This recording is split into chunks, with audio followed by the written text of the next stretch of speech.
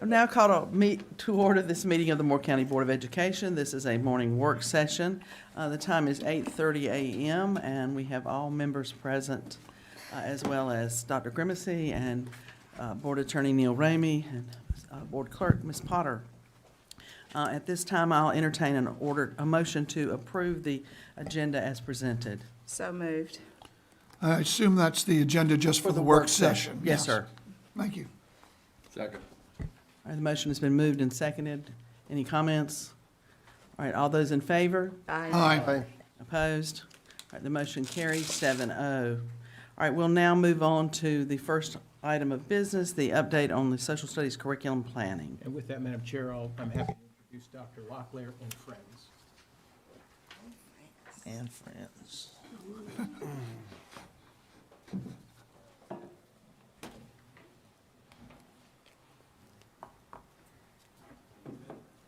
And I don't know why I said friends. His friends are Donna Gephardt.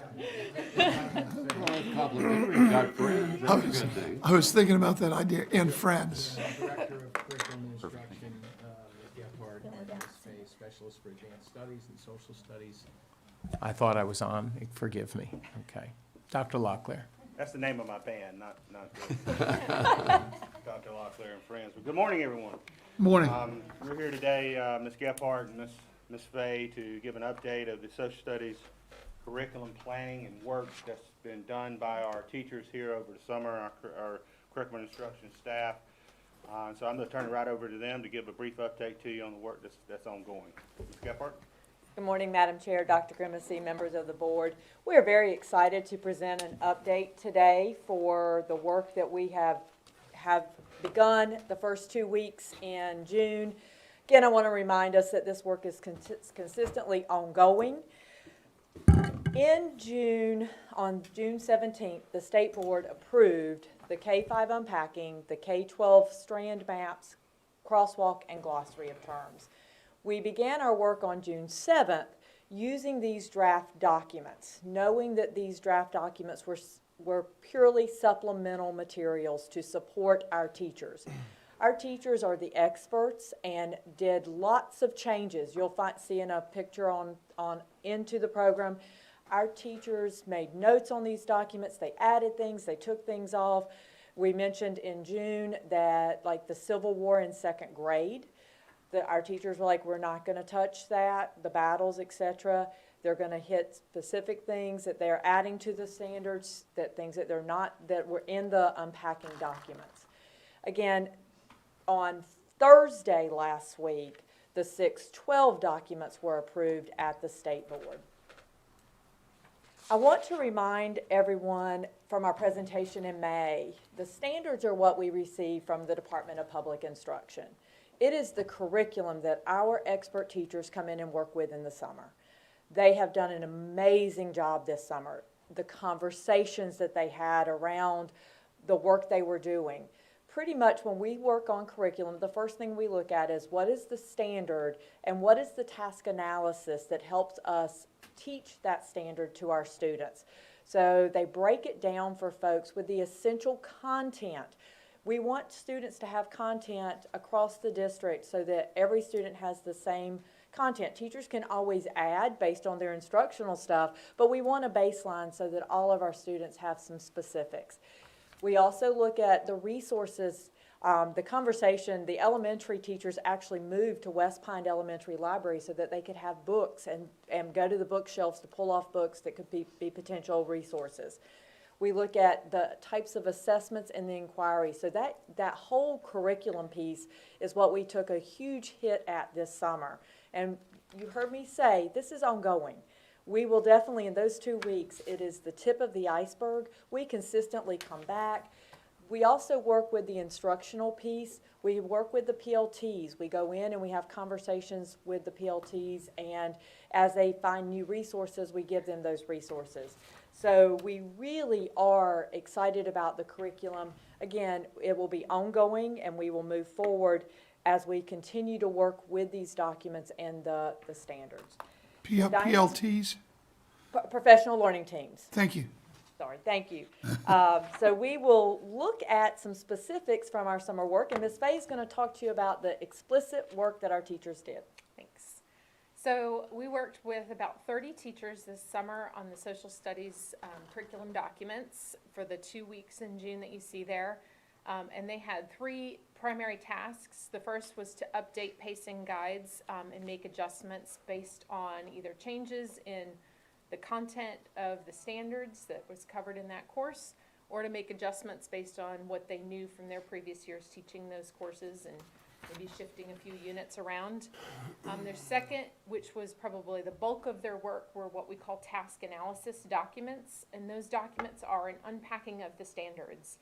So we had talked in May about how those standards are very broad and conceptually written, and these task analyses break down into more specifics what the teachers should be teaching, that essential content piece. And that especially helps our new teachers who come in and kind of need that baseline of what exactly am I supposed to teach with this standard. And the third task that those teachers had was to update and revise our unit guides, which is that bulk of the curriculum that teachers then take and make those instructional decisions from. We will continue to revise those. I've started the process of looking through all of them now that the teachers have finished up that work. We'll also be looking, now that the state has approved the 612, unpacking at bringing a smaller core team back in to look at those 612 documents again, just with a new lens, and kind of see how these things all align with what we have done and what the state has unpacked. Ms. Fay, Yes, ma'am. can you tell us a little about how those 30 teachers are selected? Or is it from your team, or do they volunteer? How is that process? It's kind of a combination of both. Okay. Typically over the year, I'll have some teachers say, hey, I want to work on curriculum this summer, and I'll kind of keep a running list. And then I usually send an email blast out as we get into the planning phase for summer work. So sometime around March or April, I will email all the distribution lists for social studies and just say, I'm doing summer work. If you're interested, please let me know. And we've always been able to accommodate everybody who's been willing to work. And do you find that, that your team consists of all different areas within our district, the northern, southern, Vias, Lakeview, Yes. to get a, okay. Yeah, it's actually been nice that it's kind of worked out that way, but we do try to make sure that we have a variety of the areas, and also grade levels and experience. We've had Okay. some new teachers and experienced teachers working together, and that's sometimes an interesting conversation to see those two levels of experience. Thank you. You're welcome. So we have some pictures just to go through quickly there. You can see a couple of our K-5 teachers working there, and this was the example that Ms. Gephardt referred to, where we had our elementary draft documents, and so they had taken those and kind of taped them all together to see the whole strand, and then started notating on those. So what content did they want to add? Where did they see an alignment with a particular unit? Was there anything missing? So they went through and marked those documents up and used those within their work. The next slide then shows a couple of our other K-5 teachers. You can see there they're working in that media center so that they had access to those texts. And then our 612 teachers worked at Cranes Creek Middle, and we had a great discussion there with those teachers as well. Having them kind of aligned allowed some conversation between, for example, our 6th and 7th grade that do that year-long world history, and our world history high school teachers. So they could go and say, hey, you know, what do you need us to cover in 6th and 7th grade, so they're ready for you when they get to high school. Similar conversations between 8th grade and our American history teachers. So some great vertical discussions there. As we said, this is an ongoing cycle, so we kind of talked through this graphic back in May, but the idea that our summer refinement of curriculum is kind of the start of this process, and then from there we'll move into the discussions with our professional learning teams and in departments. There'll be a lot of that discussion going this year as these standards are new, and we're going to have to kind of unpack what that means and how that shifts our courses. And then implementing some professional development as well. So just the idea that those documents are in a constant cycle of revision. It's not unusual as we get through a unit or get through a 9 weeks that we'll sit down with the teachers and say, okay, how did this work? Do we need to adjust? And we can make adjustments right there. Sometimes that's a little fresher than waiting until the end of the school year in the summer and having our teachers do that. Ms. Fay, if I could. Yes. Could you go back to the statement that Ms. Gephardt made earlier about the second grade teachers' decisions about the Civil War? Because I happened to be present when they were having a very interesting conversation with second and fifth grade teachers. We're talking about how the American history in elementary school was somewhat divided up, and I think the board would be very interested to know how that played out. Maybe just expand on that just a little bit, where that ended up. Sure. So our second grade shifted probably the most substantially to American foundations, which is not a content that they have been teaching in the previous standards. So they had a lot of discussion about what they needed to cover within that. What were those American foundations, who the founding fathers that they wanted to cover, but then having some vertical conversation with fifth grade as well for how do we introduce topics to kind of similar to that middle school, high school conversation. How do we get them prepared in fifth grade so they're ready for those maybe more meaty and weighty discussions? We had a long conversation about whether or not it was appropriate to introduce slavery in second grade and that concept. And our teachers, I think, ultimately decided that that was not a topic that they felt developmentally appropriate for second grade to handle. There were ways to discuss race and issues of race, but they weren't ready to tackle that with our second graders. And so that's one that they were able to pass up to fifth grade, which is a better fit. Still a weighty topic in fifth grade, but our teachers have managed that for several years, and I think they do a good job of being very sensitive to that topic and issue. So that was a lot of the conversation, was how do we lay some of those foundations. We noticed, for example, there's a standard in fifth grade about American symbols and teaching the symbols of America. It wasn't reflected in second grade, but we felt it was more appropriate for second grade, and so we have found some ways to look at the foundational American symbols in second grade and just lay that kind of background knowledge for them. You mean symbols like the flag and things like that? Okay. Yes, yep, specifically the flag, the pledge, Ellis Island, kind of our big American patriotic symbols that we would typically explore. So that was the bulk of that conversation. We are going to walk quickly through some of our sample documents, just so you can see this is very similar, the pacing guide, to what we have traditionally seen. It's that at-a-glance overview for our teachers, so they have the 9 weeks across the top and the quarters down the side. Each of the units is listed and linked there, and then the standards that are covered in the unit are listed below. So those pacing guides are all updated now. This task analysis was where we did a lot of our work. We had changed templates to better reflect the way that the standards are outlined and the objectives are outlined now. And this was a lot of work for our teachers because particularly that suggested factual content, with some of those standards, that can be a really long list. And so they really worked to unpack and determine what that factual content might best be, and then outlining the concepts that are in the objectives as well as ones that are implied by that, and really taking a close look at that verb and what we want students to be able to do based on that objective. And then the unit guide, we walked through back in May, and I just snipped a few of the pieces that are probably the most relevant for our teachers.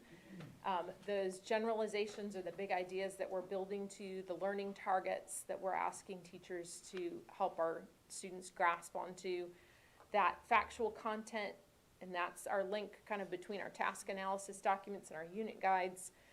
And then any alignments that we have to textbook materials or other resources that we've purchased. So some of our grades have Discovery Ed Tech Book, and we've referenced where there's good alignment with that resource.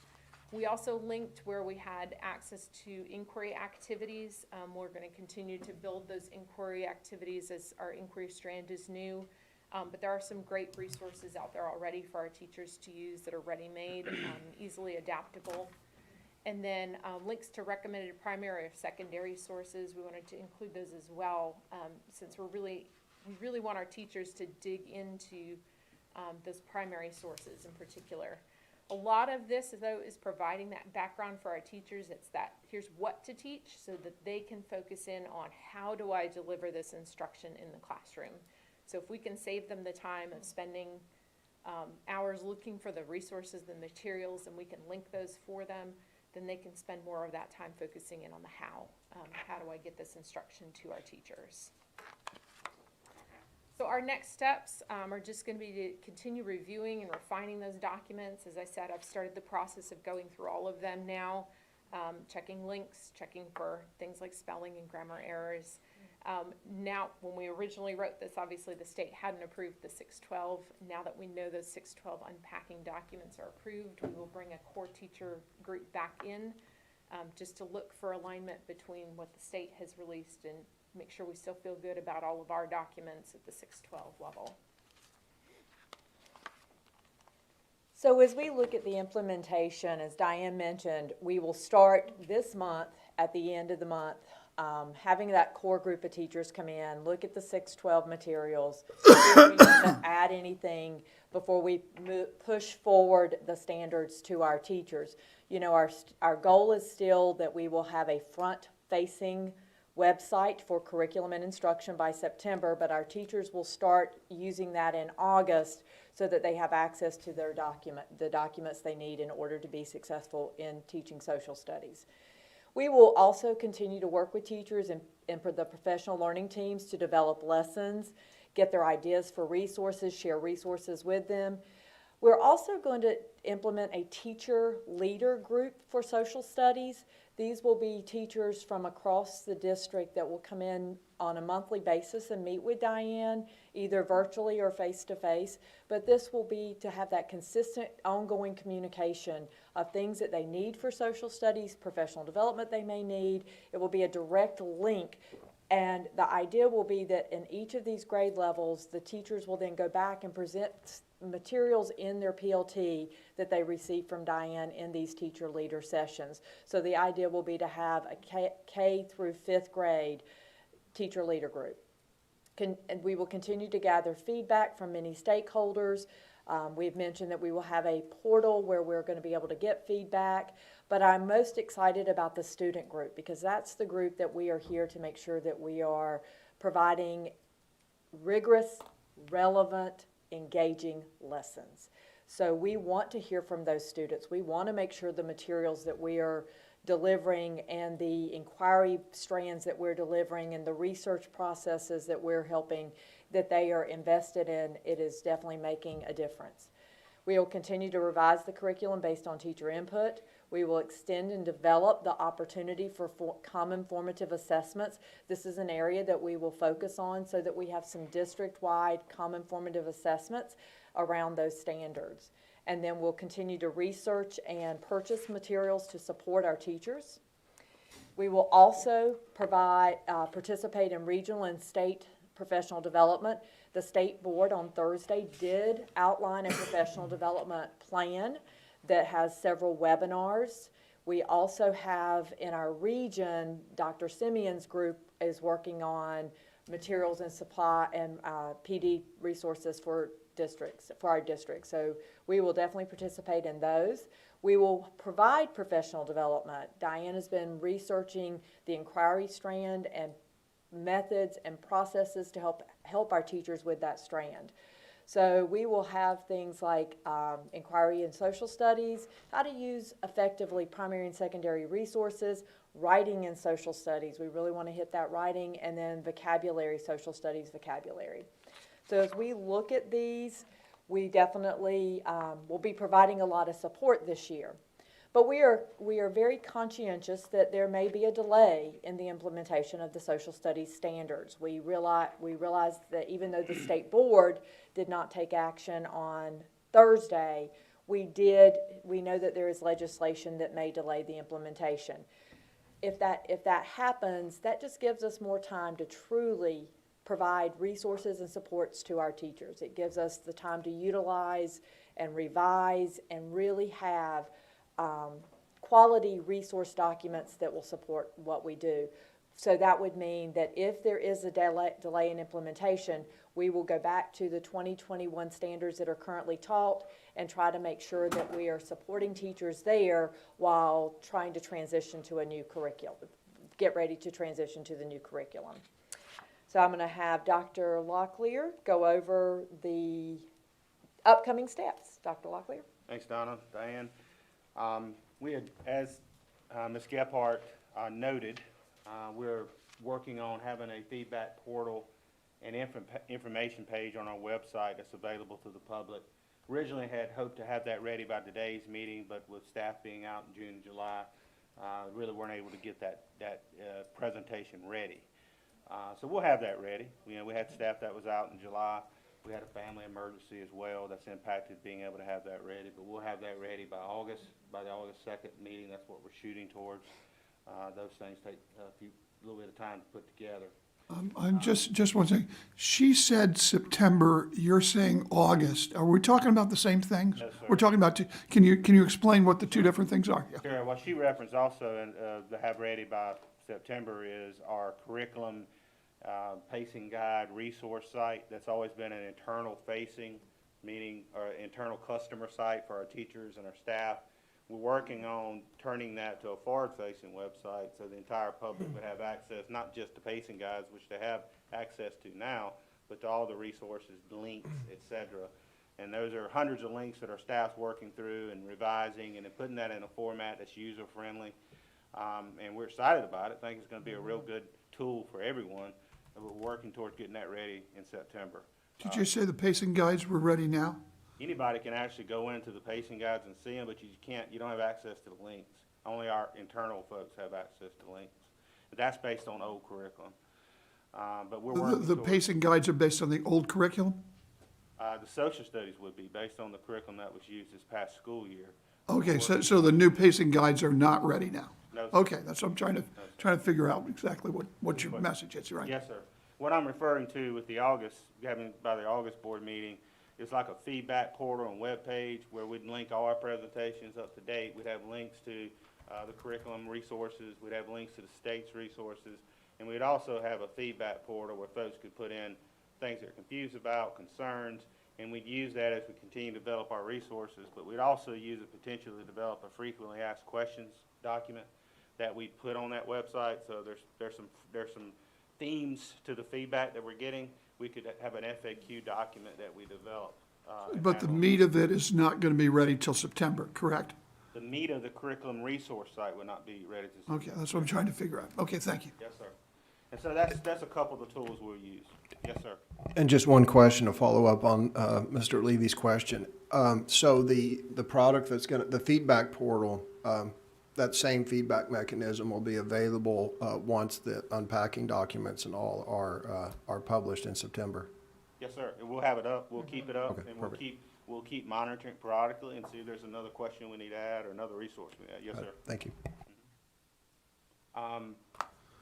So we'll continue to keep the school board and the public updated on our progress. We'll come back again in August and have another update like the one today, and we'll continue to do that as we move forward, as well as using the board updates as we move forward. So at this point, we're certainly open to any additional questions that the board may have. I have some comments, Tim, just as some background. Senate Bill 654 is the one that had the language of delaying the implementation of the new social studies standards for a year. And it was assigned to the Senate and House committees. But there's been no action on the bill since it was assigned to those committees. And that was on June the 15th, 21.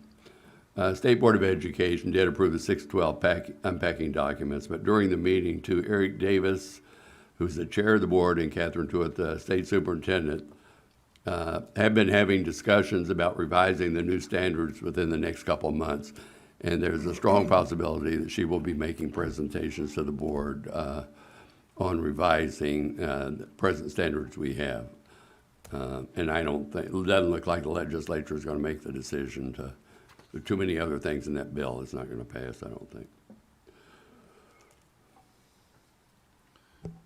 Excuse me, are there additional questions or? I have a question, Madam Chair.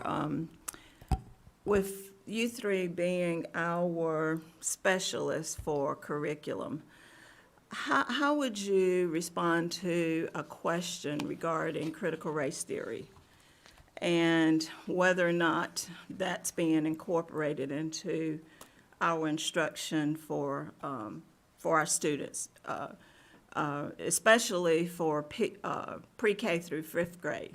Now, I know as you get over into high school and middle school, curriculum changes. But we've heard so much talk and communication discussion over the last several months. And so if I asked you that directly, how would you respond to that question? I think I would first say, and I'll turn it over to who are even more specialists than me, which is Ms. Gephardt and Ms. Fay, but I would first say that the critical race theory is not explicitly in the standards. There are some themes and some topics that are covered more explicitly in the standards than they have been in the past. But our teachers are well versed in a good situation to know how to cover those, when it's developmental appropriate, and like we just talked about with the Civil War, moving slavery to the fifth grade. So our teachers are really the experts and know how to handle that with care, and that we know the standards of our community. And we know what is expected of our teachers and expected of us, and all of our folks know that. So that's how I would respond to it, but I'll see if there's any additional that Ms. Gephardt and Ms. Fay would like to share there. I would definitely say that our teachers are very sensitive to the developmental appropriateness of the materials they use for their students. So I would say that as they are teaching and we're in PLTs, we have those discussions so that we make sure we are not having where students are having something or being exposed to something that they are not developmentally appropriate for. I do not think our materials currently reflect anything that would be with our with the critical race theory. Yeah, I had a comment to that with that. Hopefully, along with the policy that we will approve today, hopefully, prohibiting the practices associated with critical race theory, flexibility we have in preparing our curriculum and monitoring the work our staff is doing on the curriculum. I'm not concerned a lot about how Moore County schools will teach the new standards, because I have confidence in the teachers and the administrators will do an excellent job in preparing and teaching the new standards and will follow our new ensuring dignity and non-discrimination policy. All right, okay, yeah. You said, the last thing you said was that CRT is not explicitly in the new standards. Is it implicit? I really don't have an answer to that. What I would say is that critical race theory, as I understand it, and I'm not an expert on it, is a theory. It's an academic theory, and there's a lot of different academic theories. But what I can say is I know that the standards do now have more explicit talk about certain groups, talks about marginalization, talks about different things more explicitly, things we've always talked about when we talk about U.S. history. But, you know, as an old social studies teacher myself, but it is more explicit in the standards. It's more explicit in the unpacking documents than it ever has been in the standards before. Certain topics, certain themes, and certain vocabulary words or people. But critical race theory in and of itself is not explicit as I look at the standards. My problem is that you keep saying, and I get it, that it's not explicit, but it is implicit. And we have to guard against that, that creeping into our system here. Now, more on topic. I see that we're going to be teaching these new standards, and we're going to be starting to teach it, but we're not going to have our website ready until September. That we're going to start teaching it in August. We're also going to be working with students with this new curriculum, and yet the new curriculum doesn't appear to be fully developed. It seems like you guys need more time. Am I incorrect? Well, when we said September, Mr. Levy, that was for the general public, because our teachers will have access to the work that was worked on this summer, that we're in the process of reading pieces of, making sure that it's, as Diane said, the grammar is correct, the spelling's correct. They'll have access to that in August when they come back to school. So they will actually have access to it, but we want to make sure before, because it's not just social studies that will go into the front-facing website, it's also ELA, it's math, it's science, it's PE, it's the arts. So to make sure that all of those are up to date and current, we will have, our teachers will still have links to the information, but it will go live to the public in September. Right, so what's going to happen here is that we're going to be teaching it before the public knows about it. And that concerns me. It concerns me a lot because the public that I'm talking about wants input into this. And what we're doing is explicitly cutting them out.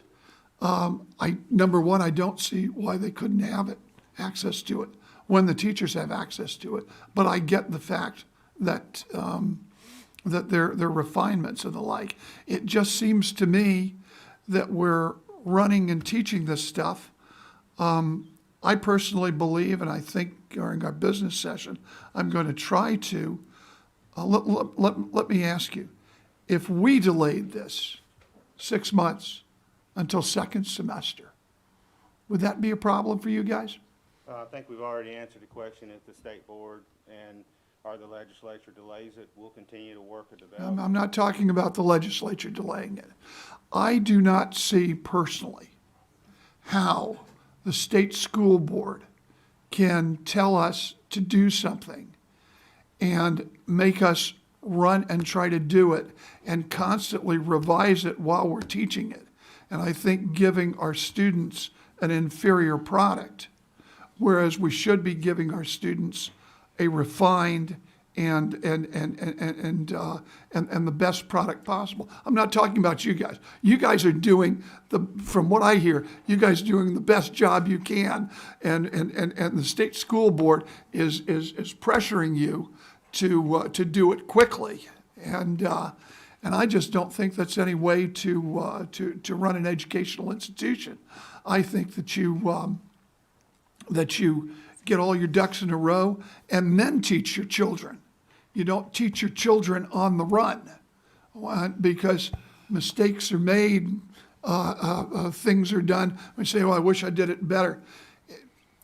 Would it be a problem if this board, and I guess I tend to doubt whether the whole board would go along with it, would it be a problem if this board delayed the implementation of the new standards for Moore County for 6 months until the next semester, and basically look at the state board and say, look, you folks, as soon as you get your documents to us in final form, we'll start working on them? Let me ask the question. When does school begin? It's August 23rd. Okay, so school begins this year, August 23rd. And you're saying that the front-facing of the curriculum, everything will be ready September. We're talking a matter of 4 weeks. In the meantime, we have another meeting in August, and obviously we'll get an update at that time. The public is aware. I mean, we're streaming live. So we've heard that the teachers, our core group of teachers, are developing our baseline from the documents, and obviously, Stacy and I know Libby are educators. I am not, but the teachers are the experts of teaching to the class, to their students. So I personally, I just don't see an issue. I know you guys are working hard trying to get out what we need to, but 3 weeks is what we're talking about, Mr. Levy, as far No, as, we're talking about more than 3 weeks because we're talking about getting a rough draft, so to speak, within 3 weeks and getting it out. Now, the public may see something, let's say they see something that they totally dislike or that is put on something that is totally critical race theory. And they may want to come in and comment, but we're already teaching it. So the public doesn't have a chance. That's the problem. We're doing it on the run.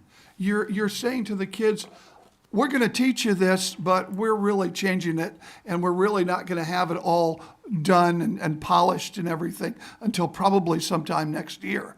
Okay? That's no way to teach children.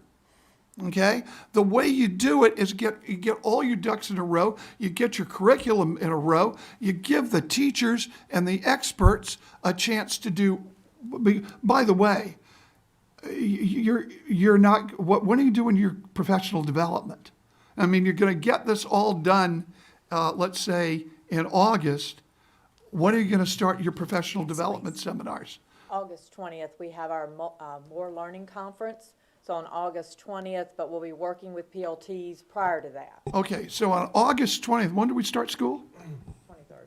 23rd. So you're going to start your professional development on August 20th, and who knows how long that's going to need to take, all right? Mr. Levy, Dr. Bob wanted to say something. Yeah, but- I'm sorry, I don't mean to interrupt, Dr. Bob. Go No, ahead, I did wanna- I'll yield. I did want to compliment you on your statement that you made earlier about recognizing the dilemma that the staff is involved in here. What I would offer is we're asking staff to speculate about what amounts to be a legal issue with respect to whether or not the staff would choose to implement the standards or not.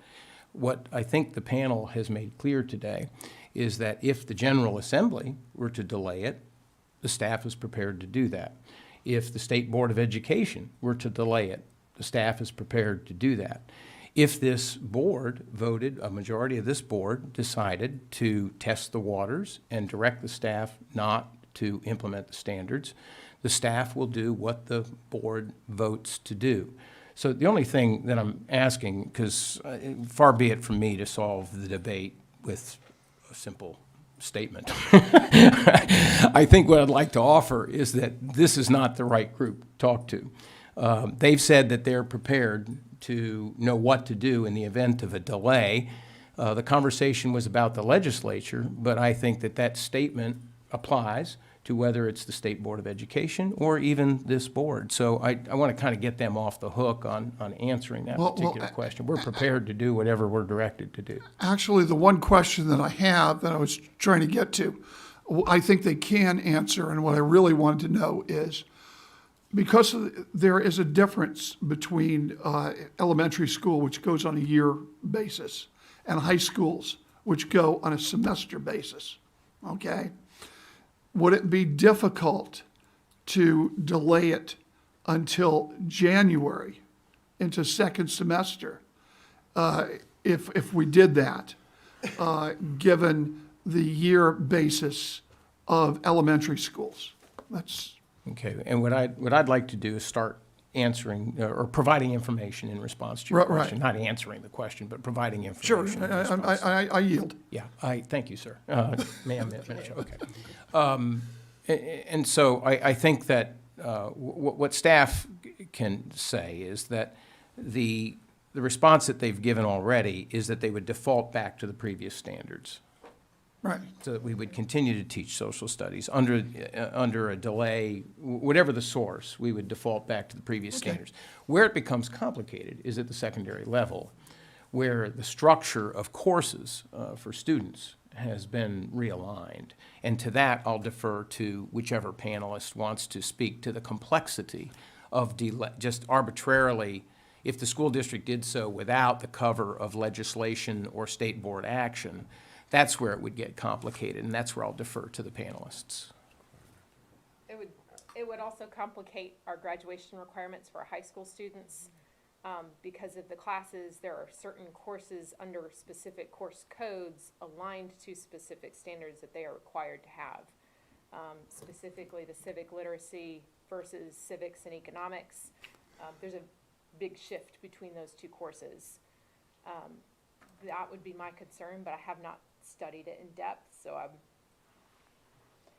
I would also say it would be hard to start to have teachers teaching one thing in the fall and then a totally different in the spring, so that as a 10th grader, I would get civics and economics in the fall, but then in the spring I get civic literacy, which are two different courses. So it would mean high school counselors would be ultimately having multiple tracks, so it would not be ideal.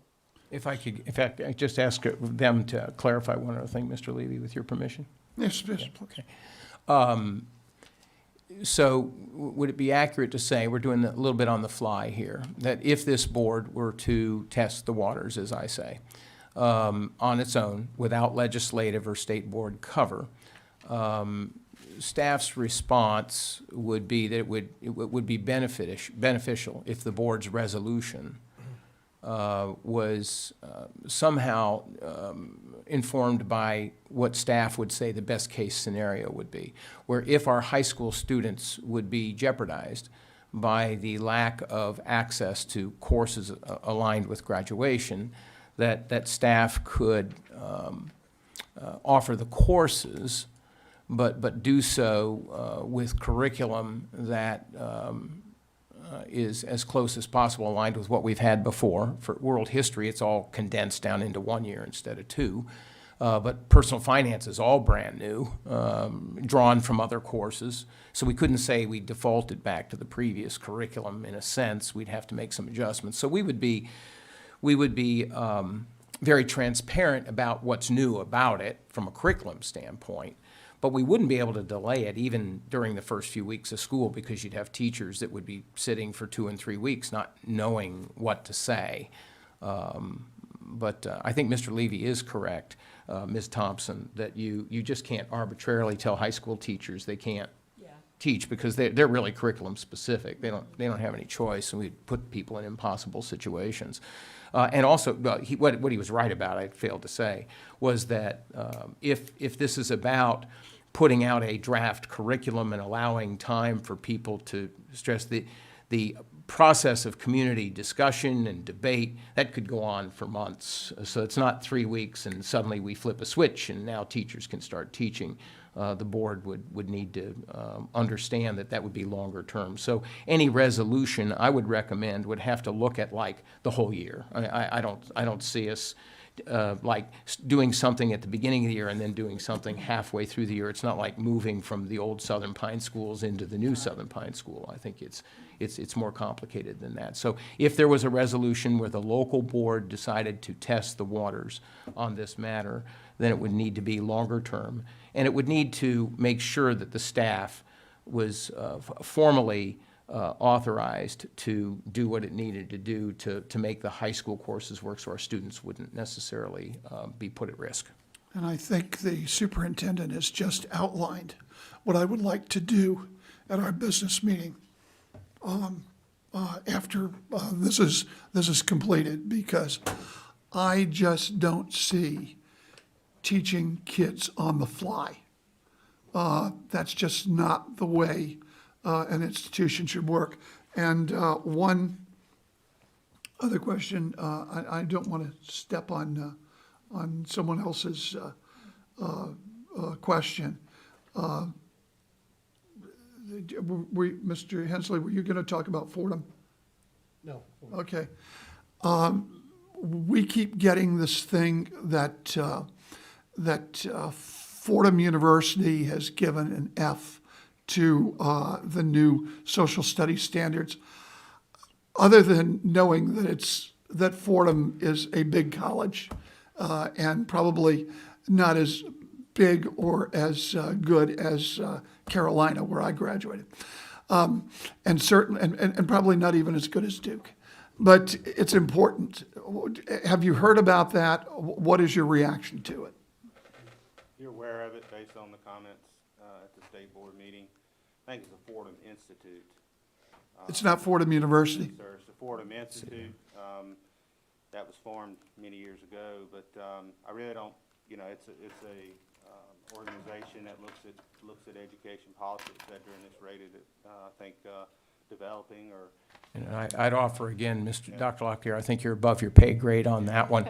I'm very familiar with the Fordham Institute study, but familiar enough to know that it's above the pay grade of these people. Those are decisions that need to be made at the state level. And again, this particular panel, and including your superintendent at this point, given the circumstances that we're under, either legislative direction, state board direction, or local direction, will guide the work of the staff. It's that clear. I And understand. I don't want to put them into the middle of Right. the debate on that. We'll do what we're directed to do. If I could, sir, yes, sir. I'm going to help you some more. Yes, sir, all okay. right? Uh-oh. Not that I'm really trying to do that, but I am, you know, there's the debate, and it's a legitimate debate, but then there's the business of the district, and that's what you all pay me to do, is to help you find that balance between the need for everybody to be heard, but also, at the end of the day, have something for our teachers that guides their actions.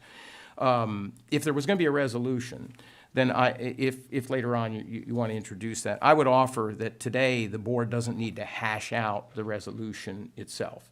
That if we know today this board decides it's going to go down the direction of testing the waters on this with a resolution, you could appoint a couple of board members to come together and work with staff to draft a resolution, bring it back in August. Once these people know that you're headed in that direction, then that certainly can guide our work these next couple of weeks, and we can kind of put the foot on the brake pedal a little bit and just make sure everybody understands it. So you wouldn't have to, you've got a really full agenda today.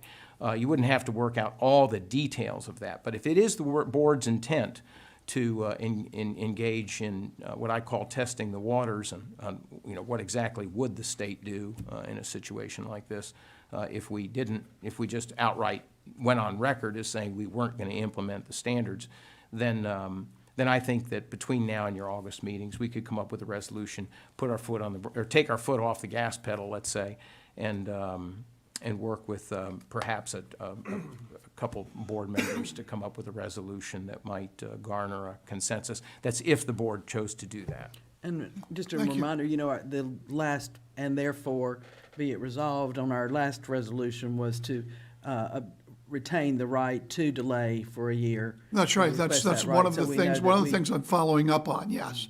And I think the superintendent has a good idea there. But let's take that up at the business meeting, and let's see if we can get a resolution to go and create a resolution. In other words, to get a committee to figure out a way to delay these things, because I just think our students deserve better than to push our staff into doing something on the fly and not give our teachers the professional development that they need and the time that our staff needs and the time that the public needs to give their input. I just think, quite frankly, I think it's being rushed, and I think it's being rushed on purpose by the State Board of Education because they know that once they can get it implemented, it'll be very, very tough to undo. So it's rather important. And unfortunately, as we're going to see with our policies, sometimes we have to take action if the legislature will not. And I think because the students are, in the end, are our responsibility. Thank you. Mr. Hensley, did you have something you wanted to say? I do, yes, ma'am. Thank you. So I applaud the efforts of everyone working on the curriculum, and it really is, the process really is how the superintendent explained that it would work. One glitch, you know, obviously there's a movement to do the public-facing curriculum repository, and you know the only glitch that I've seen is that you know the process necessarily moved ahead of the tool development. I understand that. It looks to me like you know the central office is trying to keep us as informed as possible, given the you know while the tools are being developed. So I really just have 3 points to make. One is feedback from the stakeholders. We have a lot of really talented, experienced, and interested people in our community. I'm shocked at the number of people who write letters that are experts in this or spent their career doing this. And you know, these people want to be involved, and it's important that we listen to them because, you know, we, Moore County Schools, the central office, certainly don't have a monopoly on good ideas. So I think everyone's going to benefit from that. Along that lines of keeping the board informed, you know, I couldn't help but notice the examples you selected today as the unpacking documents were highly controversial topics such as ancient Mesopotamia, ancient China, and the Byzantine, however you pronounce it, empire, right? That's good, right? Byzantium. Thank you. That's good. No need to get into the really controversial stuff. It's Istanbul, not Constantinople. But what I would say is during the August update, you know, as these are finalized, you know, we really need to look at and address the controversial parts, and really to assure the public that their fears are unfounded. That, you know, the teachers that we trust, you know, have come up with a curriculum that reflects the values of the Moore County public. So I look forward to hopefully seeing that in August. And then the last thing I would say, and really this is in response to Mr. Levy's you know, comments about pushing back, and you know, the conversation that Mr. Levy and the superintendent had, is one thing I've noticed is the short time I've been on the school board is people complain about things, whether it's the budget, whether it's curriculum, whether it's stuff coming. It seems like everything that comes from the state, you know, the budget, the unpacking documents, everyone complains. My peers complain about it, central office complain. Well, that's the way it always is. Well, it's always going to be that way until someone stands up and pushes back and said, we've had enough. And it's a pet peeve of mine, and I was recently quoted in the Carolina Journal as saying this. It's a pet peeve of mine when somebody, in this case, the North Carolina Department of Public Instruction, wants to hold me or anyone else accountable for standards that they themselves cannot meet. And what we have here, what not just us, but the other 103 school boards in North Carolina are facing and are forced to accept, only because we don't stand up and we accept it, is the North Carolina Department of Public Instruction constantly being late on delivering their documents. In this case, they didn't meet their timelines. They tried to deliver plagiarized and left-leaning unpacking documents. And then we're expected to jump through hoops, and our teachers are expected to jump through hoops, and central office is expected to jump through hoops. Why don't we collectively stand up and say enough? And where's the organization that we pay dues to, in this case, the State School Board Association? Why are they not standing up and saying, North Carolina Department of Public Instruction, enough? We're not going to do this anymore. Your failure to do your job in a timely and acceptable manner does not create an emergency on our part to jump through the hoops.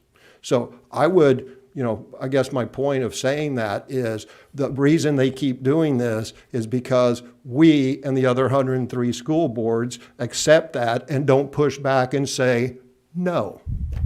Anyway, that's all I have to say. I'll Thank you. second that one, though.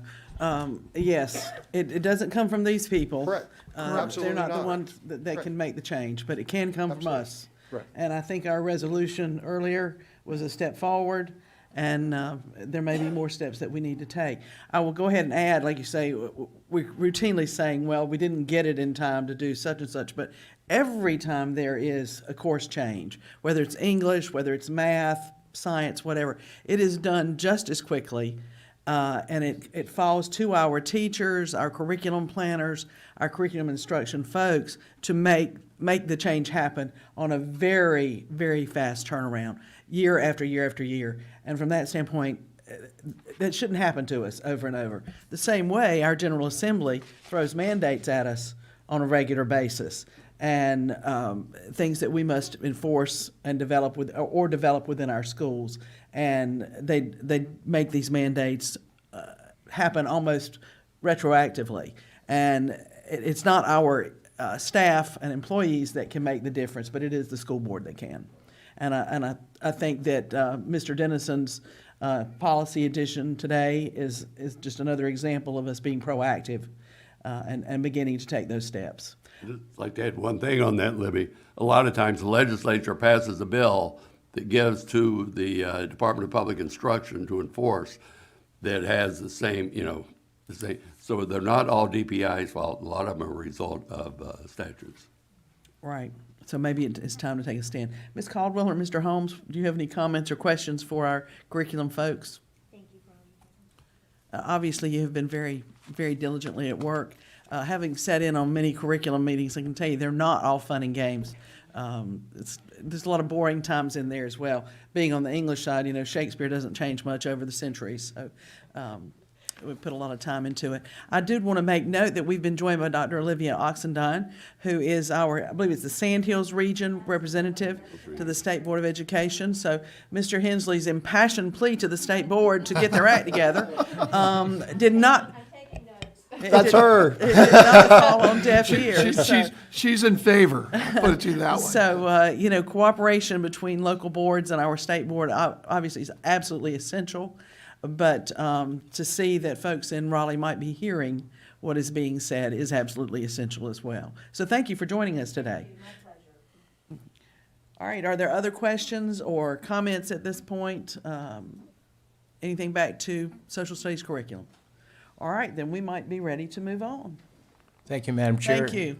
Thank you, panelists, and thank you for your hard work and service. Mr. Barath is next with an update on capital projects and a plan for investment of local capital and bond premiums. And as he's getting himself settled in, the last 2 months, Mr. Barath and I have slowly introduced concepts for the board to consider for investment of the bond premium money that is accessible through the county commissioners, and this, what we call ESSER supplant money. This was money that, through the ESSER federal program, we were able to employ against expenses that you had approved previously, and therefore make as much as $5 million, maybe a little bit more, but $5 million available.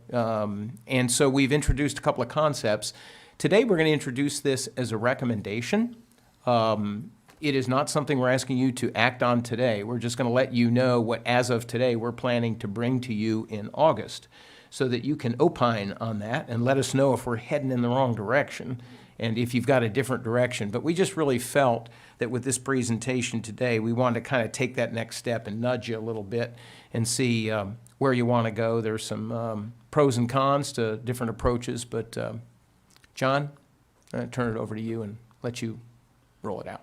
Thank you, Dr. Grimsey. Good morning, Chair Carter, board members.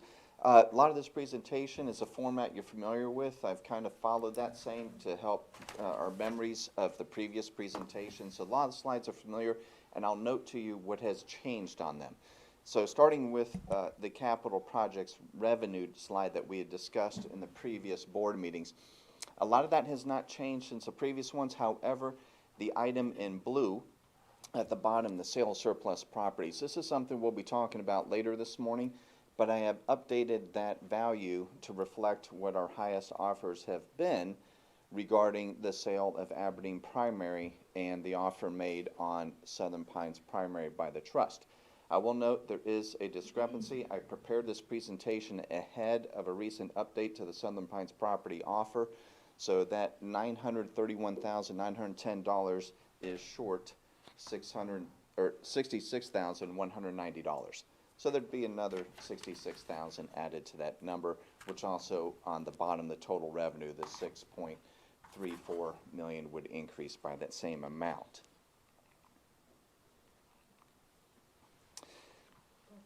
And again, same slide as before regarding our progress on using the ESSER available funds for projects. You will see how we continue to chart what the budget to the actual cost and any differences and offsets that must be made. So again, later in our discussions this morning, we'll discuss one of the items of the activity buses replacement. And so with those bids at their $185,000, resulting in a savings of $14,900. So overall, we're looking very well. We have over $22,000 to the positive on our ESSER projects right now, and this only represents 6.4% of the projects to date. Nothing has really changed on this slide. Again, it's just a reminder on the supplemental funding provided by the county, that $2.136 million on the projects and the remaining items. The capital projects budget, again, which the board had previously approved, nothing really changed on this one, so the values remain as they were. The remaining priority capital projects, change the title to remaining at the top. That's why it's in red to designate a slight difference. Again, the totals, though, in this case have not changed since the previous presentation. The key to all those slides is summarized here, and it references the slides where the numbers came from, just as before. And again, we are looking at the $5 million in the supplanted funds that we're going to be discussing. You can see the remaining capital project needs of $3.3 million, and then the revenues, and again, those would need to be adjusted by the $66,000. So that's that refresher of that part. And now we want to go back to Excuse me, John, when I stepped out, you may have said this, the blue, go back to the previous slide if you would. Just clarify the, I know your eyesight's a did little miss that, tricky but- sometimes on the color there, the 2.4 million. Would you explain that adjustment, or did you already point that out? Yes, we already did. Okay, in thank the you. previous All right, slide. thank you. Just want to make sure. And so now that brings us to the topic that Dr. Grimsey led us heading, and that's a discussion of the next steps of what to do with these supplanted funds.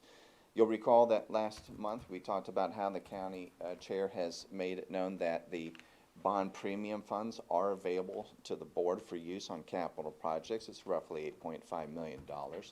And so when you add that to the $5 million of our supplanted funds, you're looking at availability of $13.5 million. And so the first concept that we had presented to the board as an idea for projects was to address some of the outdated school gymnasiums. We have the modernization of 6 gymnasiums across various areas of the district, going from Cameron to Carthage to High Falls to Farm Life to Vast Lakeview and Westmore. And that's about $12.7 million right there. So if you apply the full 13.5 to it, you'd have a net fund availability of $852,000.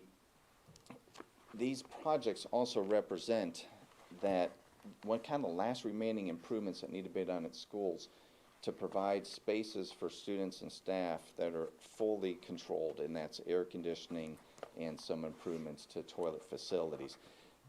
All our campuses are air conditioned, and pretty much every instructional space, including the kitchens, have been years ago by the board.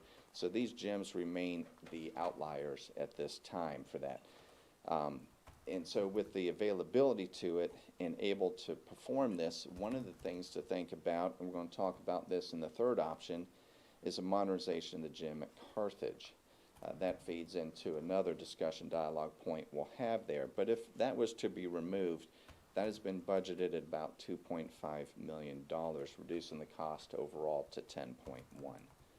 So that would be something that we're going to talk about in the next third concept here, but I want to set the groundwork for that dialogue in this here.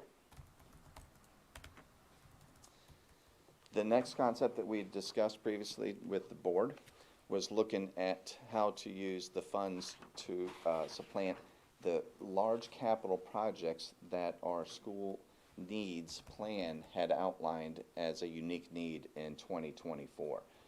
The sustainable funding plan strategy that's been presented to the board every year had a bulk of projects that could not be incorporated into that strategy.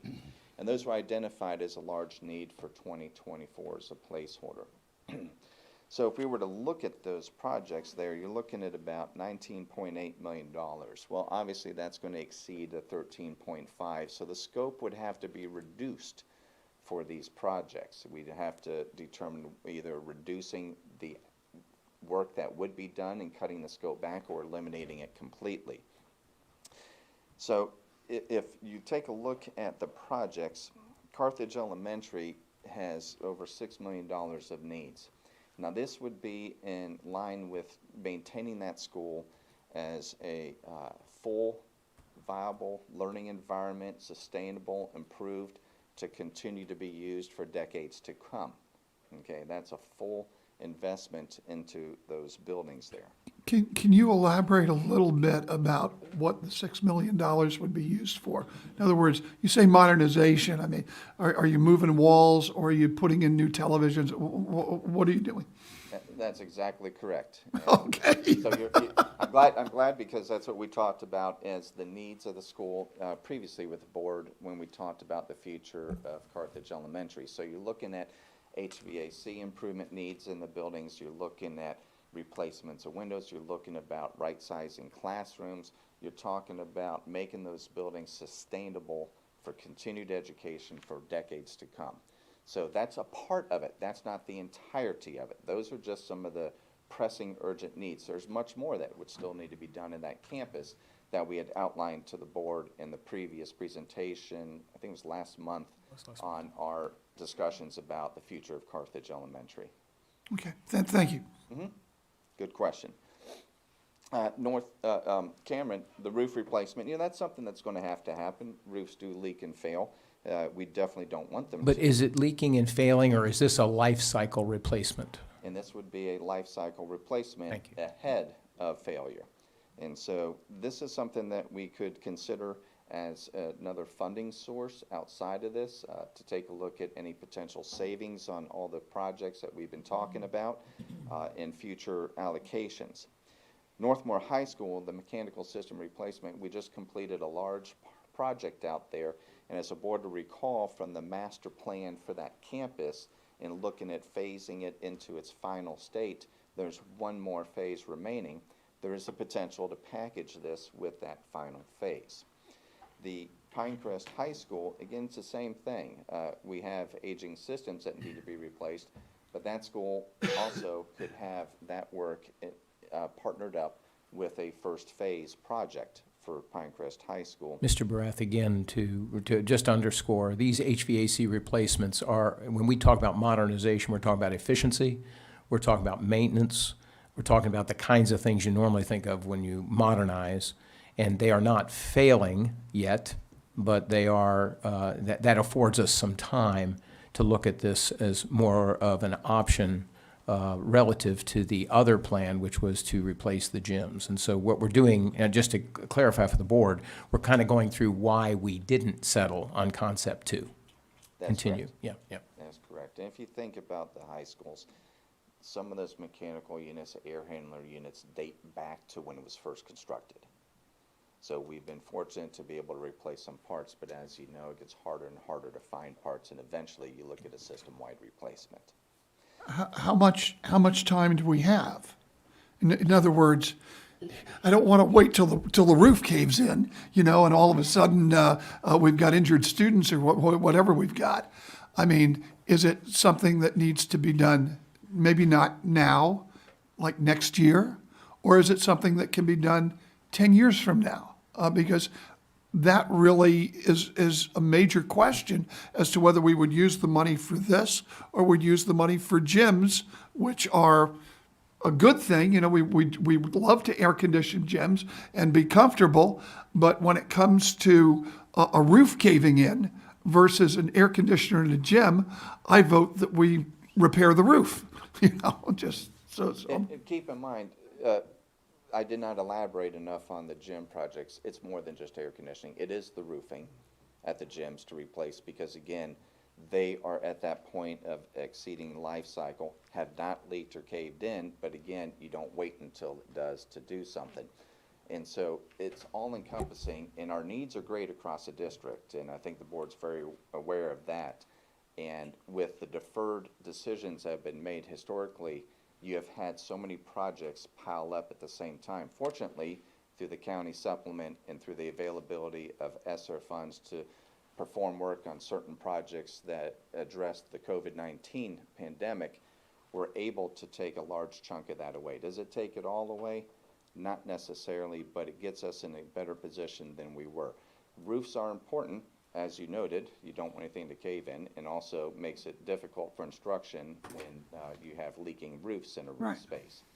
And so we want to make sure we're ahead of that curve, and we want to get from reactionary focus on projects to proactive actions on projects before they fail. That's the goal of this plan. Now, we John, can't- if I could Yes. add, basically, we had about $32 million worth of expense here, in the neighborhood of $32 million of expense, divided into two concepts. And all we're trying to do is help the board take a very difficult decision, sort of like Solomon's choice between the two women that claimed the child, and try to come up with a way to help the board discriminate, because you can't do them all. You got to make a decision. So Mr. Levy's criteria is not too far off of what we've applied here. And we've come to this conclusion after considering the very questions that you've asked. So today wasn't intended to get you to the point of that decision yet, but to show you how we've come to the conclusion that we'd be prepared to be more detailed in August for you, to lay But that out. what I want to know, and maybe you can answer this in August, maybe you can't answer it today, from an engineering standpoint, okay? I don't want to go from political standpoint, I could say, well, we need air conditioners or we want whatever. But from an engineering standpoint, which is the more urgent project? Concept one. Concept one. And without question, the Carthage Elementary School Gymnasium. Okay, The only so reason why you so wouldn't it's do that more would be- important to do air conditioners And in, roofs. And and- windows. Excuse me. and the roofs in the gyms than to modernize Carthage Elementary. No, the reason for my response is that there is serious engineering issues involving which wall at Carthage Elementary School? It is the south wall of the gymnasium, if you remember from our tour, the I do. brick veneer that was starting to pull away from the wall in that area. And so with that, I would have to elevate the Carthage Elementary School Gymnasium based on the criteria that we're discussing today. Okay. Without question, I don't need to think about it till August. I'm telling you right now, the Carthage Elementary School gym. The political problem with that is that we're also talking about replacing the school. And that's a political issue. But from an engineering standpoint, the Carthage Elementary School gym is the one that your superintendent's going to tell you need to do something with. Well, then that's exactly what I wanted to hear. I want to hear what we need to do from an engineering standpoint. We'll handle the political stuff. That's what, we're the voters are going to judge us one way or another. But I'll do that based upon what's best from an engineering standpoint. I think And that's what, yeah. I think that's what they're gonna recommend with concept one. Right. And for the rest of them, for today's purposes, just to kind of, thank you, you're nudging well, Mr. Levy. But I think that for the rest of these, it's really, it's close. They're all important. But I think that none of the ones under concept two are ones that we feel as though we can't manage in the moderate term. Correct me if I'm wrong, but in terms of parts, maintenance, even the HVAC systems, they're manageable. What you have are these 6 spaces that don't even have what you see on concept 2. You have 6 large spaces that are used by every child in that school that comes and goes every day. And it is horrendous. You almost have to go there in the middle of the day when it's really hot. And I'm not talking about in July. I'm talking about September and early October, and then, of course, May and early June. You have to be there to really experience just how brutal it can be. So that's the reason why we're coming down on it. But I'm going to let John make the closing argument. I've interrupted enough, so go ahead, John. I just have one question, Mr. Barath. On when we think about our 37-item priority list that you've shared every other month or so, these items fall all above our line that we had halfway as far as being prioritized. Would you say? These items in concept 2 were not on that list because, again, these are unique needs to the buildings that we didn't have a plan for at the time. Okay, I just wanted to try to correlate the two, okay. And remember, that with the option one, there was about $851,000 still remaining in the county bond premium fund.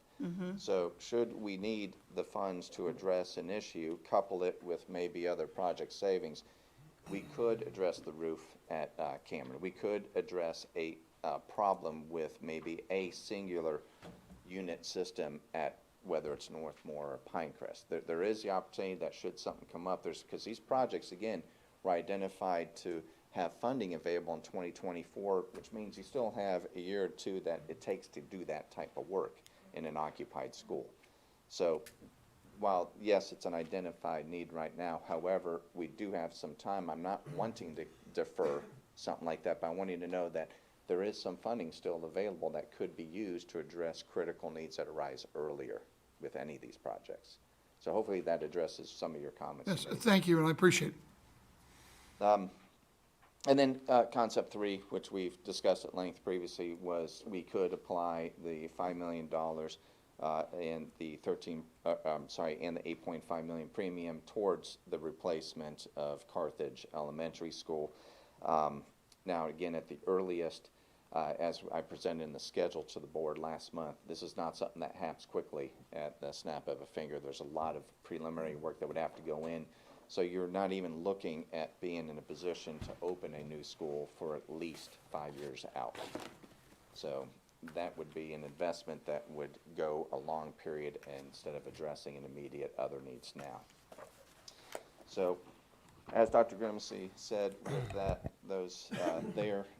has been our recommendation, it's not a surprise right now, that the option one to address the needs at the 6 schools would be the best use of the available funds. And again, for the reasons that we've already discussed, being that these are last structures that do not have the improvements needed to them to sustain them and continue use of them for their functions at each of the schools. They address immediate needs that are been defined and discussed at length with the board over many years at these schools. And this approach also, as I've stressed, leaves a balance of $852,000 that can be applied to other needs. So a lot of information, good discussion. So One last little footnote, if I could add. You know, we always talk about the air conditioning, but we also know that in these buildings we have inefficient heating, very expensive heating. It's been shown on your energy usage report. And during the winter time, if we try to make adjustments to that, the buildings get too cold or they're too hot, and it's very difficult to find that happy medium. So when we talk about modernization, we're not just talking about air conditioning. We're talking about a system that provides temperate climate throughout the year that's a lot more efficient than what we currently have. Okay, thank you. I think inclusive of building envelope, plumbing systems, et cetera. we heard from quite a few folks up in the Northern Moore region. Yeah. I think a lot of emails asking about air conditioning in those buildings. I did want to make the point, though, that we've been real late getting to the air conditioning of our gymnasiums. You know, Southern Pines, Aberdeen, and Pinehurst did not have air-conditioned gymnasiums. It's my understanding, having sweated through a lot of volleyball and basketball games at Pinecrest, that they didn't have air conditioning in the gymnasium until about 2010 or 12, something like that. So most of our gymnasiums were not air conditioned until very recently.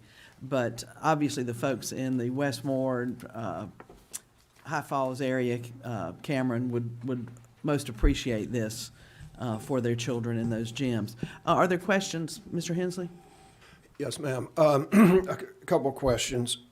I've seen, we've talked about the bond premiums being available. I've seen the local fish wrap clamor and ask the county commissioners to make them available. Have the county commissioners said the bond premiums are available, or are we just hoping that they'll make them available?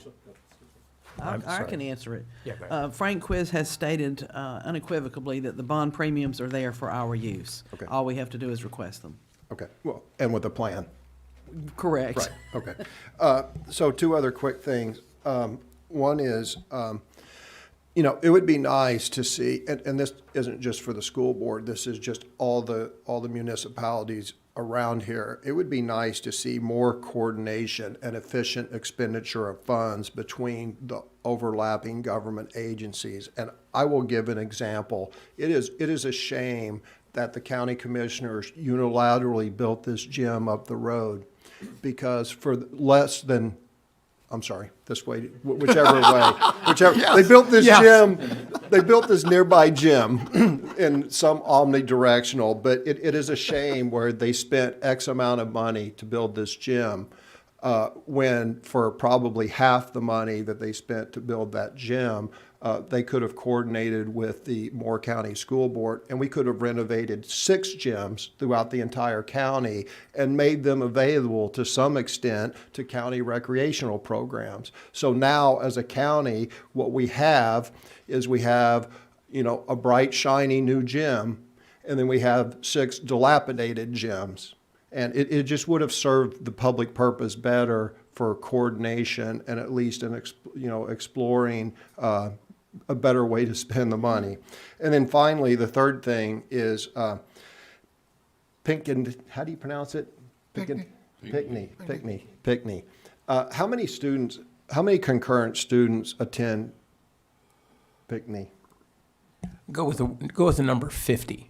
50. Yes, but let me add, there's a lot of core operations there, including IT support. Correct, and some refrigerators. Yeah, there's a lot of other things that affect everything else. It's kind of a nerve center. Yeah, so you obviously knew where I was going. But, another thing that I've heard on this board, you sit down and we've got millions of square feet, whatever it is. We've got a huge amount of square footage of facilities. We've got X number of acres. We've got, all these things that are horribly expensive to maintain.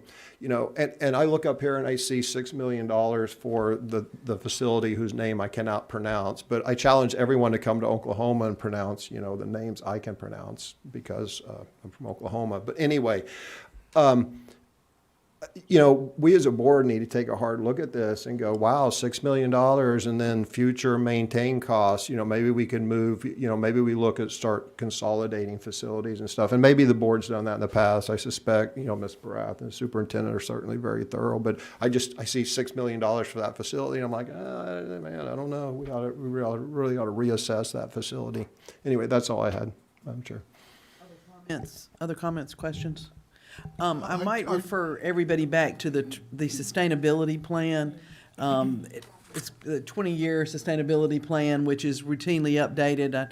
I know Mr. Barath has had a great deal of pleasure in eliminating the Aberdeen Elementary, Aberdeen Primary, Southern Pines Primary, Southern Pines Elementary needs from those lists and continue to update it for us. But we are very fortunate to have that very detailed plan, which tells us about routine maintenance and replacement, as well as things that will simply reach end of life.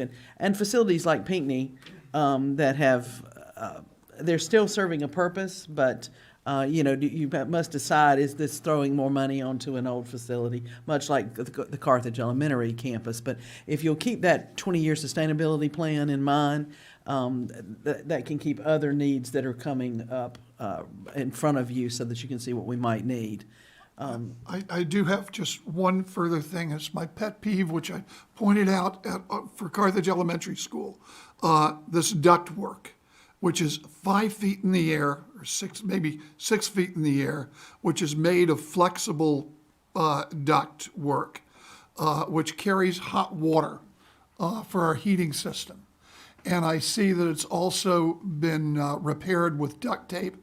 I am terribly concerned that will rupture and that hot water coming from those ducts will injure our students.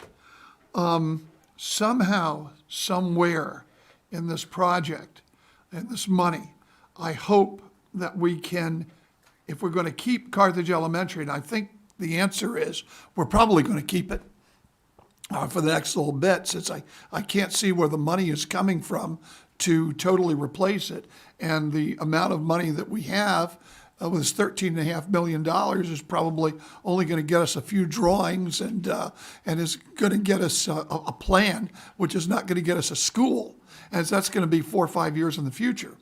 So the bottom line is, I hope that we can do something about those ducts, or tell me that my concern is not well placed. And maybe it's not, maybe those things aren't going to leak any hot water and the like, but I'm very, very, very concerned about it. And that's something that we did discuss while we were out there. And Yes. Of course, any pipe, as you well know, has the ability to leak.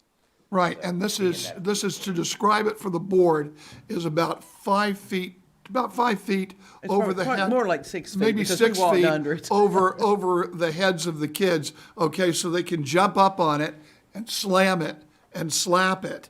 And if you look at it, it's been repaired, and it's been repaired with duct tape. Okay? And I can just see that rupturing and a kid getting hurt with it.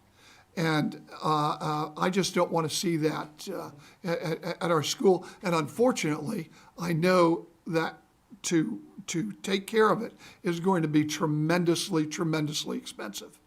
But I see that as, from what I've seen at our facilities, it just jumps out at me as being something that just needs to be done and needs to be done immediately. So I'll leave that with Just to you. clarify Yeah. what you saw and what it is. There's cast iron pipes that are joined together mechanically. Those are wrapped with an insulation system. And then that insulation system's protected with that bent metal system that you saw that's got some things in it. And so the duct tape around there is just to hold the metal wrap over the insulation. So any damage to that is not going to necessarily cause a rupture. The rupture would occur if the fitting of the pipes separates, shifts, or does something there through movement and things. So that's what you saw. It's not, of course, like you said, anything can leak.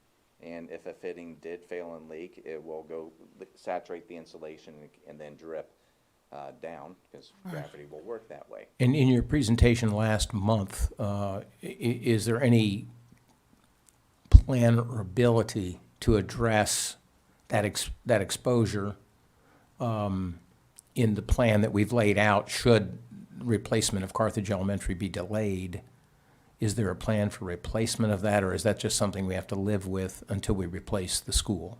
Now, that's something that we keep until we implement all phases of the modernization at Carthage, which would include the mechanical system upgrade. Okay, and that's So- in the modernization without replacement, if we, That $12.5 million total cost, it was in there. I just don't remember. it was what you This is reported on that six- last month.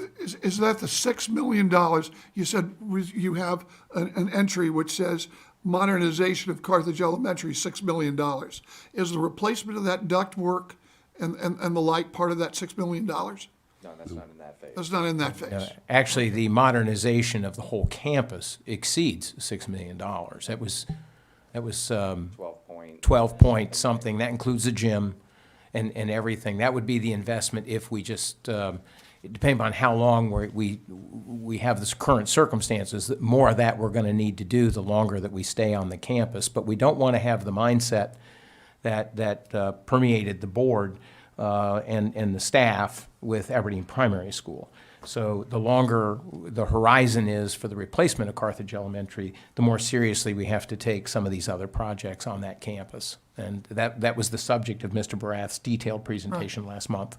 Okay, thank you. And I'd like to make it, I saw the same pipe Bob did, and I'm not concerned because of the way it's wrapped, and the damage was not significant. And if we have a cast iron pipe and it's insulation and metal around that, I'm just not concerned, as Bob is, of what might happen to it, just for information. We have a difference of opinion, but that's what the board's about. Okay, so our executive summary left us with asking the superintendent to come back to us for the recommendation for the use of funds at the August meeting. So this doesn't require a motion or any We'd type. appreciate feedback from each board But, member as to how you feel about what we might bring back to you in August. If anyone has further comments. I just have a suggestion on project management. Mr. Barath has a very complex job. I stand in awe, right? But just the tracking of facilities maintenance, all of the maintenance that needs to be done, all the repairs, it's quite the spreadsheet. I mean, it is like a spreadsheet of awesomeness. The problem is keeping, from a board perspective, staying on top of it. It also creates the world's thickest binder. I didn't even know they had binders, 8-inch thick binders, however thick that is. So I would suggest to the superintendent that a better way for the board to track this is this board has made significant progress on a lot of things, right? We've allocated funds and we've been lucky to have funds available from different sources. But the point is, we've made significant progress on the overall project and with individual schools that make up the overall 8-inch document. So I would suggest a dashboard that shows progress, overall progress. We need $130 million. We have I'm making these up. We have 80 million identified and obligated, and we have 60 million executed. And that would be an overall graph. And then we have a school by school graph. We've identified for this school, we've identified whatever it is, $12 million in needs. We've identified and obligated 60 million. We have, obviously the numbers don't work, but anyway, per school, so we can just look at it and go, oh yeah, we're 60% there, we're 30% there. So, management charts, I guess is what I'm saying. Do you want that by Friday? No, I have no timeline, but, a criticism of the It's a good board. idea. Yeah, It's a just- good just idea. a Although, I will add that there are so many projects going on. You're talking about a very complicated dashboard, keeping up with them. The 20-year sustainability plan, Right, it's which all in John there. updates regularly, and I don't know when the last time we actually saw it, was it April, January? Is updated just like you're saying, where he goes ahead and tells us, bids have been let, this was the amount, this was the actual expenditure, and so those are updated regularly too. So it would be a matter of incorporating what he's got from his. It's a good idea, Madam Chair, but I think what we'll do is I'll talk to Mr. Barath, perhaps even get back to Mr. Hensley about maybe a consultant. If somebody could help construct, it's the construct of that. If we get some help with that might be an idea for us to consider. It would sustain your work into the future, so. It's a management dashboard where you can look at it and go, oh, look, we're making good progress, and here's where Yes. we need to shore some stuff up, here's where we're lagging behind. But it's all about management tools that we can look at and go, okay, we're making progress. And then we don't have to dig down into the 8-inch, thick binders and all the details. And these PowerPoints would then be simplified. They would either no longer be necessary, or John could just pull up the website once a month and review it for the public. So there's some substance to that. As long as we don't have to have it by Friday, we'll have some conversation. We might get back to you on that and see if we can find somebody who can help us with that. Well, there's a program, I'm sure you can program it too, so if, I'm trying to keep staff out of doing something here. no, I'm not See if talking we about can find it. staff, I mean, if we're gonna do it right. Right, yeah. But when you make changes on the substantive thing, it should automatically go to the school and, so you only have to make the entry one place, it shows everywhere.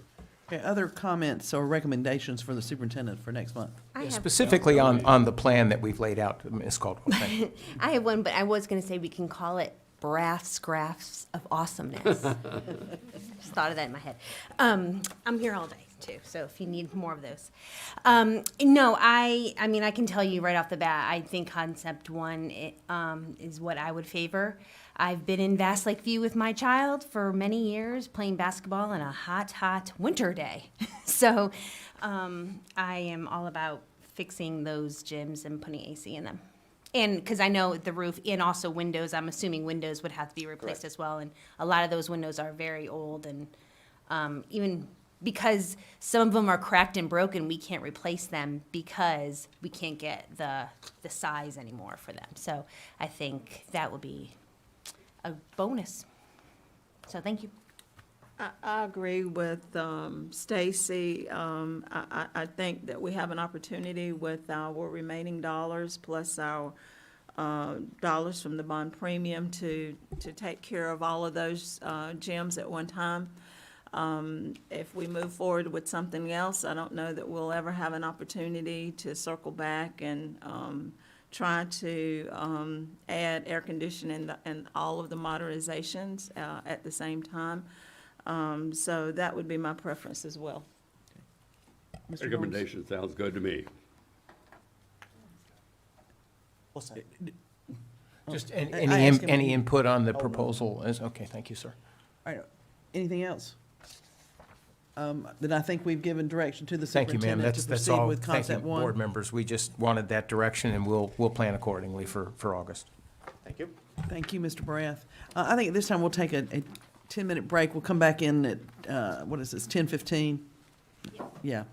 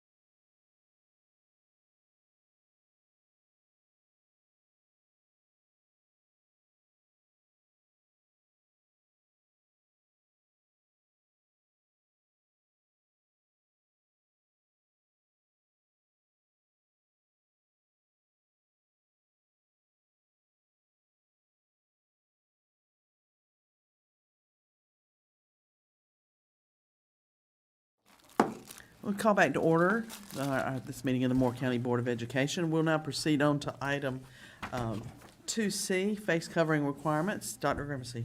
Yes, Madam Chair, and given the topic, I'm very, very anxious to give this over to legal counsel. Obviously, one that has very passionate feelings about and a lot of folks, but one that has some similarities to the social studies curriculum. And so I'm going to turn it over to Mr. Ramey and then weigh in as may be appropriate. Mr. Ramey. Thank you, Dr. Grimsey. So, board members, hopefully you've had a chance to review the executive summary and the legal memorandum that we've attached over the weekend. Board members asked for more detail for the legal analysis, explaining kind of how the laws cross-reference, how do we get to the governor's authority to issue the executive order, how does the executive order then authorize the toolkit. So I'm happy to answer any questions about it, but the bottom line is in the final bullet in the legal memorandum, which is that, for now at least, face coverings are legally required for staff and students indoors, not outdoors. Exceptions are allowed, and the toolkit also does allow for even short breaks when there's less risk. For example, when students and staff are socially distanced and windows are open, you can have a mask break, you can go outside, but generally speaking, masks are required indoors. I will add that the executive order that currently makes the toolkit legally binding does expire at the end of this month, but we fully expect a new executive order will be issued before then. The governor's been really careful about dovetailing these EOs so they don't fully expire. In theory, I would bet good money that this will not happen, but in theory, it could just simply expire, no further EO. I think that then there's a debate among attorneys who I've consulted with on this, and as to whether the mask mandate would even remain in place, as the executive order states that the face coverings must be worn to the extent required by the toolkit, and any future changes to the face covering requirement in schools will be issued through the toolkit. So some attorneys say that means even if the executive order expires, the toolkit still is binding until DHHS changes the toolkit or the governor rescinds it. Others take the view that the toolkit depends on the EO, and once the EO expires, the toolkit goes away. Can't give you a definitive answer to that right here, but I think there's reasonable arguments both ways. But in any event, again, practically speaking, I'd be shocked if there isn't a new EO that it would extend the toolkit into next year. Now, there may be changes as well. We expect the state board, the DHHS to be revisiting the toolkit and issuing a new one in this month, probably in the week of July 19. So we do not yet know what changes, if any, will be made to the mask rules. It's possible that they'll be the same. It's possible they'll be modified. Probably not rescinded would be my guess. But in any event, we still have this mandate through at least July 31st, and we're waiting to see what further action DHHS takes in this month. Happy to answer any questions. Other questions for Mr. Ramey? I have nothing to add, Madam Chair, unless there's some way that I could add value to any questions that board members might have. So thank you. So one of the issues that we've seen is that we're constantly getting emails from our constituents that, for one reason or another, they don't want their child to wear a mask. And even the University of Florida did a test and on face mask and the inherent dangers such as meningitis, strep throat, TB, things of that nature. What I'm also concerned about is volleyball players in the gym. Are they still going to be required to wear masks during games inside? I believe if it's an indoor sport, I'm looking around for Dr. Metcalf, Dr. Powers, as of today, okay, what do we know from NCHSAA with respect to indoor sports? As of right now, High School Athletic Association has a modified sports manual that they keep updated. So in relation to volleyball, for example, they would still be following that, which is that they would be. Let me ask you this, Seth, if I could. Wrestling was in the spring this year. Did the wrestlers have to mask up during the spring? Correct. I do not believe wrestling. I don't believe they did. And And so if that requirement applies to volleyball as of today, that could be outdated, because clearly, if the wrestlers were allowed to go maskless. So, Mr. Holmes, just for our purposes today, technically, let's assume that the answer is yes, that they do. But I think that in reality, that could be just, our perception may be outdated on that. They may be able to wear them on that. But it's a good point. It's a good question. Well, that you raised. given that it still is in effect that they do wear a mask, at what point do we stop and look when a kid falls out and say, okay, we got to change something before another kid falls out? I want to know, what is Harnett County doing that we're not doing? Do you know, Mr. Ramey? I can't speak to what Harnett County is doing or why. I can only tell you how I interpret the laws. I've spoken to Dr. Aaron Fleming on this very subject. And frankly, this gets back to the conversation, again, with social studies. The Harnett County Board is the only board thus far that has voted to make masks optional, and that would apply to indoor athletics as well as anything indoors. It is what it is. The children and the employees choose whether or not to wear masks. It's that simple. To date, Excuse me, do we know of any legal repercussions that they've had thus far? I was just getting ready to Okay. answer your question. So, Mr. Holmes, that's a good question. The answer is no. To date, there has been no engagement. As of last week when I spoke with Dr. Fleming, there had been no contact to his office from Department of Public Instruction, his local health department, or DHHS. He was aware that there had been a meeting in which another superintendent had posed a question to a representative from the governor's office about what they were going to do about Harnett County. And the answer in that conversation was, we're looking into that. And that was probably about 2 or 3 weeks ago, which would have been 2 weeks after the Harnett County Board acted. My question is when is another school district going to follow in Harnett County's footsteps and say, enough's enough? We're tired of it. We need to move on. And I'll allow that question to go to your fellow board members. I have a question. Did he get any response from the community? I know people feel on both sides of it in regard to A few concerns, but significant support. And I think we can have the support too. If we will, I don't mean to say man up, but if we take the initiative to follow through with this to better, the governor doesn't know what's best for our children. The parents know what's best for our children. And with that being said, I'd like to pass a resolution to make mask optional. I have a question about the legality and if what could happen if we go no mask and the governor says we need mask and that parent has children that contact COVID.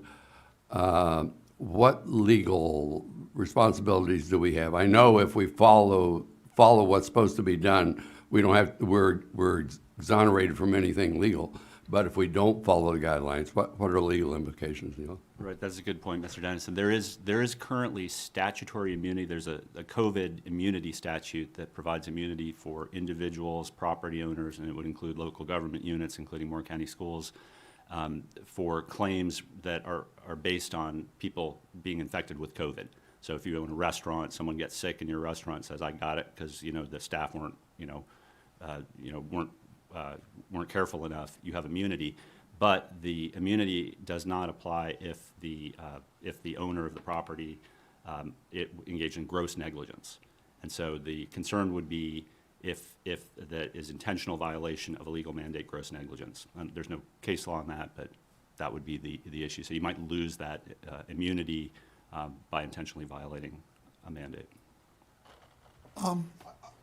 Go ahead. I have Mr. Ramey, I have a follow-up. Maybe this is a closed session issue. Well, let me ask it. We do have a closed session coming up, and that's a good point. Well, this is, here, no, this is a follow-on. I okay. think it's okay. So you talked about there's a specific statute out there that that protects business owners and would extend to us. But we also have another type, being a government entity, we also have Correct. another type of immunity. Would that, and I forget the term for it, but would that immunity cover us if, God forbid, something happens? Well, there's also governmental immunity is what you're speaking of, Mr. Hensley, and that applies unless to negligence claims. So I don't believe it would necessarily apply to gross negligence.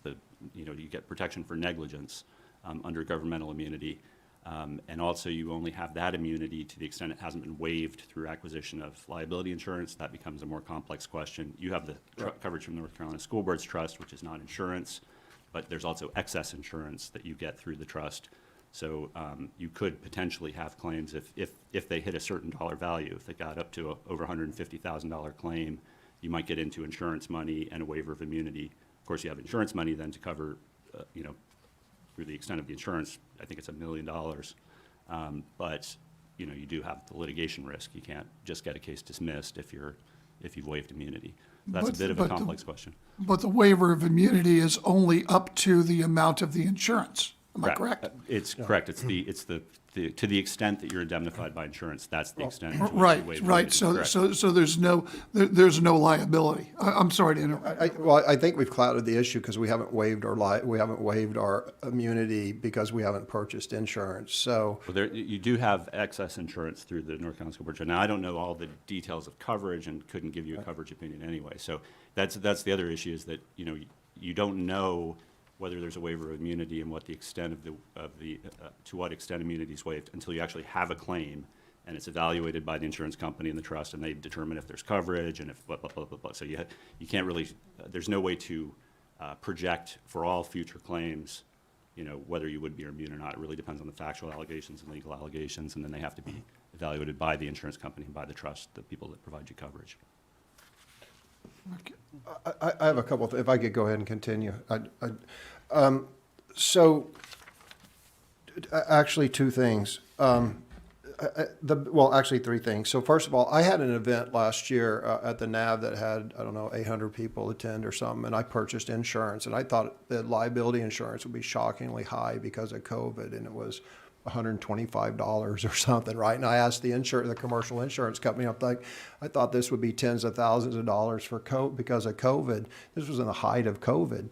And they said, oh, we don't consider that at all. So the insurance carriers, at least as of the middle of last year, didn't consider COVID a risk. But here's my larger points. One is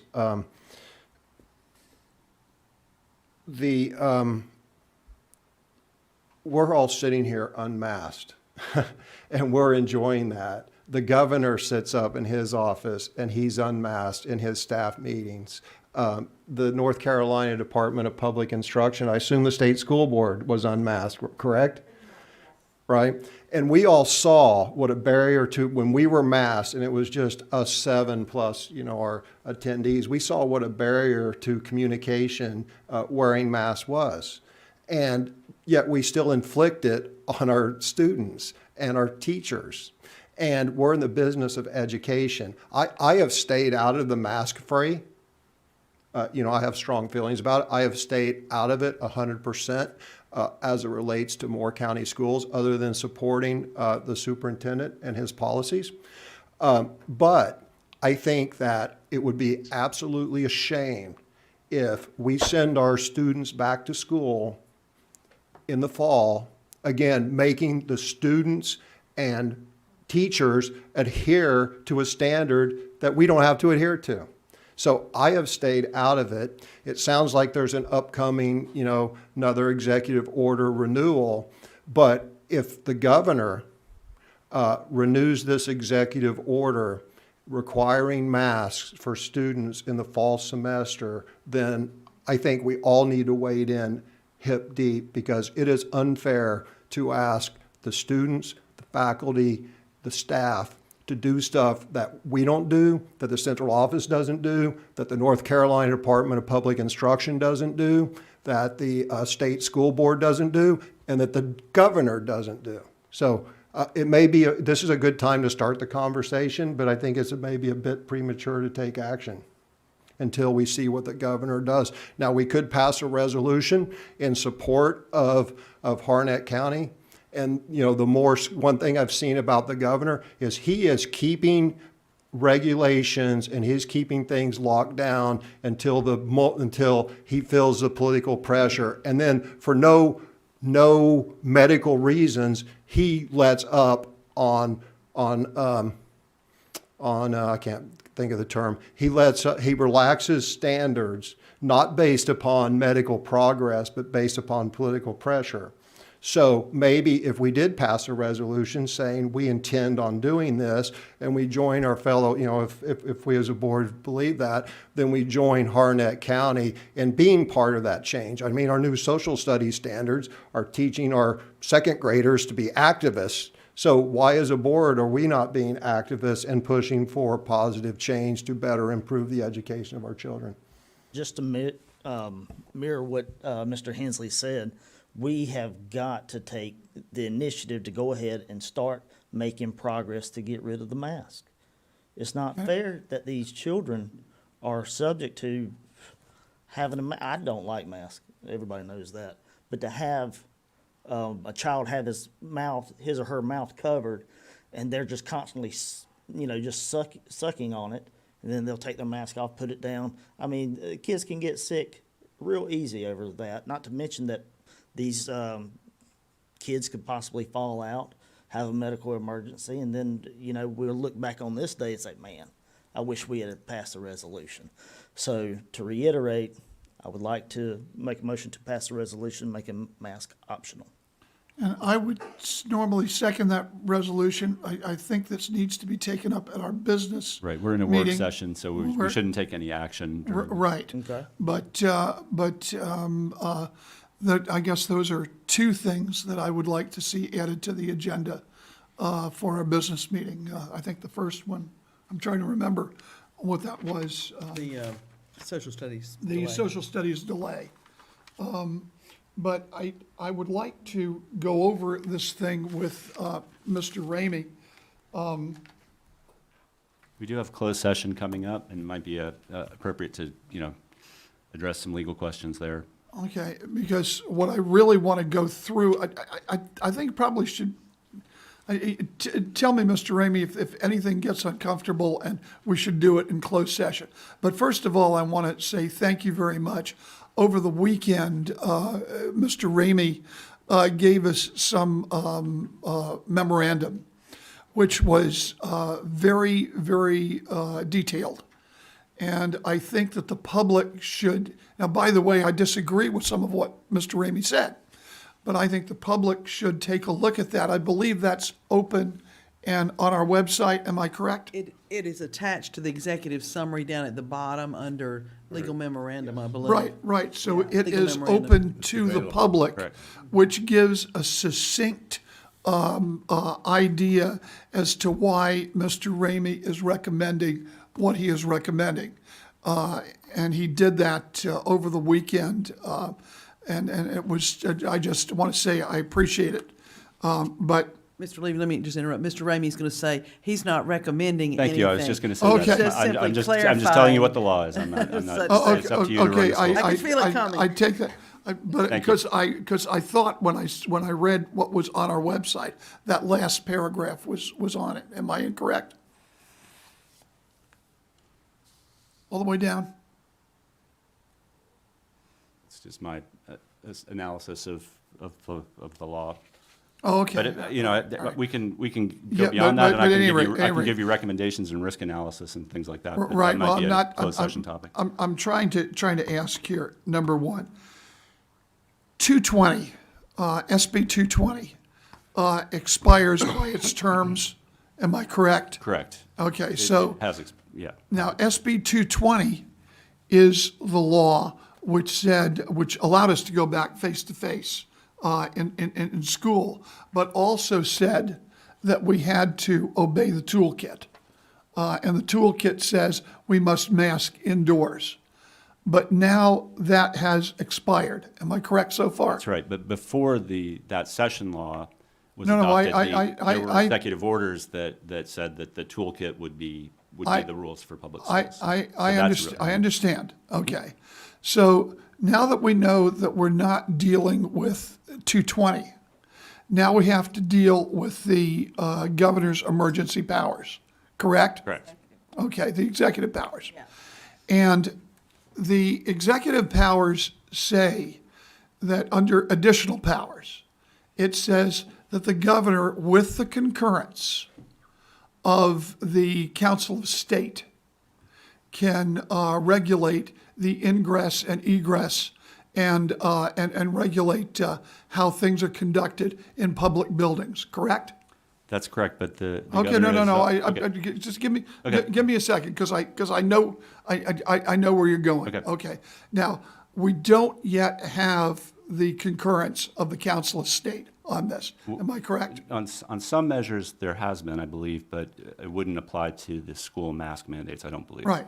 So we don't have that. Now, what the governor appears to be relying on is that portion of the executive order of the emergency order, which says in effect he can govern where local authorities cannot govern, and he has effectively declared that local authorities cannot govern, at least as to mask mandates, so he has to govern it.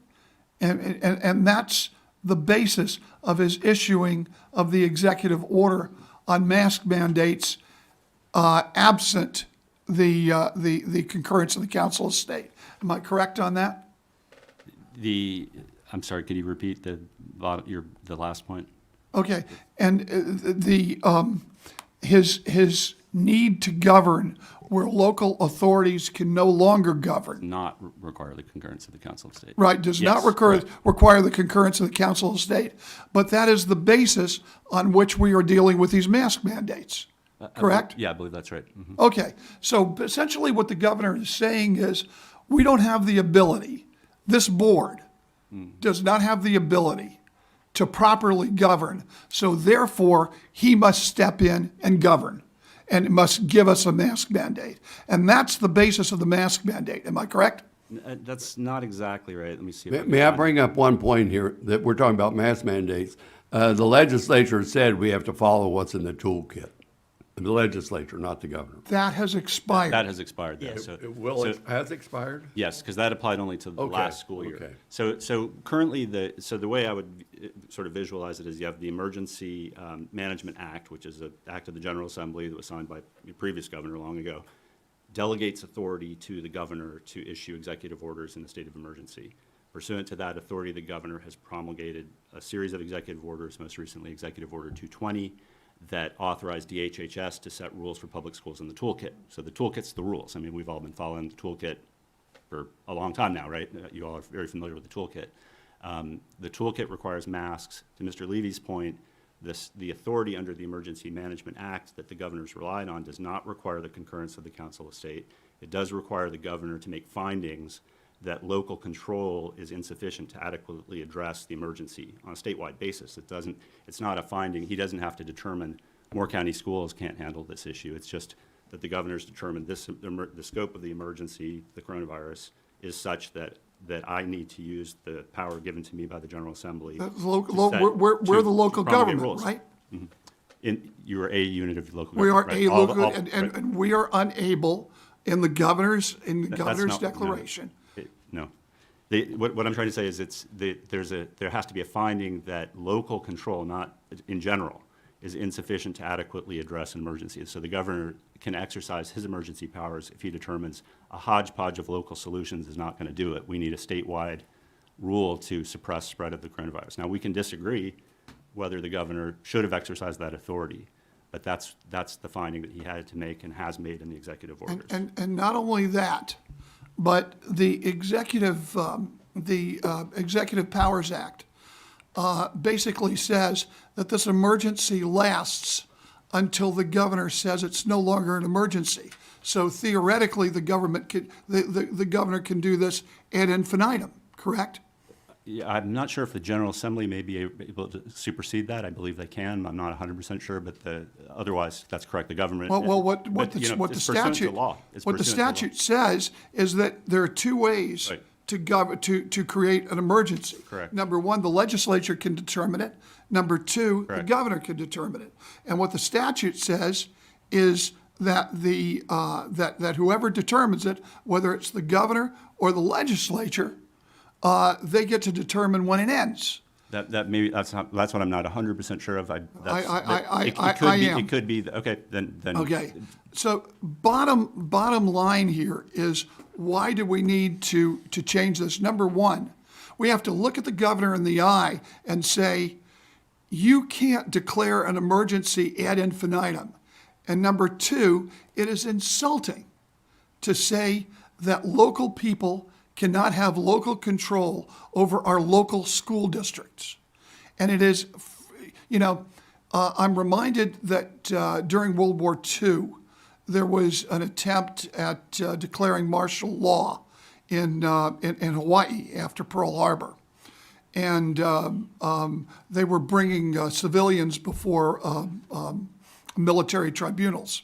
And the Supreme Court said, you can't do that. And the reason why you can't do that is if the courts are functioning and things are regularly functioning, you can't all of a sudden change people's constitutional rights so as to, for instance, bring a civilian before a military tribunal. So the bottom line is that this governor cannot and should not be allowed to declare an emergency ad infinitum and to say that the local school boards cannot adequately address this mask mandate. So for all these reasons, number one, I believe that the governor's edict is totally ineffective and totally unconstitutional. All right. And we need to push back, as Mr. Hensley said. If we, just like lemmings, say, okay, Governor, you've got a state of emergency. It's okay. We'll stay here and stay masked up and tell our volleyball players to go play volleyball with masks and watch. I know we've all seen this runner on television with her mask while she's outside. Now, I know we don't have to have masks outside anymore. But as she falls forward at the finish line of a race, we've got to push back, and we've got to say masks are optional. And if a parent believes that their child should have a mask to prevent transmission, good for them, and we need to support them. But if a parent believes that their child needs more oxygen and needs to be able to communicate, just like we're able to communicate here amongst all of ourselves, and to give the freedom of that, then those parents ought to be able to do that. So for all those things, I hope that we'll add this to our business meeting, and I hope we'll say masks optional for the next school year. Are there other comments? I just want to clarify one thing, Neil. The toolkit is no longer in effect. The toolkit is in effect. It's Okay. the And the law, tool- the session law that you were discussing. And the toolkit's still in Oh, effect. so what the legislator passed about following the toolkit is no longer That- valid? Correct, but the executive orders still make the toolkit mandatory. And the Okay, executive so the orders are supported by the legislature doesn't have Emergency anything to do Management with the Act. toolkit and- Yes. Mr. Lee, okay. I think what I'm hearing Mr. Levy says is his view is, even if there's statutory authority, it's an unconstitutional exercise of authority. But there's no court case that says so, but that's a legal theory that perhaps would be a defense to a criminal or civil lawsuit to enforce the toolkit. there too. No, you need to stop the governor from being a dictator is what you need to do. I might make note that we still have approximately, was it 7 weeks before school reopens? about that, which means that there could be changes coming from, We expect there will be changes in the toolkit. We know that. The DHHS presented to the state board, said they were going to make changes. We don't know what changes exactly. And we don't know if and to what extent they'll impact masks. But probably the week of July 19, we'll see some updates to the toolkit. because I know that there were some announcements last week from the CDC again. Correct, with- and that's another relevant point, is the CDC has recently updated it's a non-binding guidance, but their guidance for school districts across the country is that masks should remain in place in schools unless people are vaccinated, and that would apply to students and staff members, of course. Vaccines are only available for those 12 and older, so there are students who can't be vaccinated. But it remains to be seen how, that's again, non-binding recommendation from the CDC, DHHS, and the governor will certainly take that into account along with, other information when they determine how and to what extent to update the toolkit. So, let me ask a question. If a child is old enough to receive the vaccine, are they still required to wear masks at school? Yes, currently they are. All Didn't- students and staff are required to wear masks in schools under the toolkit currently. That's as noted in the That's executive because of the summary. kids under 12. There's no I'm just saying vehicle, that may change. there's no vehicle by which we can determine which ones are vaccinated and which ones aren't. Since they're not required to be vaccinated, we don't have access to that information. And it was one of the weaknesses, which was cited by everybody in the media this weekend, as the new CDC guidelines were analyzed.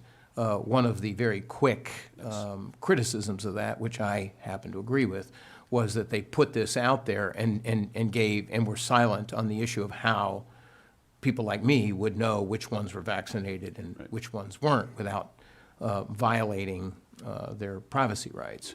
And so the advice was not very helpful because we don't know which ones are vaccinated and which ones aren't. As of now, Mr. Ramey's statement is about the toolkit itself, which in his view presents a legal requirement that when students are in the building, the adults must wear masks. I'll add to your list that actually our teachers do not have to wear masks if children aren't present. So on a day-to-day basis, if we're having curriculum development, for example, teachers don't have to wear masks. And that is because there is a line at age 12 right now where individuals over age 12 have had the access to the vaccine and children under 12 have not had the access to vaccine. And so the argument from the other side is that until students are afforded the opportunity, students under 12 are afforded to have the opportunity, the access to the vaccine, that there's resistance on the part of many in the public health leadership that would indicate that they continue to support mask mandates in the state of North Carolina and a few other states. And that varies from state to state. Something else? Yes, Madam Chair. I have two other points that actually dovetail with the superintendent's observation, at least the first one does. So if people want to know, if us as a board want to know the public sentiment on this, I would offer the following anecdotal evidence from Food Lion or from Harris Teeter or whatnot, right? So before the mask mandate, that's where we get all our information. If we want to know how to run the school board, hang out at the Carthage Food Lion. But no, so, in all seriousness, before the mask mandate was lifted, you'd go to Harris Teeter or wherever in public, and there was 98% people wearing masks, maybe 1 or 2% people not wearing masks, right? The minute, a week or so after the mask mandate was lifted, I was in Harris Teeter just yesterday, and probably 5% of the people were wearing masks, notwithstanding the fact that less than 50% of people in Moore County are vaccinated. So what does that tell us as the elected representatives of Moore County? If we go out in public and 4 or 5% of people are still wearing masks once it becomes optional, then that tells me that 95% of the people do not want to wear masks whether or not they're vaccinated. So that's one fact to consider. And then the other thing that I would say is us as a board, and this is just kind of a close, just kind of all-encompassing thing. As I said earlier, the time to take action is going to be in August when the opening of the reopening of the schools is imminent, and we'll know what the governor does with the reissuance of his executive order. So we have two options at this point. We can sit by and just cross our fingers and wait and see what happens, or we can attempt to shape that by passing a resolution urging the governor to lift this mandate if us as a board, choose to do so. So really, at this point, that's our decision to make, is do we want to try to shape the process? Do we feel strongly enough about it to pass a resolution urging the governor to lift it? It would be joining our, hopefully other school boards will join in. And then it may force the governor's hand to take an action. Or we could do nothing and then see what the governor does. If I could amend that, Madam Chair? Certainly. I know you want, Go ahead. No, go soon we're going to move on, but I would say that the implications of such action today need to be coupled with understanding of the board affording staff with guidance with respect to summer school. Let me clarify. So what I'm proposing when I said shape, first of all, nothing's going to change for summer school. And secondly, what my resolution wouldn't be a policy saying, no, we're not going to do it. It would be some sort of resolution saying, hey, we urge you to rescind this requirement because we think it interferes with communications. We think it interferes with education. We think, for whatever reason, we think it should be lifted. So please lift it. And oh, by the way, if you don't, we may just disobey you, as at least one other school district has done. Just to be clear, in my efforts to assist the chair with such a resolution at the appropriate time, would that be similar to what the board did with the social studies resolution that you approved in June? Yes, that is what I'm suggesting, is that is the model. It's not saying we are going to do something, but it is putting the governor and the people up there on notice that we're not happy with this continued requirement. We lay out our case. We think it's hypocritical. The North Carolina DPI sits up, blah, blah, blah, blah, blah. And so we urge you to do it. And if you don't, then we might just do it ourselves. And Though, Mr. Hensley, there's a logistical problem because school starts toward the end of August. We would have to have such a resolution ready and passed. We'd have to do it this afternoon. Correct. Okay. Or I think in the past we could do something. I don't know what our options are. We could explore. We could pass a resolution saying somebody draft a resolution and here's what we wanted to say. I mean, I'm not sure how. Well, I could probably draft a resolution during a recess, but You could draft one, but this we need to give some thought to how that words. It depends on what you all want to tackle. But I think that as far as the staff is concerned, it is much more challenging to convince a community to go from not wearing masks to wearing masks than to wearing masks and going to not wearing masks, okay, from an administrative standpoint. So there's much less involved with that. So should this board want to take an intermediate step, as Mr. Hensley is suggesting, by sort of serving notice today, I believe administratively you still have plenty of time in August. If you were to take another step to test the waters, as I've been saying this morning, you could do that. You could wait until after the governor's next move and then come back in August and give us that direction. And I feel comfortable that if you all are going to test the waters, and again, that's what we're going to execute, then we can make that happen administratively without nearly as much trouble as some of the other things we're asked to do from time to time. Dr. Grimsey, Yes. I'm sorry, one thing.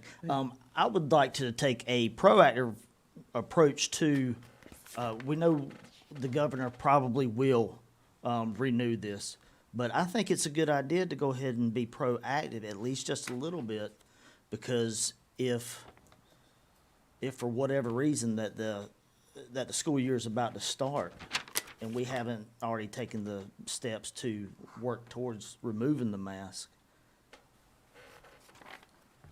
Mr. Holmes, I wasn't debating. I was following up on Mr. Hensley's statement about if you're going to do that in August, administratively, we could make that happen. I wasn't opining on that. I was simply telling him how that would happen. So whatever the board decides to do at this point, again, this is another one of these topics that, far be it from me, under the current circumstances, do I think that my job encompasses much more than just taking whatever this board directs us to do and making it work.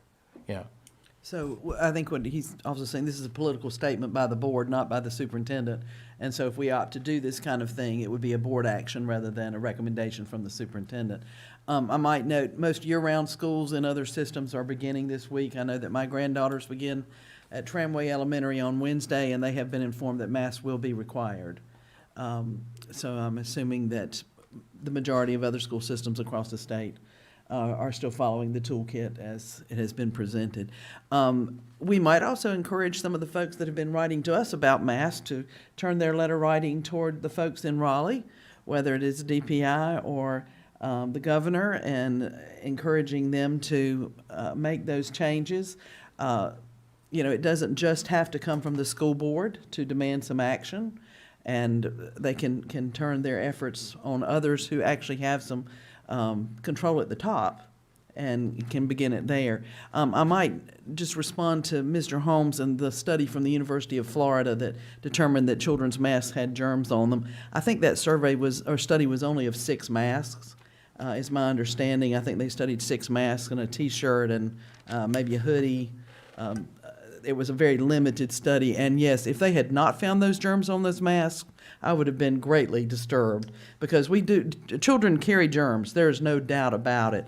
But just think, if those germs hadn't been on the mask, they'd have been out in the air spreading to someone else within the classroom. Excuse me, wait a minute, let me just get through. So I think that you need to know that that is just one study, that there are multiple ones that show both sides of it. And, as we pick and choose, nobody disputes the fact that children put out germs and that they carry germs. And I think Dr. Grimacy has done some very good studies this year and has asked the ABC Collaborative about it as well. We don't require masks during flu season, but maybe we should, because flu spreads quickly through our schools, both from adults and children. But it's one of those things. So, I don't know, I don't want to defer off to Dr. Grimacy, but I know he has tried to get a straight answer from the collaborative about the difference between wearing masks in that way and as opposed to wearing them during flu season. And no one can show that it would make that much difference. But I was the first to take my mask off. I'm thrilled to not have wearing a mask when I go out to dinner or to Harris Teeter and Food Line. And I will be right with you as we can, when it becomes an option for us to vote, to remove them. Children don't seem to be as bothered by them as we think. The younger children, I know my grandchildren are not incredibly bothered by putting on a mask. Matter of fact, they routinely say, should I put one on? And the ones going back to school this week have not been bothered by it either. So it may be that we adults put more emphasis upon it than the children do. I will go right along with Mr. Hensley, though. As a speech teacher, I can tell you wearing a mask is very ineffective when you're hoping to convey emotions of any type to a classroom. And I know that has been very difficult for teachers in the past year to find that they couldn't make that extra expressive gesture to carry across the point of a lesson. And I wholeheartedly hope that we will be able to remove masks this year. Other comments or? Just that children also don't see problems with eating mud and doing other such You are things. right. So, maybe we ought to provide some guide, guide, right? right? Another, yeah. I'm like I say, they've got it out there. Like I said, but I think it's something we can pursue, most definitely. All right. At this point, are there other comments about masks or questions for Mr. Ramey? We can continue that some in closed session. At this point, we are scheduled to move into closed session. I'll entertain a motion to do so. Madam Chair, I make a motion the board enter closed session to prevent the disclosure of confidential personnel information pursuant to General Statute 143-318.11 A1, A5, and A6, and General Statute 115C-319, and to consult with the board attorney and preserve the attorney-client privilege pursuant to General Statute 143-318.11 A3, including a discussion of State versus Smith, Moore County Superior Court file numbers 20 CR 52694 and 20 CR 52695. Second. There's motion's been moved and seconded. All those in favor? Aye. We will adjourn to closed session. I cannot give a predicted time for our return. It is 11 o'clock now. Did we, Madam Chair, if you'll allow board members to have a brief break, maybe begin closed session 11:05. okay, closed session will begin at 11:05, and we don't know what time we'll be back in open We session. always try to work within a 90-minute time frame. Okay, so and that would be we'll- about We'll aim for that today. 12:30. Yeah. Okay, thank you.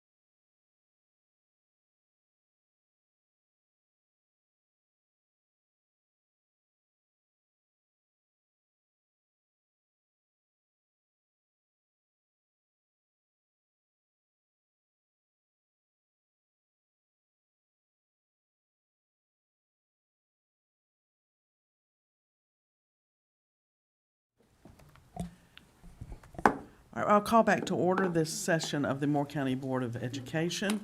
We are now ready to move to item 4A, under pending action and discussion, and we go to Mr. Levy, I believe. Yes, yes, indeed. And I'll invite Dr. Alpenfels to join him. Just one moment.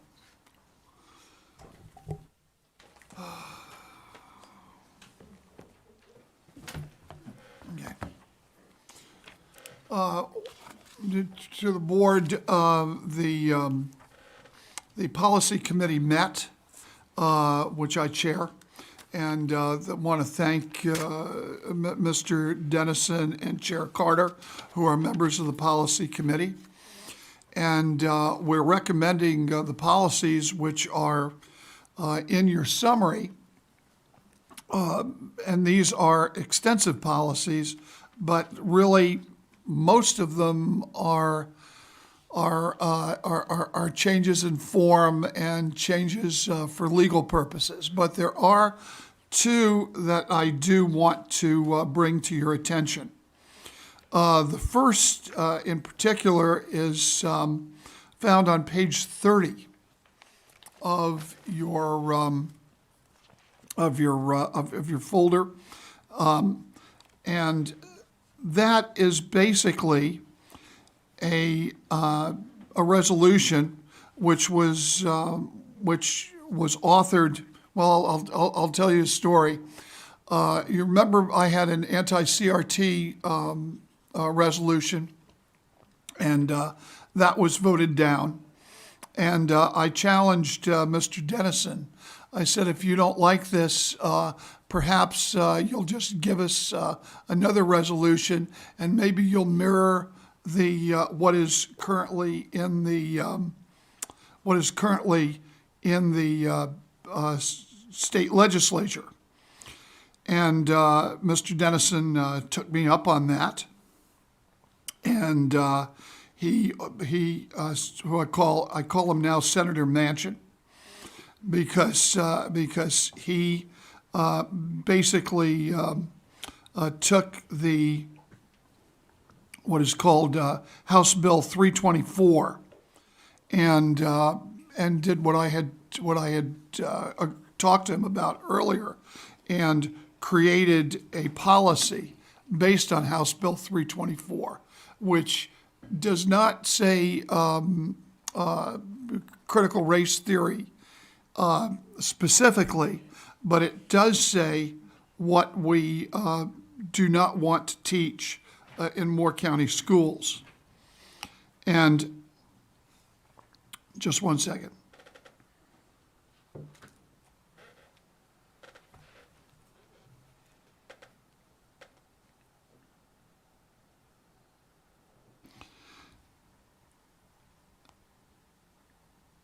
So essentially, this basically says, and I'll tell you what, I'm going to turn it over to Mr. Dennison. Did you want to comment on it? No, Okay. it just duplicates the bill that's in the legislature that they're not going to make any decisions on.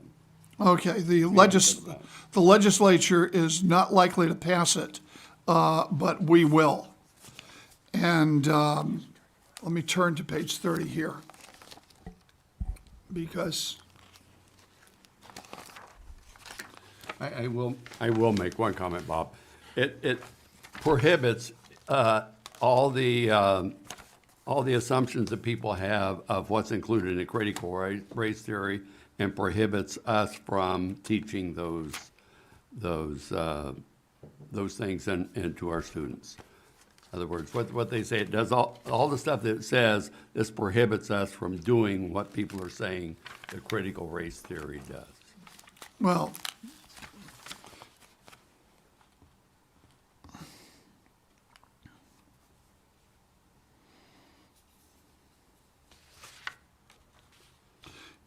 so it essentially teaches, it essentially prohibits the teaching that one race is inherently superior to another race.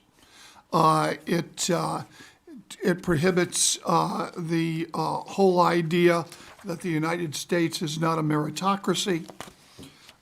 It prohibits, what it does not prohibit is free speech and discussions along those lines, but it prohibits the indoctrination of such things. So it is quite important in that regard.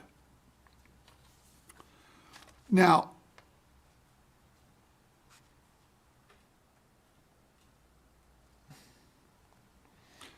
there is also a revision of 3250. And what that does is it says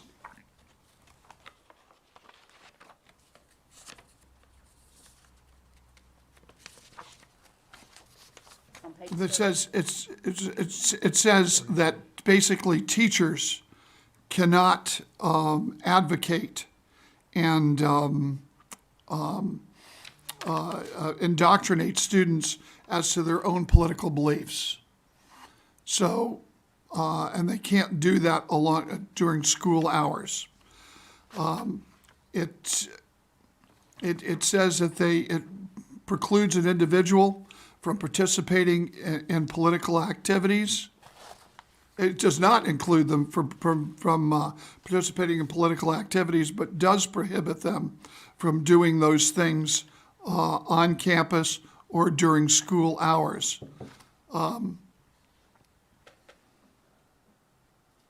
So I think that's important. So with those two revisions, we would like to have the board approve the new policies. And I might add that it requires 2 votes. The first vote is required this morning. And normally we would do it again at our business meeting, but our business meeting is this evening. So we would ask for both those votes to be done today, with the first vote to be done this morning. And Mr. Levy, don't- technically, it's don't. one vote, 2 readings. 2 readings is required by policy, but you can waive that requirement. Right. Okay. Yeah. So the board has, the committee has suggested that we waive that requirement. That's correct. So at this point, if anyone has questions about specific aspects of the policies or the changes, as Mr. Levy already noted, a large majority of these were simply clarification on statute numbers and some renaming of some policies. So majority of it is very minor. The 2 that Mr. Levy pointed out, which were on page 30 and 32, I believe, were the 2 that he wanted to make sure that everyone did see. But if you have questions about any of the other policies, now is the time. I have to say, we appreciate Dr. Alpenfels and her leadership with the policy committee, because it is an inordinate amount of work, and she guides those of us on the committee through all of these updates. So this would be considered the first reading of the policy, and then tonight at the business meeting, we would have the second reading of the policy, upon which time we would take a vote. And we would waive the requirement for, before the. You could consider action. this the first reading The and first- the it's listed as first and reading. meeting the second as well, or waive second, either way. I believe that's how it's listed on the agenda. We'll consider this first. But I was trying to find these prohibitions, and I'm finally now able to turn to these. It prohibits that one race is inherently, prohibits the teaching of one race is inherently superior to another race. An individual solely by virtue of his race or sex is inherently racist. An individual should be discriminated. It prohibits the teaching that an individual should be discriminated against or receive adverse treatment solely or partly because of his or her race or sex. That an individual's moral character is necessarily determined by his race or sex, his or her. Or an individual solely by virtue of his or her race or sex bears responsibility for actions committed in the past by other members of the same race or sex, or that any individual solely or by virtue of his race or sex should feel discomfort, guilt, or anguish or other form of psychological distress, or that the belief that a meritocracy is inherently racist or a sexist belief, or that the United States was created by members of a particular race or sex for the purpose of oppressing members of another race or sex. So I think these are things where we set forth fully that we are going to make sure that we are a school district that looks not at the color of a person's skin, but at his or her character. Okay, are there any questions? Mr. Hensel? I have a question for the superintendent. Dr. Grimacy, do you have any objections to any of these policies or any observations that you care to make on them, on the changes? I want to compliment the policy committee. That opportunity is afforded to me in the process. All right, then we will move on. This will be coming back to the business meeting this evening for second reading. And I very much want to thank the policy committee, as well as Dr. Alpenfels, who has been very, very helpful in helping us get these policies taken care of. All right, this moves us on to item B, State Required Mental Health Plan. Dr. Locklear and the band. Dr. Locklear, Dr. Powers, and Ms. Dedman.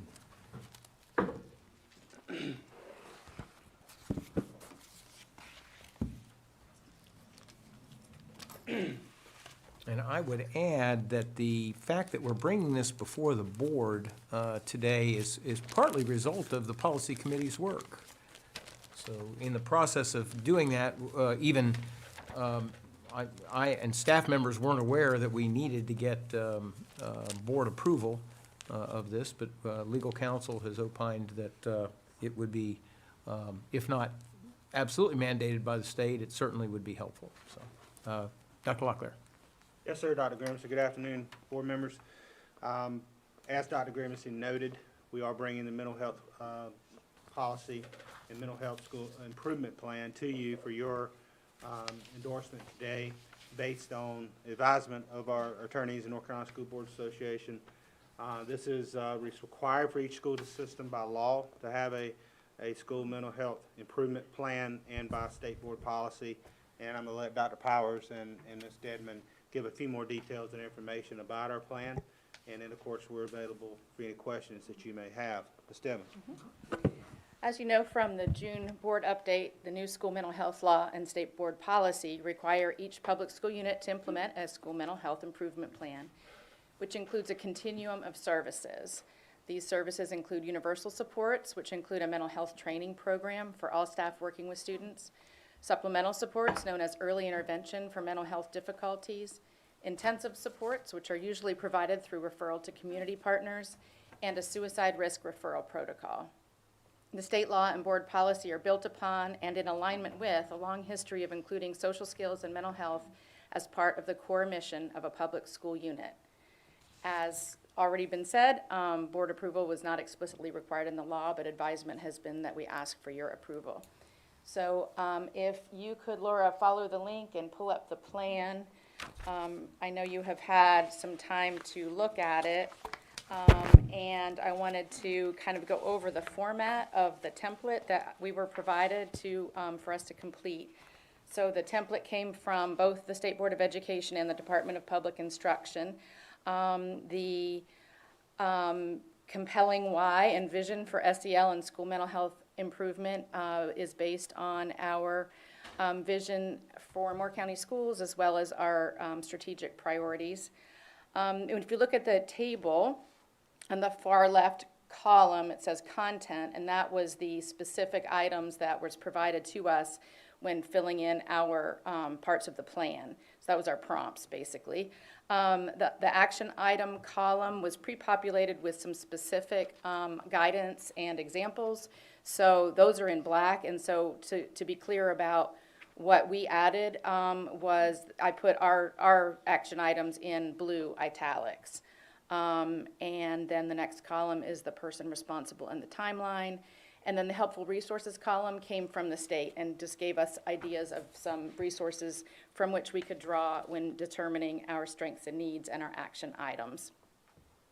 And we used most of those, but not all of those resources.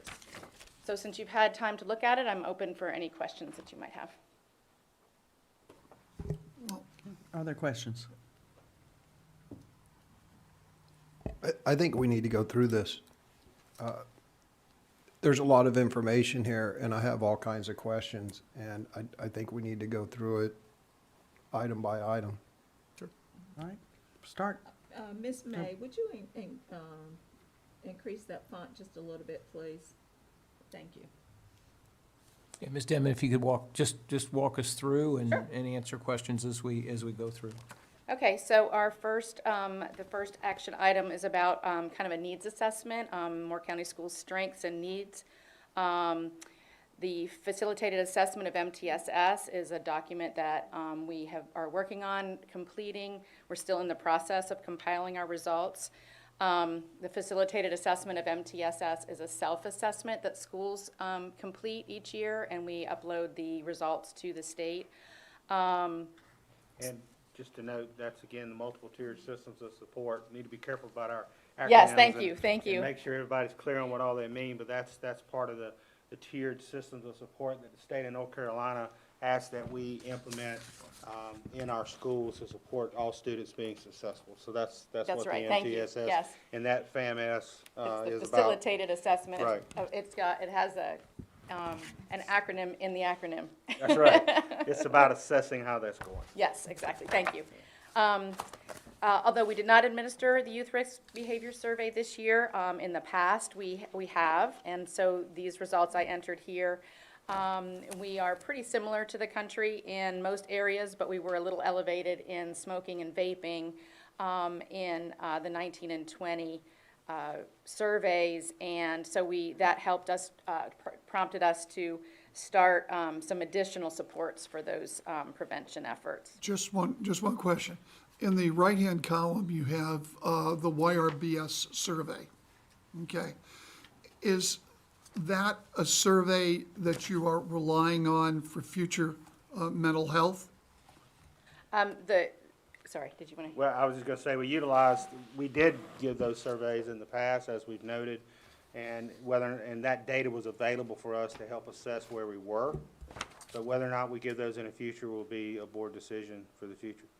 Keep in mind also that the information under helpful resources that are in black, those were pre-populated by the state as to say, these are things that might be helpful for you to look at and use as you make your plan.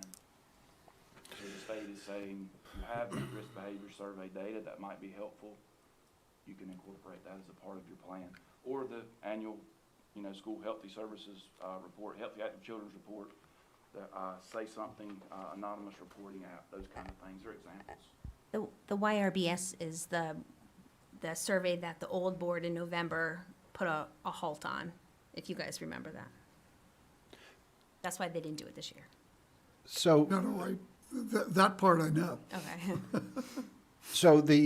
So here's my question. When I was, and I appreciate the detail going through this, when I glanced at this earlier, a concern of mine is I'm not sure what we're authorizing. Because when I looked at this and I saw, oh, okay, we're going to authorize a mental health plan, and then I get to page 1 and the first thing I see is talk of the Youth Risk Behavior Survey. I'm concerned that this could be a Trojan horse, that the board votes and says, oh yeah, approve this mental health plan. And then next year, we're having a youth risk behavior survey, and then it's said to us, oh, well, you approved that when you approved the mental health plan. So let me be very clear on this question.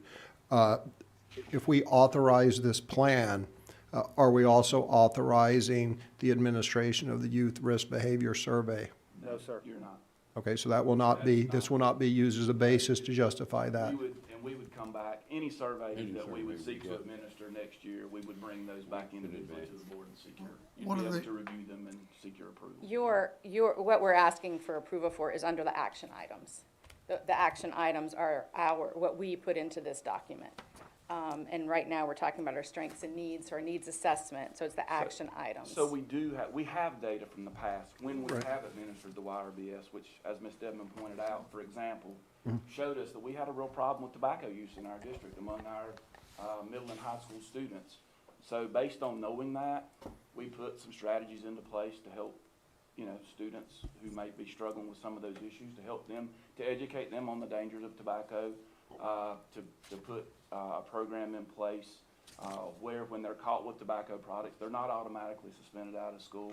Instead, we put them through an education program, keep them in school, and do it that way. Those are some things that came, and that's a great example of how the Youth Risk Behavior Survey has helped us in the past to support some of our students. So we have the data, so we'll use it. That's why it's a part of the plan. It's not that we're going to administer that survey every year going forward. Okay, so one more clarification point. So are we approving a report that you're going to submit, or under the action items where, I guess I'm still unclear as what we're approving. Are we approving a report for you to submit to DPI, or there's under MCS needs on page 2, are we approving that we're authorizing all the actions? The first section, under the SEL and mental health prevention strengths and needs on that content, this is our needs assessment. So that is just telling us this was the data upon which we developed our action items.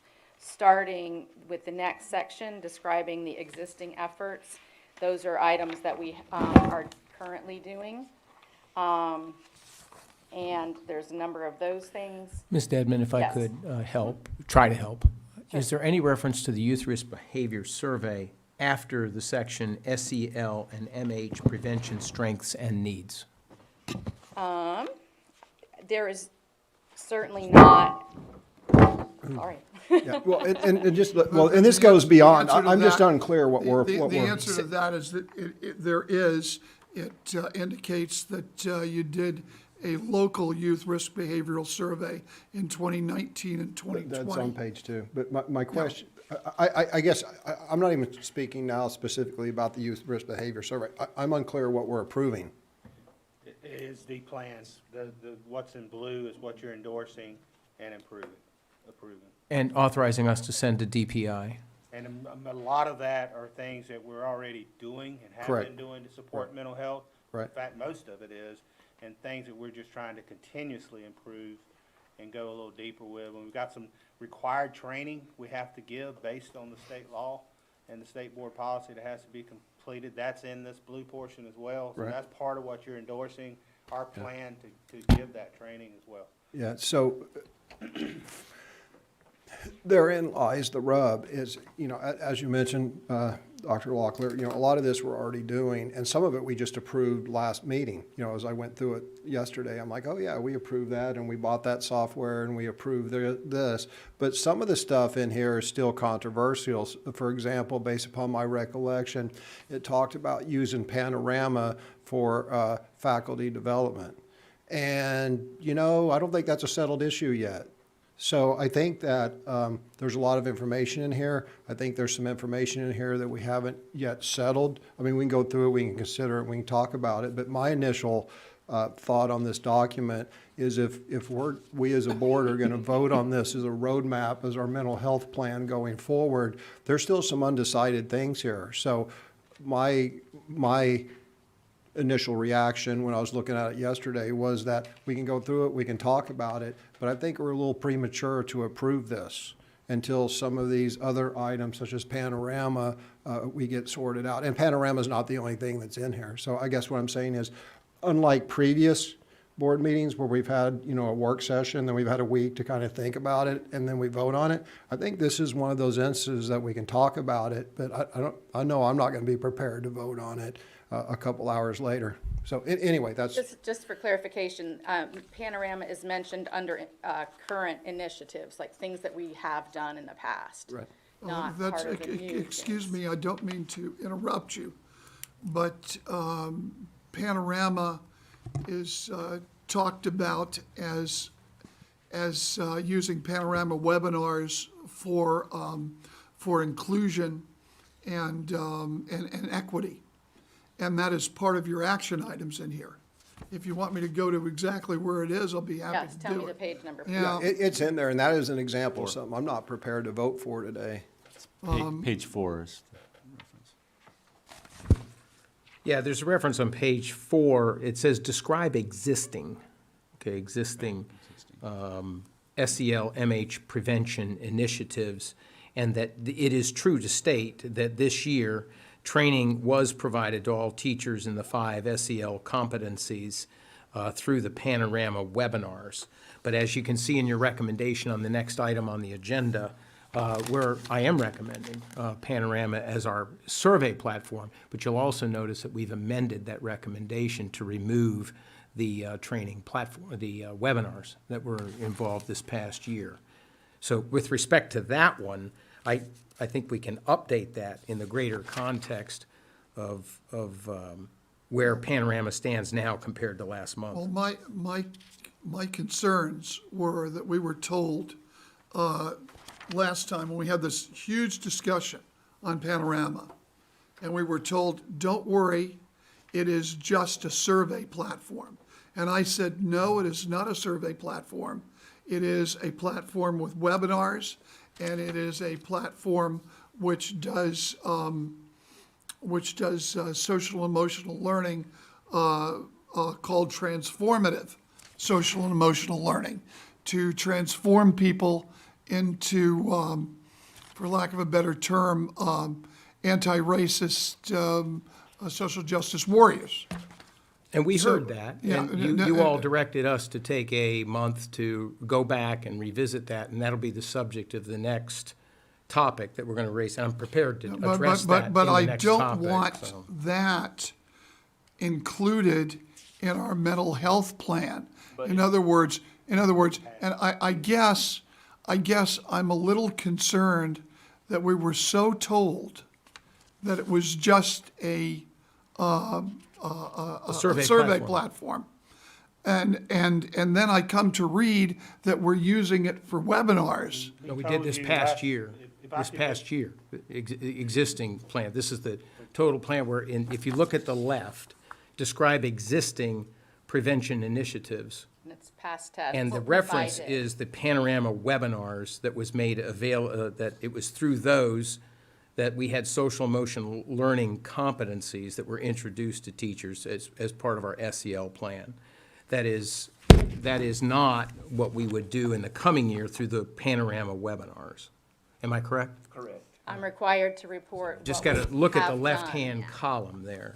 And this is something that we have done. I've reported over something that we did So you've last got year. past, present, and then the plan itself, the future intentions of the plan begin on page 6. Is that correct? Where it says build and align infrastructure?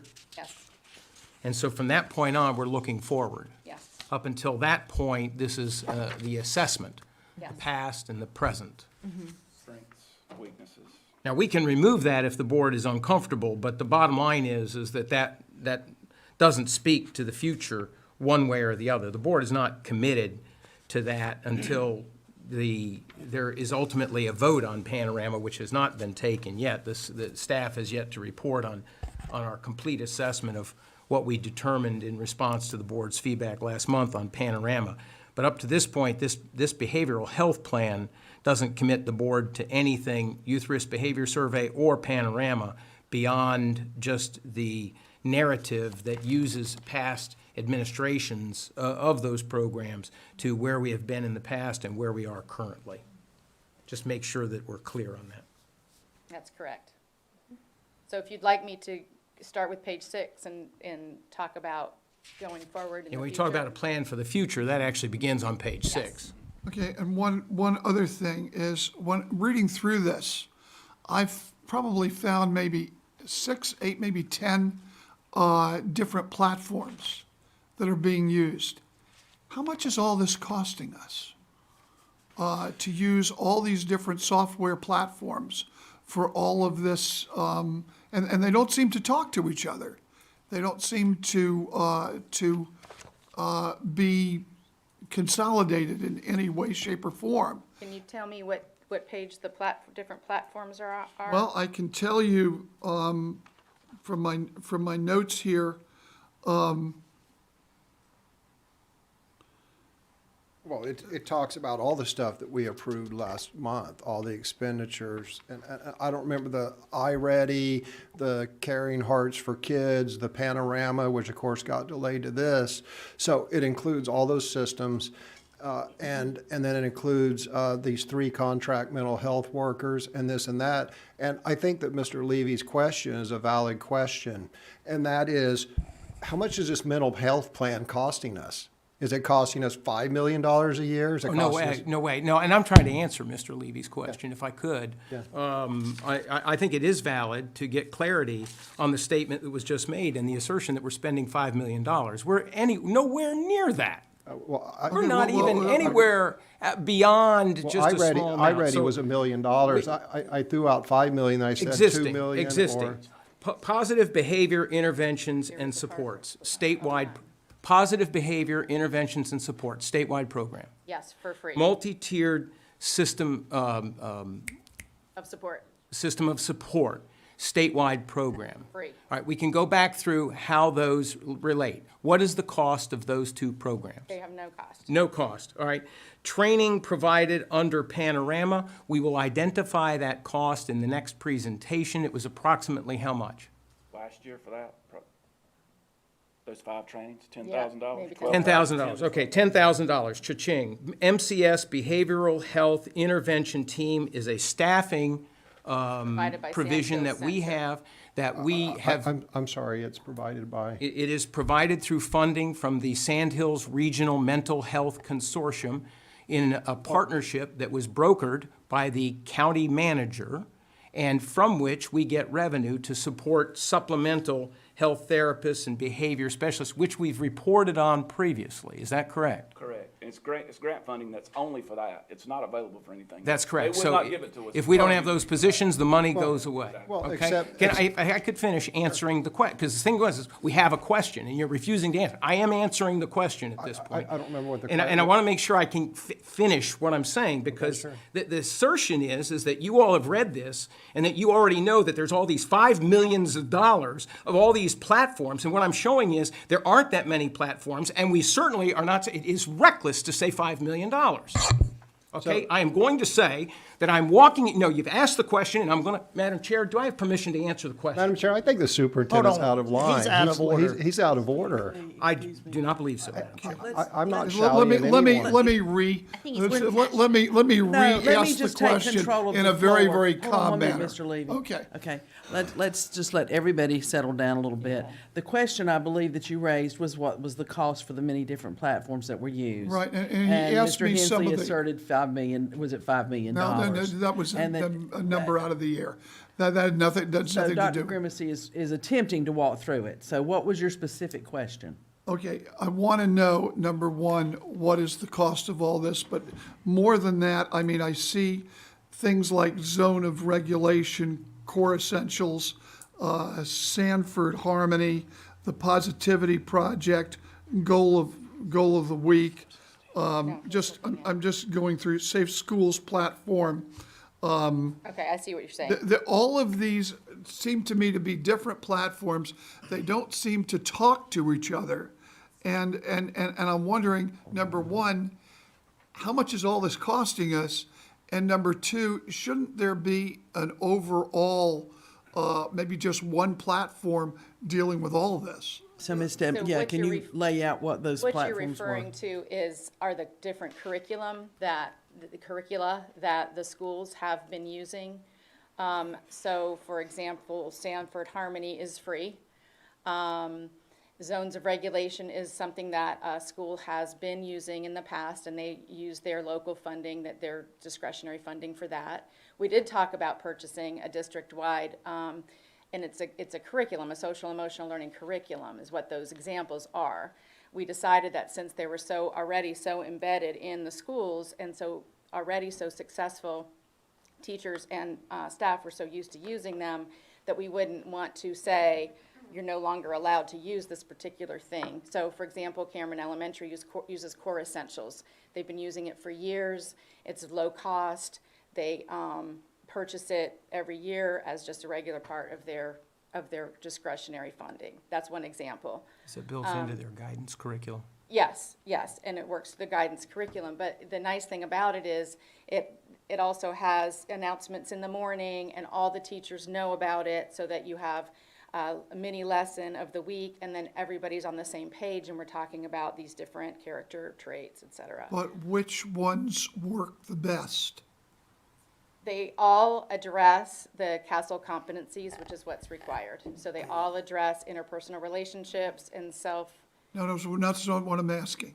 What I'm asking is, in terms of outcome, do we have any data on, you've got one thing at one school, one thing at another school, one thing at a third school. It may be all good, all right? But there has to be some that are better than others, and somehow that we can get a better bang for our buck using a single thing, which is the best of them all. Do you understand what I'm saying? I see what you're saying, yes, and the CASEL does look at different guidance curricula, and it does assess them and approve them. It takes quite a while to get approved through the CASEL, but we do. Please explain CASEL curriculum. Thank you. The collaboration for academic and social emotional learning, which is a nationwide clearinghouse that studies and supports social emotional learning in alignment and in conglomeration with academics. North Carolina has chosen to align itself with the CASEL initiative. And so CASEL does do that research, and they do approve the different curriculum. It takes a while to get there, so some of the newer ones would not be there. But Sanford Harmony, for example, is approved by CASEL. Second Step is approved by CASEL. So a number of these are, and approved through the CASEL website. We have You absolutely, Ms. Lou, we have absolutely considered a district-wide SEL curriculum. It was something we had, Yeah. COVID threw us a curveball last year. We're still, considering that and, looking into, is there one that we want to go with? And, And we can do it's something that. that we may certainly get to, so. And I'm looking at it from both a fiscal as well as a practical point of view. And by the way, when you talk to me about CASEL, I have a lot of misgivings about CASEL. I believe that's part of the Bill and Melinda Gates Foundation. I believe that is, I used to have a list of all the people, all the entities supporting CASEL, and they were rather left-leaning. All right, So- that has nothing to do with what we're talking about. Let's keep it Okay, focused. all right. They're the ones who would approve, would approve the different curriculum. Right. I would say that the board's assurance that it gets is that to the extent that the board can trust the Department of Public Instruction, the fact that's what our motivation is in working, using CASEL as that framework, is because it is embraced by the Department of Public Instruction. They're the same people that told us that we have to have our curriculum done on the fly. No, I don't trust the Department of Public Instruction. And had plagiarized standards that we were supposed to adopt. So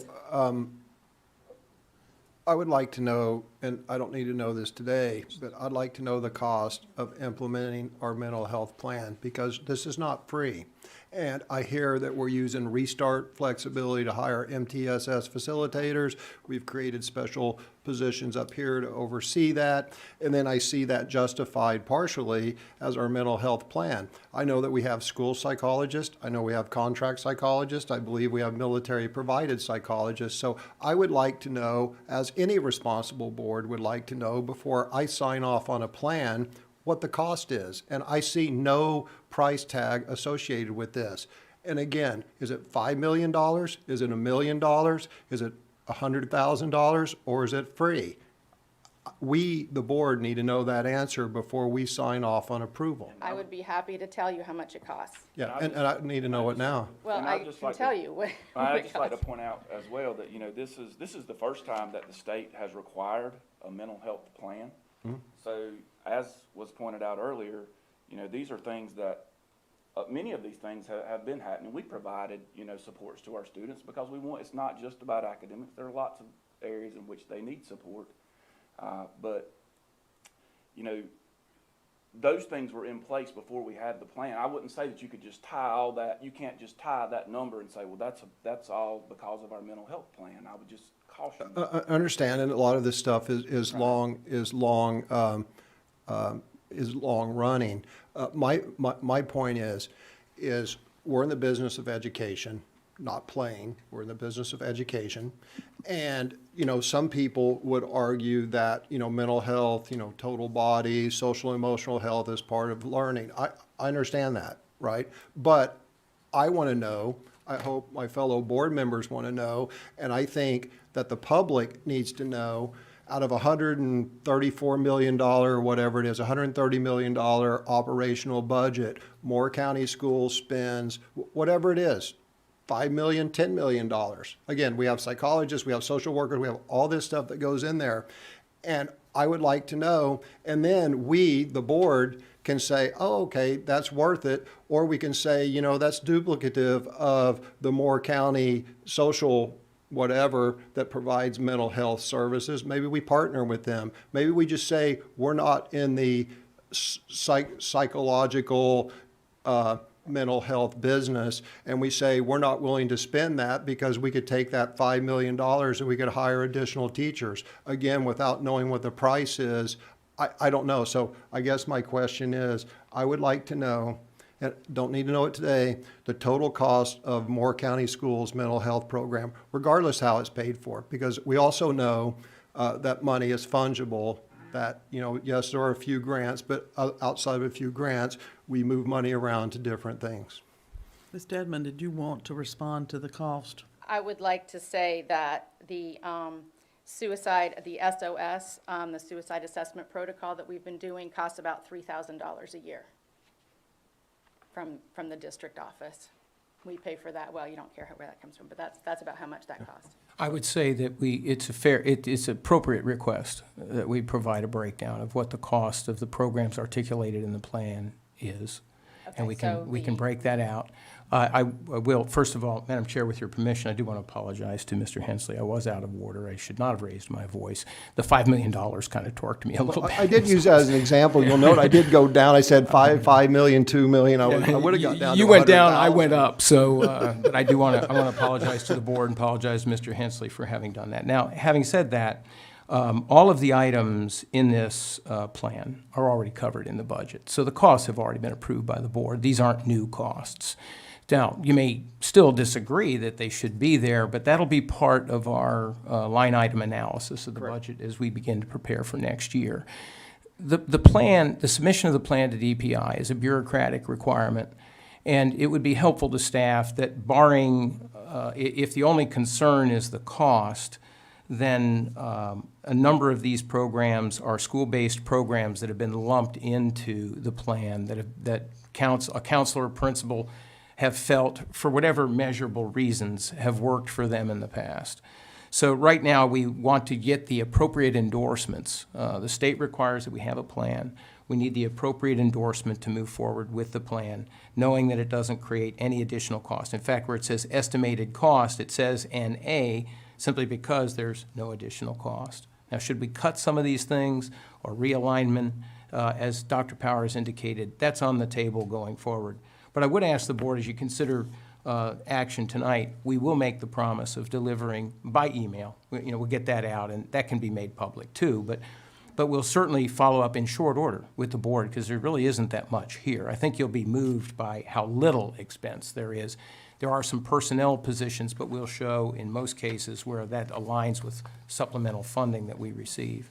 So with that, Madam Chair, I'm going to stand by my recommendation that the plan be acted upon by the board tonight. And if board members are uncomfortable with that, they can vote against that. But I'm going to stick with my recommendation on that. Thank you. Were there questions from And the again, I other side of the apologize. table? Yeah, it's a little hard to get a word in over here. I was just going to say that each program is different to a school as well. So like the Positivity Project, that's just based for a different school because some schools have different climates for kids. So some may work for others, but some may not. So I understand why there are different programs, because not every program is going to work the same at every single school. So I get that. So I just wanted to point that out, because I think looking at the whole picture, yeah, you want a program for everybody to follow, but it may not work for Southern Pines Elementary or Vast Lakeview. So I think that's where we have to remember that. That's why we have different programs. Other questions? Comments? All right. I just need clarification on one more thing, and I apologize. So we are not signing, there's nothing new in here going forward. Is that correct? Is that a fair statement? The new thing, the biggest new thing is the training plan, which is on page 6. That is something that we have not done formally before. It's free, and we just have to develop a training plan where all staff who work with students have 6 hours of mental health training in the first year.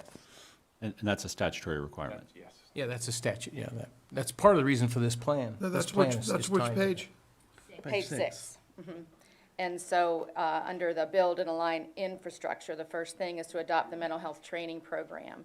And this, I outlined briefly what the plan looks like. The first 3 hours, there is a training modules from the classroom-wise training module that is what is called from the Mental Health Technology Transfer Center Network. And we will be, the plan for that is to have the first 3 hours facilitated with our counselors, social workers, and psychologists. And then the second 3 hours will be through the Safe Schools platform, so they'll be on their own with a follow-up in February. So that's the 6-hour plan. And all of that are all free. And then, Is part of that so-called equity and inclusion training? the training plan is mental health literacy. And then the first 3 hours are mental health literacy, and then the second 3 hours are very specific to signs and symptoms of mental illness, like what to look for and how to support students. And then drugs and alcohol abuse and teen violence, human trafficking, so very specific to those things. So I just finished looking at the first 3 hours, and it talked about a nice, inclusive, kind classroom environment, having structure, and making kids feel safe. And I did not see that it talked about transformative. Is that the word, transformative? Well, that's Panorama's term, transformative social and equity. emotional learning. That's the platform that you guys were using So- to train to train teachers last year.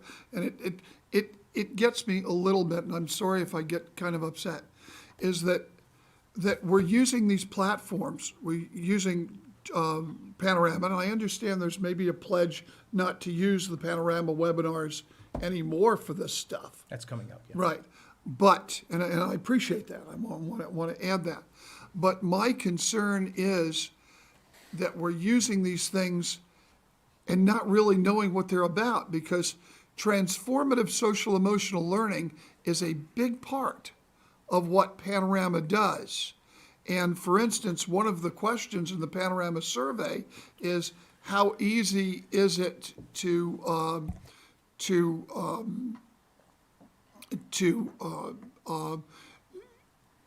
advocate for anti-racism in your school? That's one of the questions. And of course, anti-racism is a code word, in my opinion, for actual racism. It's a double entendre or a dystopian phrase. And I'm very concerned about that. Well, I listened to the first 3 hours and didn't hear anything about racism on these Okay. webinars. Okay, do you have additional questions about the mental health plan? Because that's what we'll be considering. Okay. All right, then, thank you very much. We'll move on. Thank you. Survey platform. We'll excuse Ms. Dedman and leave Dr. Powers and Dr. Locklear in place. And as you can see, per the board's direction, staff went back and looked at options, reevaluated different approaches, looked at some way of compromising. on what we offered last month and is prepared to come back with a report and a recommendation. Thank you. Okay, thank you, Dr. Grimsey. So yes, at the direction of the board, I did go back and reviewed some other survey platforms as well.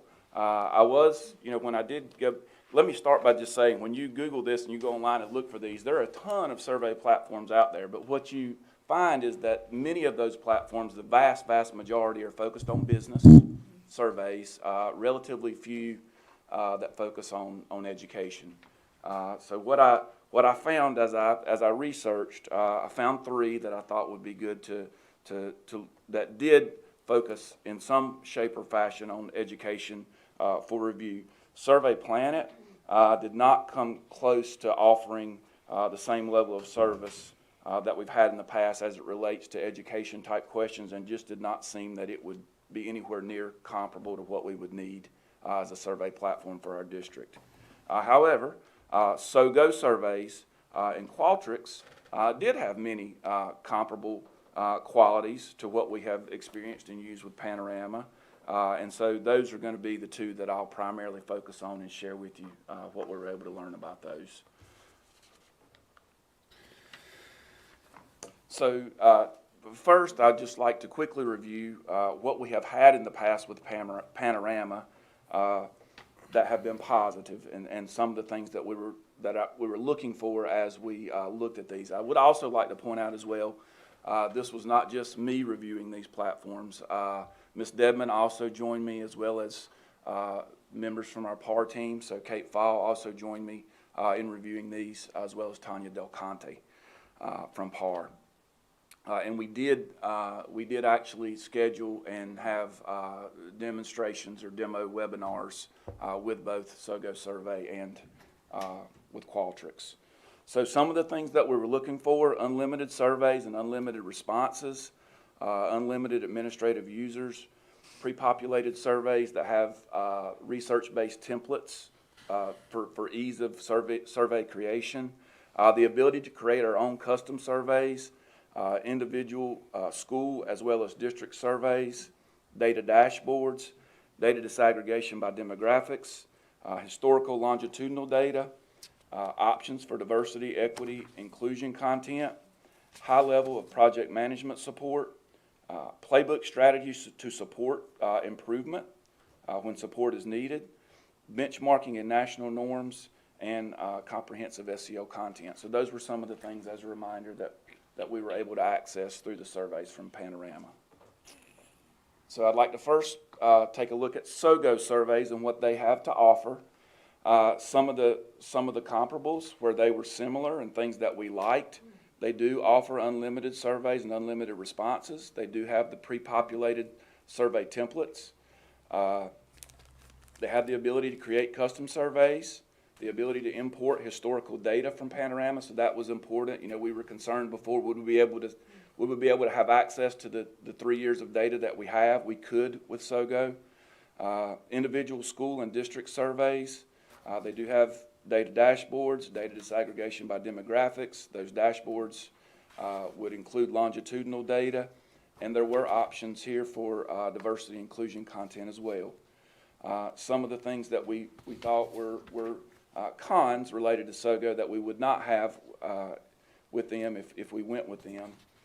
They're not solely a K-12 focused survey platform. So Panorama is an education platform. You know, when you see Panorama, it doesn't say Panorama Surveys. It says Panorama Education.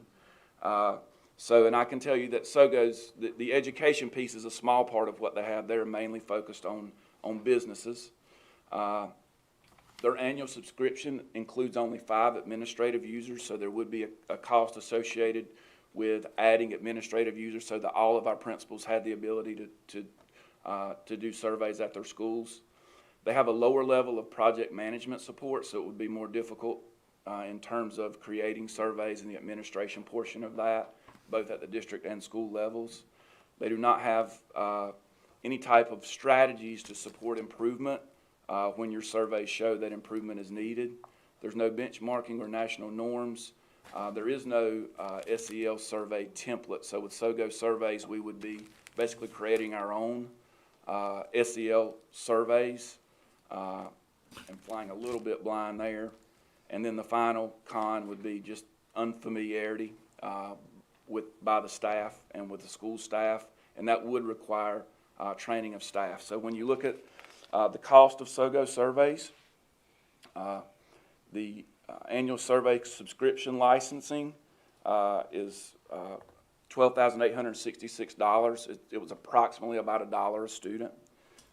Then there is a cost but that comes with 5 administrative users. So then if we want, to have all of our schools to have the ability to do this, as well as our central office staff and different departments to be able to use the survey platform for all of the district survey needs, we figured we would need to have at least 30, if not 35, but the cost for 25 additional administrative users is $16,788. So for an annual total of $29,654 approximately. And Panorama is what, 50,000? It's right at 51,000 for just the survey platform, not counting the professional development. If we subtract the professional development. Okay, Qualtrics.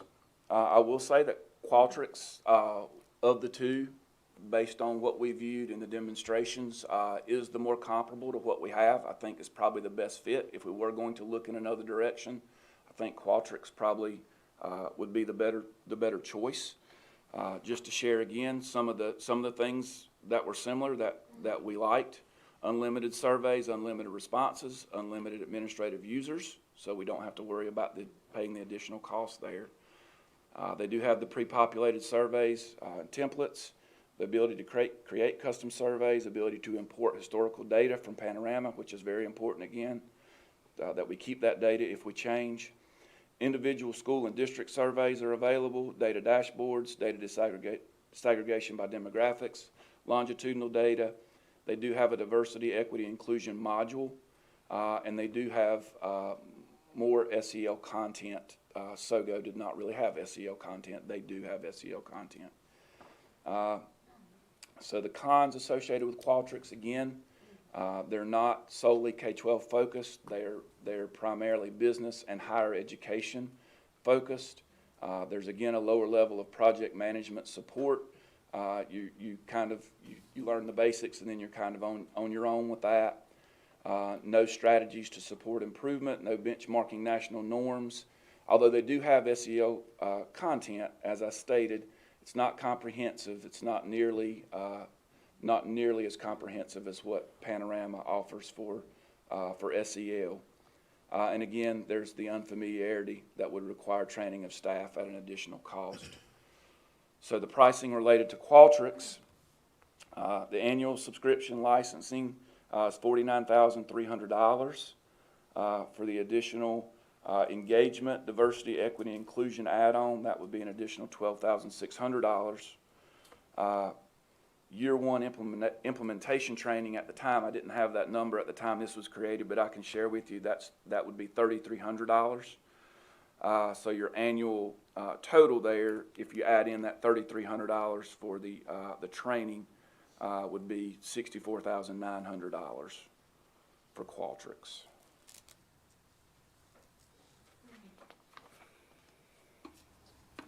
So based on that review and the comparisons with SOGO surveys and Qualtrics, what Panorama offers that they do not, the sole focus on meeting the needs of K-12 education, a higher level of project management that makes survey development and administration very easy. They do offer the library of strategies that it's called Playbook, to improve teacher performance related to student needs when those are identified, through survey data. They do have benchmarking related to national norms so that we can compare our district to other districts across the nation to know in what areas are we doing well and what areas are we falling behind national norms. And then finally, it's a familiar, easy-to-use resource that does everything that the schools and district need, and it is at a lower cost than the biggest and most comparable competitor to Panorama, which is Qualtrics. So what we would recommend is that we continue utilization of Panorama Education for our survey needs, but without the 7 additional professional development sessions that are a part of the proposed contract. This would deduct $10,500 per year from the cost for a total deduction of $31,500 over the 3-year contract. The cost would then be $50,960 per year and $152,880 over 3 years of the contract. And again, that cost will be covered through the district's ESSER 2 and ESSER 3 funding that the board has already approved the plan for. So, Dr. Powers, clarify if you would, please, the online training. There's a difference between the webinars where we contract with Panorama to provide training, and then there's the online feature that the board had expressed some concerns about last month. What have we learned and concluded about that? yes, so the online options are there, and they're free for many people, even if we don't go with Panorama, it's out there and they can be accessed. But that's not something that we're seeking to do. We had, for example, last year when we did, the SEL Castle core competencies was the training that we did. Those were what we paid for but we're not seeking to pay for any additional. That item that was on the list that Mr. Hensley pointed out during the meeting last month, what was the nature of that professional development platform that was established, and why was that Panorama link on that list? Dr. Locklear. I'm sorry, sir, I'm not familiar with exactly what you're referring to. Mr. Hensley noted that there was a list of professional development links for teachers. And so this Panorama training platform was a link on that list. And it wasn't just SEL training, it was across the board. Sir, thank you for the reminder. Yes, I remember. To prompt you, I think we owe an explanation and some context on that for this recommendation today. That list of professional development opportunities was developed almost immediately after the pandemic when schools were shut down to ensure that we were providing our teachers and our instructional assistants a lot of opportunities to use time wisely and invest it wisely in professional development. And so and to make sure also that they were able to get their CEUs that's required for licensure. Because we effectively had shut down in-person Effectively shut professional down. development, yeah. And now later on, the state board came and gave an additional year, granted, an additional year for folks to get their licensure, but at that time, our CNI department, really our whole academic student support services department came together and created a little list of things that we found on the DPI website. There was certainly vetting that went on, but those things were put together as a result of that. Yeah, there was a lot of pressure to have a lot of different options for teachers. And as you indicated, there could have been more vetting that went into that, but at the time, that was a valid resource. But was there an effort to encourage teachers to go to that particular link, or was that just one of a variety that was available? That whole deal was a resource that was sent out to our teachers. All the lists, the entire list. Yeah, It was sent out as a resource. But there was no conscious effort to make that one link stand out on that entire document, was there? No, sir. Okay. All right, so do we have questions pertaining to the recommendation? This will be coming up again at tonight's meeting, so if you want to make an impassioned speech that you want the audience to hear, you may want to save it for this evening, but if you've got specific questions for Dr. Locklear or Dr. Powers, this will be the time. And I'll stand by my recommendation on that, Madam Chair, knowing that there's some differences of opinion on this. I just think we need to have some finality on it based on the follow-up that Dr. Powers has said. I'm sorry, Mr. Hensley, go ahead. Yeah, I just have a couple of questions. So I think last month there was a multi-year discount. Is that true? True. So what's the just per year price? Do you know off the top of your head? Yeah, it's $50,960 per year. And that would still include, that includes the multi-year discount. The multi-year discount applies only to the licensing fee for the surveys. So it's, right now it's $51,000 if we buy a 3-year license or whatever. That's with the discount. Right, so what is it without the multi-year discount? Do you know, is it 10%? 10% seems to be pretty standard. It is 10%. 10% is the discount, yeah. Okay, so it costs $56,000 without it or something. Okay, I wasn't aware that not that I'm an expert in this, but I wasn't aware that doing the professional development was à la carte, that it could be separated out. Is that normally à la carte from Panorama, or is it a little Freudian slip there, open Pandora's box? Listen to some music. Or is that something they did special for us, or No, you guys? that's their general Okay, so, process. okay. Yeah, there's a licensing fee Yep. for a district, based on number of schools. And then I was very happy to hear that we had separated out the professional development. I'm like, good, because that's what I think we asked for, was a clean survey platform, until I hear about this playbook of strategies to improve performance or whatever. So I think it's fair to say that Panorama's approach to pretty much everything, certainly the professional development, is very far left. I mean, I provide examples all day long. But what about this playbook? I'm concerned that there's going to be some ideology creep in this playbook. Do you have examples of the strategies that they recommend if a teacher falls short of how to remediate that? So it says it's a playbook, a library of ready-use strategy for teachers to improve their performance related to students' needs. So I was kind of happy with this until I read that, and I'm not sure, given what I've seen with Panorama's approach to anything, that we want them to provide a library of. So any clarification on that and what their approaches are? I can't give you a specific example off the top of my head right now. Can Ms. Dadman? Well, what, I can give a couple ideas if you'd like. Some suggestions, or just paint a picture of what we know about the playbook. And Dr. Locklear, please feel free to weigh in as well. I was just going to make the point that the playbook is there for example, if something on the survey shows that your school is low in a certain area or a certain grade level, that you'd go to that playbook to look at those based on the SEL competencies.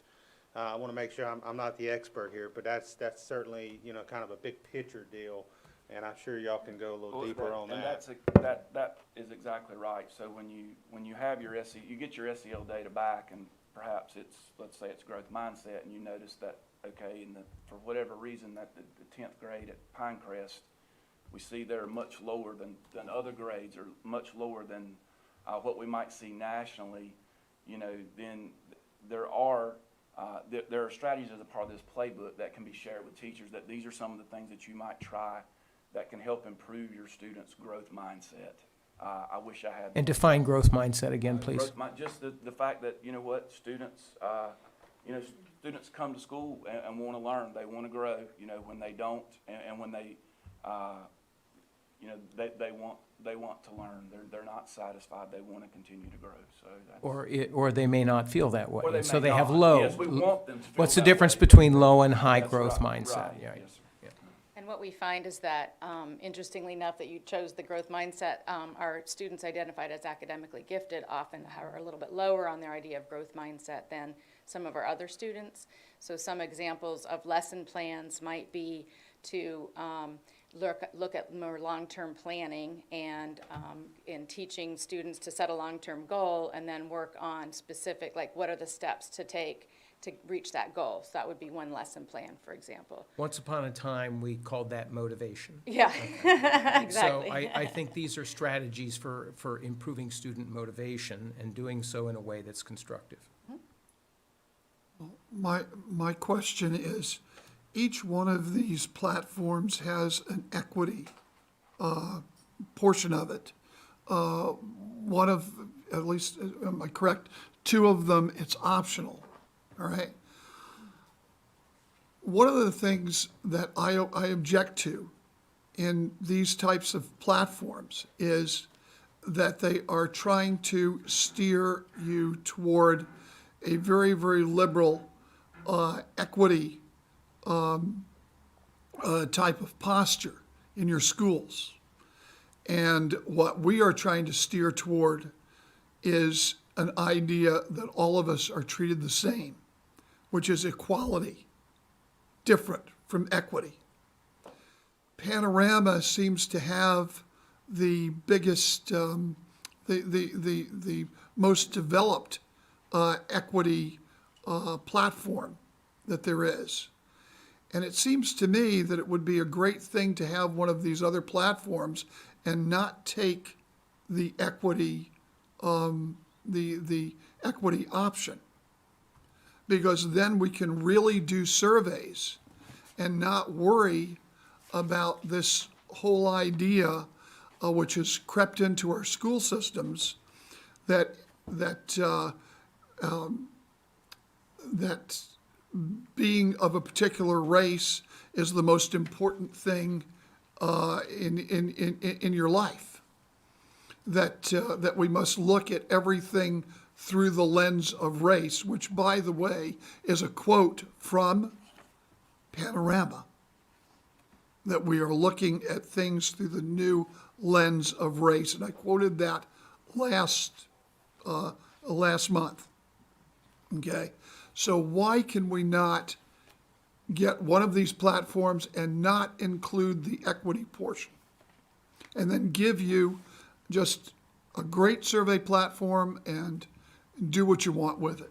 And I would say, why not continue to use the platform that we have used, that everyone's familiar with, and it gives us the most, the SEL piece is most, to me, I think is very important, and it's most comprehensive. And we're able to choose, you know, what we put in there related to SEL, related to the different SEL competencies.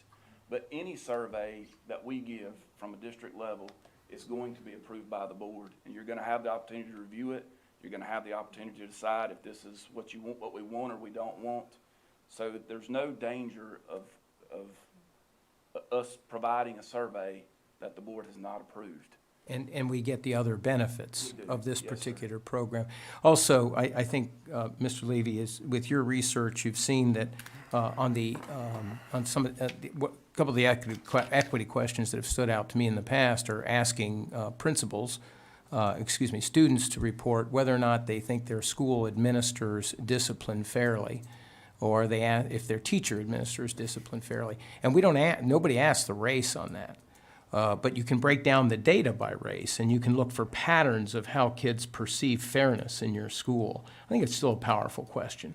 Well, How you analyze the data is very good I don't with disagree that. with you. I knew you would agree with me. That's why I figured that. No, I didn't go that far. I said you didn't disagree with me. Okay, no, it's important to know how the students feel.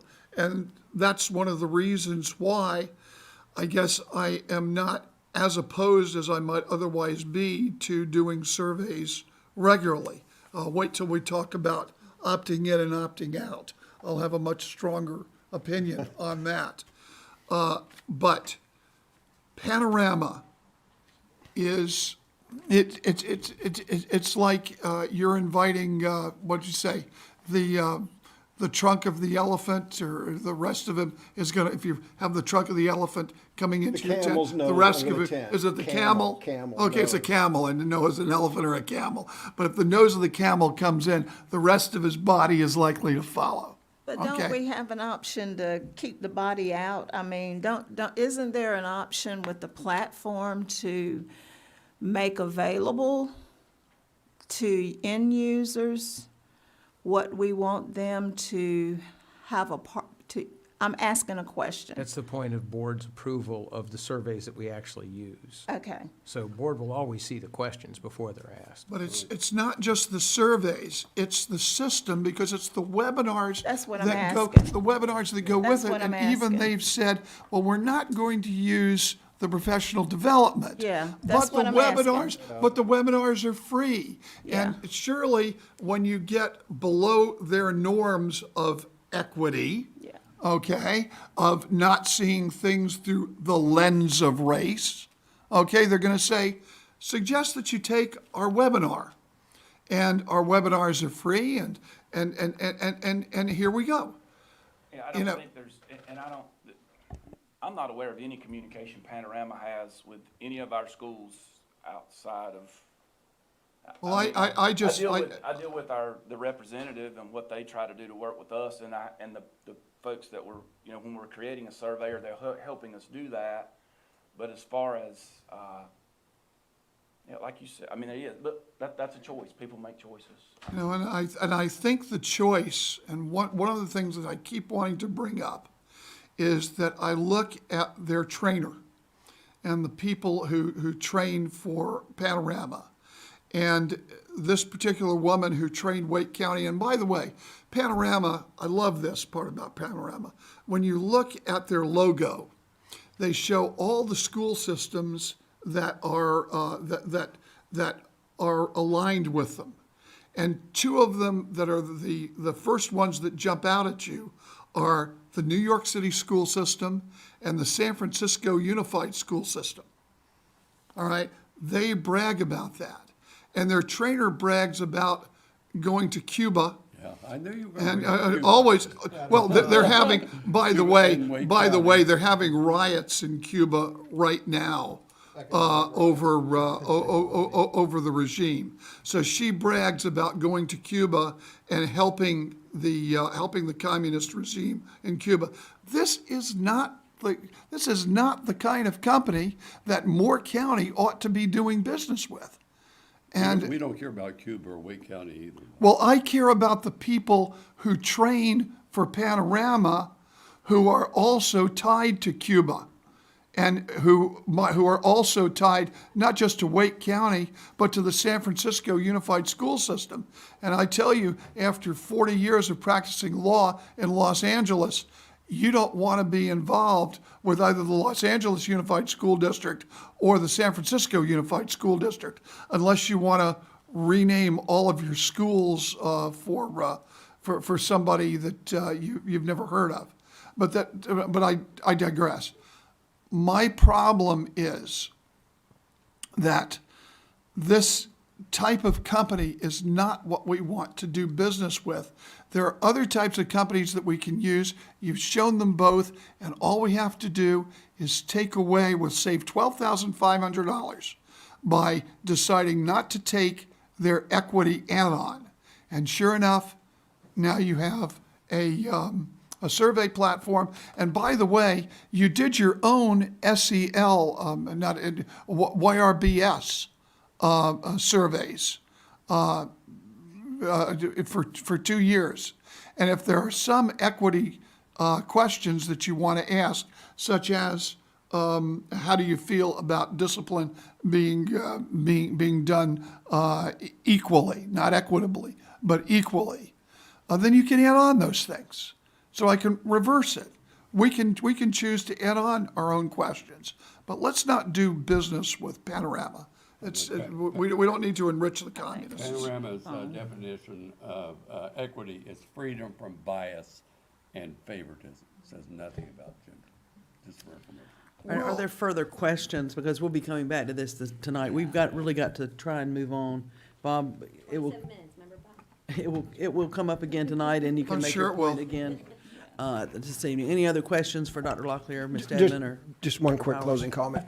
I want to thank the staff for taking the steps to listen to us and separate out the professional development, from the survey, because that's important. The one thing I would ask the fellow board members to consider for the vote this evening is, the central office superintendent did make a good effort. We're separating that out, trying to go to a pure survey platform. We really ought to consider maybe a 1 year, paying the 10% extra, doing a 1 year contract, and then going from there year by year, so that, see how it turns out. Thank you. Do we need to take a quick break? Okay, we're going to take a break until 25 till What time are we approaching? 3 on the clock. Thank you.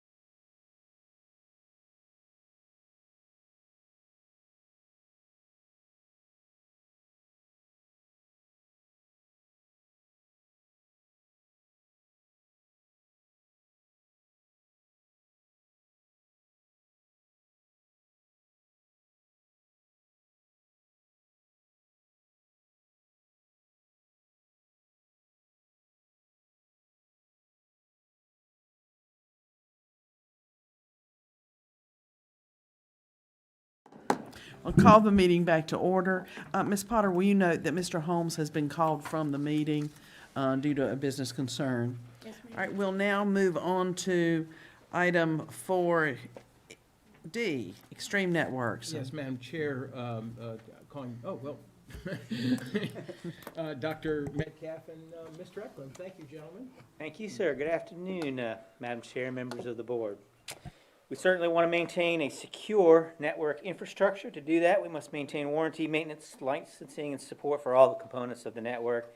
And Mr. Eklund, our most knowledgeable person in the room, will share a request to utilize Extreme Networks for software licenses and support. Yes, thank you. As you're aware, that we requested on the ESSER 2 funding plan, the cost for a 3-year contract for our Extreme Network support. It's basically our support and software licenses.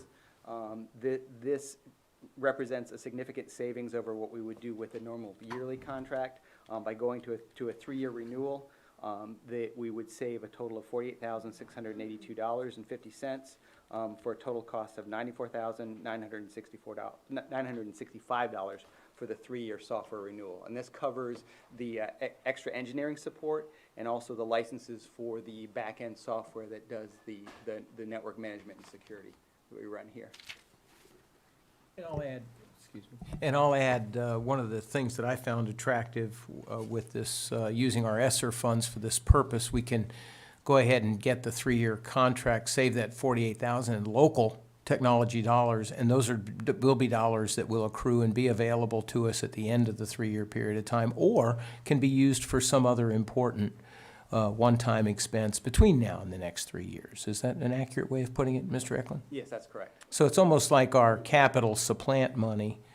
This is a way that we can use the federal dollars to save some local dollars along the way. Right, it's a similar philosophy. This is something we have to do anyways, Yes. and this is an opportunity for us to save significant. And that's what sold me and elicited my recommendation.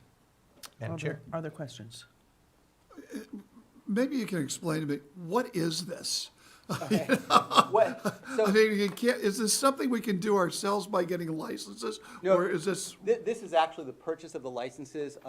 You may remember in the board report, we talked about our NC came in and did a cyber hygiene assessment. One of the Right. things we rated as a district as our highest rating was our network security and segmentation. This is software that basically monitors the whole network, make sure that only Moore County Schools devices connect to the network, and they connect in a way that keeps the rest of the network secure. So these are sort of the back-end systems to do that. Plus, it's not only the software, those software licenses to run those systems, it's also the support so that if we have an issue, we pick up the phone, we get directly to an Extreme Networks engineer to assist us with any issues that we have. is this like PC-matic for just an average computer, or is it an antivirus, or No, what? it's not a piece of software that installs on the computer itself. It's software that's running on systems back at our data center that monitors the entire network. It just tells you somebody's gonna get on your network. Right, it basically, yeah, one example would be somebody, a device connects to the wireless network. This is a device we don't know of, you don't get anywhere. This is a device that we've actually seen network issues, it's causing something, it's triggered some sort of security alert. That thing is isolated as well, those kind of things. It's the kind of thing that lets us safely offer the guest network, for instance, here in the boardroom, and know that that won't be able to connect to anywhere else in the network, but we can give open internet access on the guest network. But just to clarify, it's much more, I mean, you described the security and wireless access point, but it's my understanding, this is the entire network infrastructure. This is all the support for all the routers, switches, everything. Wireless, So it's maintenance patches, it's warranty, it's support Right. to some level. Yeah. Right, yeah. It's from the port upwards, all that infrastructure. Any other questions? Thank you. Thank you. We value You need our to bring up a internet. controversial network infrastructure like IP version 6. Now, that's something we could really sink our teeth in and be controversial about. I'm just glad we got by the word extreme. All right. Yes. I was afraid I was going to have both ends mad at me on that one. right, Dr. on to the next Locklear will discuss contracted psychological services for exceptional children's services testing. Dr. Locklear and Ms. Dedman. Thank you, Dr. Grimsey, board members. This is psychological testing services that were part of the ESSER plan that previously, you previously saw in the ESSER plan that was approved. This is primarily to take care of contracted psychological services for exceptional children's services and exceptional children's testing. But I'll let Ms. Desmond give a brief overview of this and the process of identifying these folks for contract. Ms. Desmond. Okay, good afternoon again. Because of the COVID-19 pandemic, we had a delay in some evaluations, psychological evaluations for identification for students, whether they're eligible for special education. So as part of that, North Carolina has been placed under corrective action and given us some things that we have to do, which includes testing a lot more kids than we would normally test in a normal year. And so part of the ESSER funding was approved to contract with school psychologists specifically in order to expand our capacity to do this extra testing. We checked multiple vendors to find school psychologists, and we're not able to find any of the staffing. Like, for example, Dr. Bullard has contracts with a staffing agency that provides her with some teachers or for some sign language interpreters. They don't have any school psychologists in North Carolina. They haven't come toward me with any of them.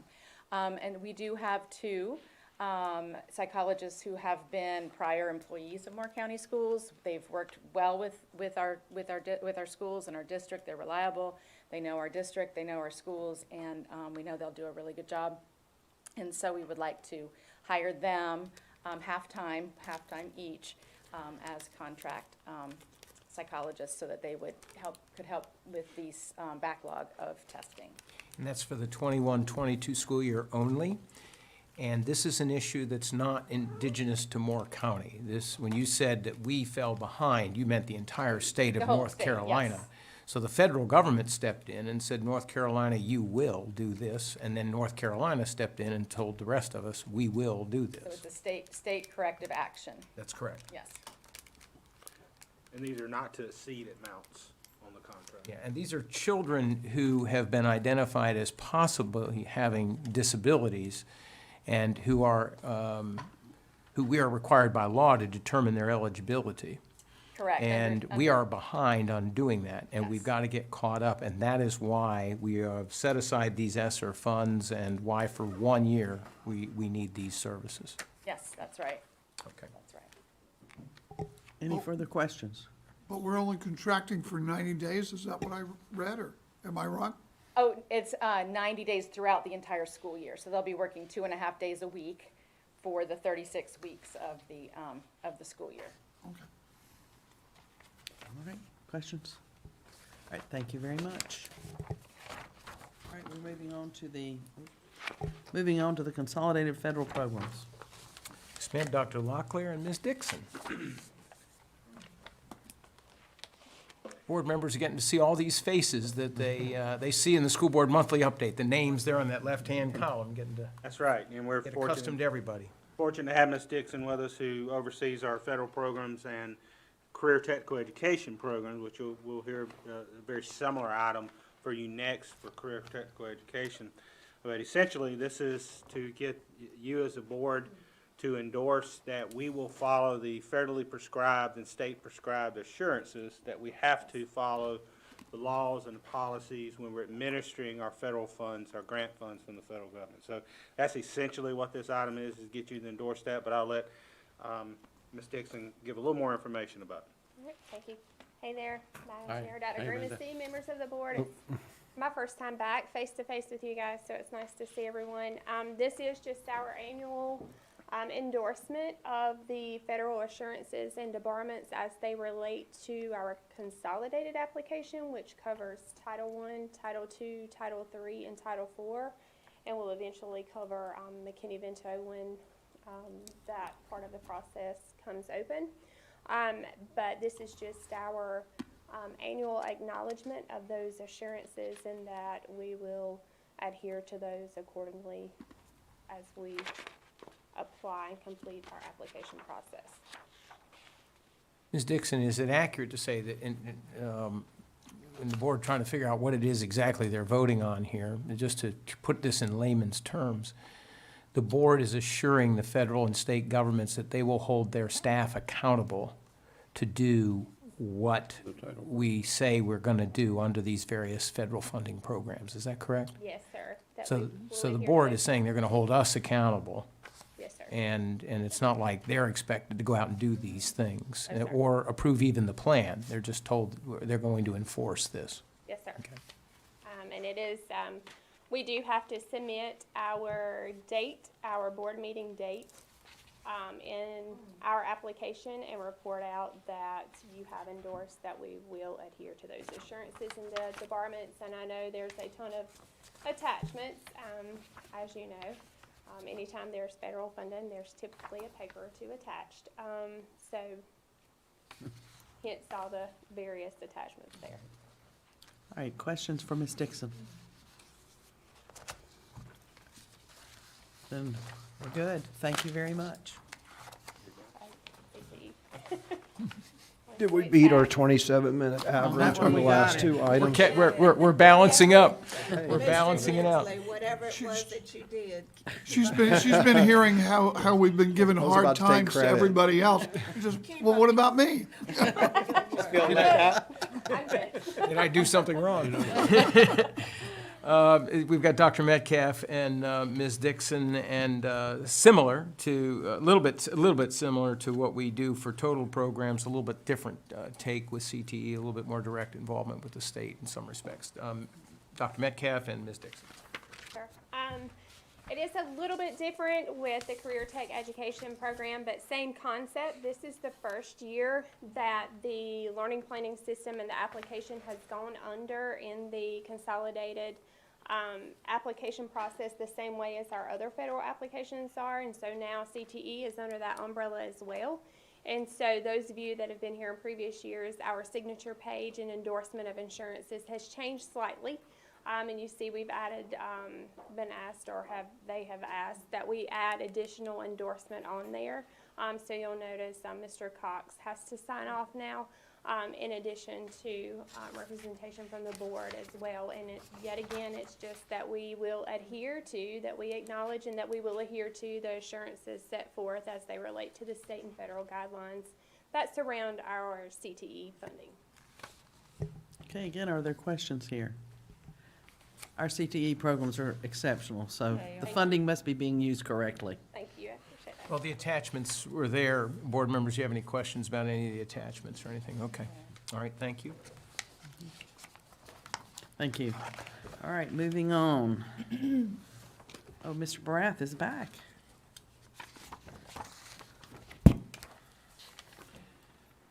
And board members, this next one, as you've been able to see, is we're continuing to, any of the ESSER-related programs, we've been packaging those for you, and as they become available, and I'll turn that over to Mr. Barath. A little lighter load this month than what we might have in other months, Thank you for setting me up. but there's a lot in the hopper. There's more coming. And, Just ready for next. I'm buckling up for the next few items. So we'll keep it simple that way. Okay, you already did it. Thank you, Dr. Grimsey. Okay, good afternoon, everybody. The first item is capital projects, and this is a familiar format, I hope, for you by now, that where I present each month any items that are in excess of the $50,000 threshold for board action or approval of, that I bring to you and identify which of the three funding sources they'll be coming from. The first one's going to be the bids for replacing the existing fire alarm system at Carthage Elementary School.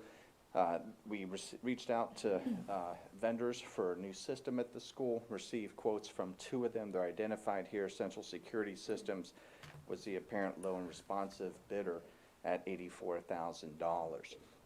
The identified line item budget for this project was $140,000, and that's out of the county's supplemental $2.136 million fund that they gave to the board for a list of projects that I presented earlier this morning to you. So out of that total $140,000 budget, subtracting $3,500 for the design of the system to be bid upon, and the potential award a bid of $84,000, there's a savings of $52,900 to this project. And again, this is covered by the $2.136 million supplemental fund. I'm going to pause there if there's any questions regarding that one before I move on to the other. Okay. Oh, Just as a health and safety issue, is the current fire alarm not working? there's a partial alarm at the school. All buildings do not have one, so if an alarm goes off in a structure, there's no indicator anywhere on the campus. It is also pretty much out of availability of replacement parts. They're not easy to maintain anymore. Right, fair enough. This essentially unifies the system. And makes it comprehensive It in all updates buildings it. throughout the campus. Sure. Yeah, it updates it. Yes, Sir. Yes. Does it include the gym? yes, it does. Okay, good. I don't want you to have to replace the roof and then not have a fire alarm. Thank you, Mr. Lee. Okay, the next item, board will recall, as part of the ESSER funds in response to the COVID pandemic, we had identified replacement of 2 activity buses. All 3 companies in North Carolina that provide activity buses were asked to provide a quote, and the apparent loan responsive bidder is White's International, and their offer was for $185,091.48. These are 72 passenger activity buses, consistent with what was presented to the board previously for a bus that was purchased. And as you'll recall, this was approved by the board back in May when you approved the proposed budget plan for the $11.4 million of ESSER projects. And this would leave a balance of $14,908.52 to the good from the budget line item of $200,000, and so it fits within the funding strategy. By the way, so you're saying that there's some money left over so that we could do something with that money. How about buying seat belts? I'm not kidding. I'm deadly serious, because one of these days we're going to regret not having seat belts on these buses. And I will repeat, I'll respond. That gets above John's pay grade at this point. Oh, I It ends up being understand. my recommendation, and I'll repeat what I've said before. Throughout my career, when this matter has come up, and I've been involved with this discussion for a lot of years, it has been my experience that the construction of the buses, what you've heard about the construction of buses, I have seen that proven to be true over and over again. What I also have heard from bus drivers for years, which you can see in the literature from time to time, and I've bought into that persuasion, is that to me, the bigger risk for children is a disabled bus driver on a bus that's disabled, and the children cannot evacuate because the cumbersome process of getting out of their seats and getting off the bus, particularly in the event of fire. And so I think that there isn't a total lack of risk once children are strapped in, and I think that it introduces a new risk, and so that's the reason why it's not part of my recommendation. And let me tell you that has been the same argument against seat belts in vehicles, because people would say, well, in case of a fire, we can't get a person out of the vehicle yet. Yet vehicle deaths have gone down in spite over the past 50 years, since 1967 when we first put seatbelts in cars. They've gone down primarily because of seatbelts. Because let me give you an example. If a child is sitting in his seat and he's going 60 miles an hour, and that bus stops or gets into an accident, that body of that child is still going 60 miles an hour. And heaven forbid, the child is standing up when a collision occurs, and that body goes through the bus. And there have been very, very, very few fires that have occurred, and I've never heard of or never seen a situation where a person couldn't get out of a seatbelt. You play the odds, and the odds are, as we teach our children, if you put people in restraints while they're in vehicles, the odds are that they will end up after an accident alive. And so I'll just repeat that, and right. I'll leave it at that. Bob, Thank you. that's because people were driving cars. We have trained drivers for our buses. And do you have you trained the drivers, have you trained the truck drivers who hit the bus? Okay, that's, in other words, I've got a good trained driver in my car, but I wear a seatbelt. And the reason why I wear a seatbelt is because that drunk coming down the road is liable to hit my car. Okay, I you just- two. I despise that you're a good driver. I don't know. Well, you might All right, get. let us go back to Ms. Barat. Are there any questions about the appropriation for That comes activity up buses? That comes up for approval. I have a non-seatbelt related question. Yeah, go right ahead. You're welcome, Vice Chair. So just to reflect my memory, I know you briefed this before, but where are these two buses going? The 37 and 23? Or where will they end up, I guess? Do you know off the top of your head? I do not have that in front of me, I apologize. There is a but plan. there is a Oh, I know there's a that plan, and we saw it a few places months the ago. Specific ones, and then the plan also will move buses that are underutilized to places where they need to be higher utilized to extend the life of vehicles. Perhaps this evening you could let him know? I will find that information. If we have a Yeah, long I think enough the break. public might want to know. You just throw that slide up. I remember seeing the slide before, there was a plan. And my second, I'm sorry? I want to say one was Pinecrest, but I could be wrong. That was the one prior to this one. Yeah, the was first one, the Pinecrest. previous one was Pinecrest. So I remember looking at it going, oh yeah, people will be happy with this. I just don't, it's been several months ago. My other questions are actually directed to the superintendent. So the interdepartmental charges and accruals and reserve accounts that a couple months ago you said were being set up, has that been finalized yet, or is that still being implemented? Yeah, that was part of Mr. Brath's presentation that you made, the funding plan. When we laid out the ESSER plan, we can hit the refresh button on that. They do have. So has that been, so that's all set up, and now we're doing accruals as the buses are used? We're charging and we're doing accruals, and we're putting that 50 cents a mile Yes. into a reserve account? Indeed, we are. And then we need to make sure that the county knows, as they see these reserve accounts grow, that those are specific purpose reserve accounts to fund the depreciation of the buses, so that we have replacement money, so they don't go, look, you got this big reserve account. Yeah, They have a rough time with those. we annually have advised them of how we use our Medicaid funds and all the various other accrual funds that we have, and we'll continue to do so. In this case, you're absolutely right. That would have to be included in that conversation. In order for you to actually approve the ESSER plan, there was an expectation on your part for us to include the activity buses. We had to show you how that was going to work, and that's, if you go back, that's where we presented that to you Oh, previously. yeah, no, I remember. I just wanted to make sure that it had been implemented. I was unclear back then whether it was just going to be. And my other question related to this, so when the chess club uses an activity bus to go to Raleigh and they pay $2 a mile or whatever, and so the chess club writes a check, is that money come to the central office and it's all being retained in the central office? I'm going to defer to John. The process is going to be that the school that houses the activity bus on their campus will be invoiced monthly for the mileage. The school is responsible to collect from the various groups that use the bus, so then they can pay the invoice each month. And then the money that is collected by Mr. Cox and Mr. Barath will be.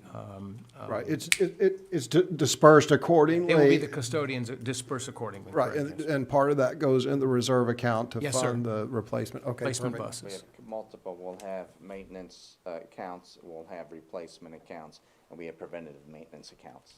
Great, So good. They'll be And all I can- structured that way, and that we can begin tell you- July 1st. That I'm sorry, it took effective We July began 1st. July 1st. Okay, good. 6 years ago, the debate team was paying $13.50 a mile.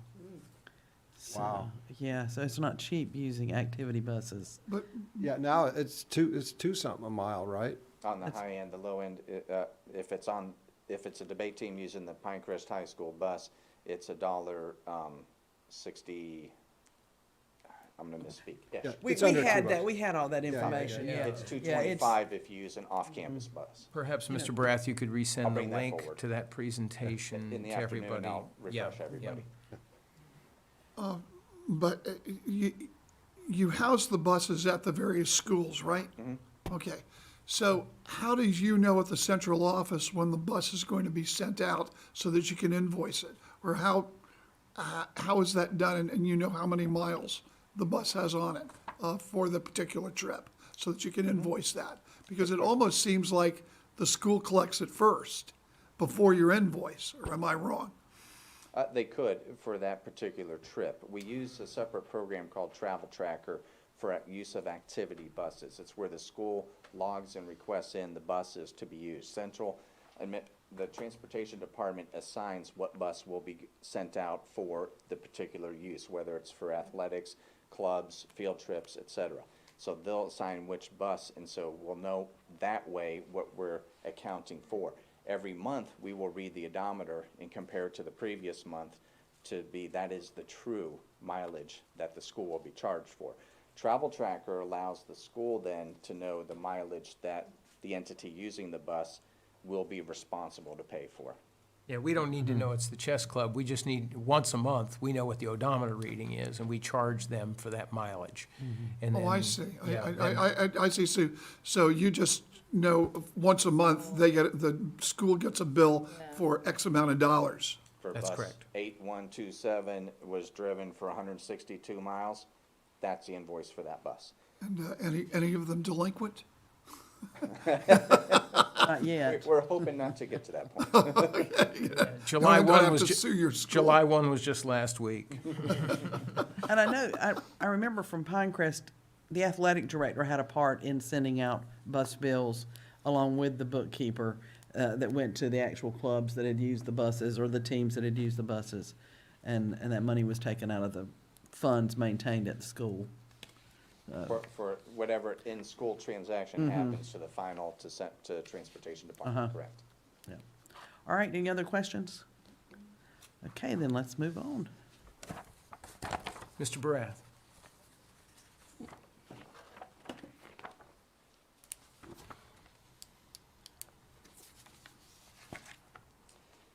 And Laura May, if you don't mind, if you would bring up the attachment and go to the end where there's an exhibit of a map.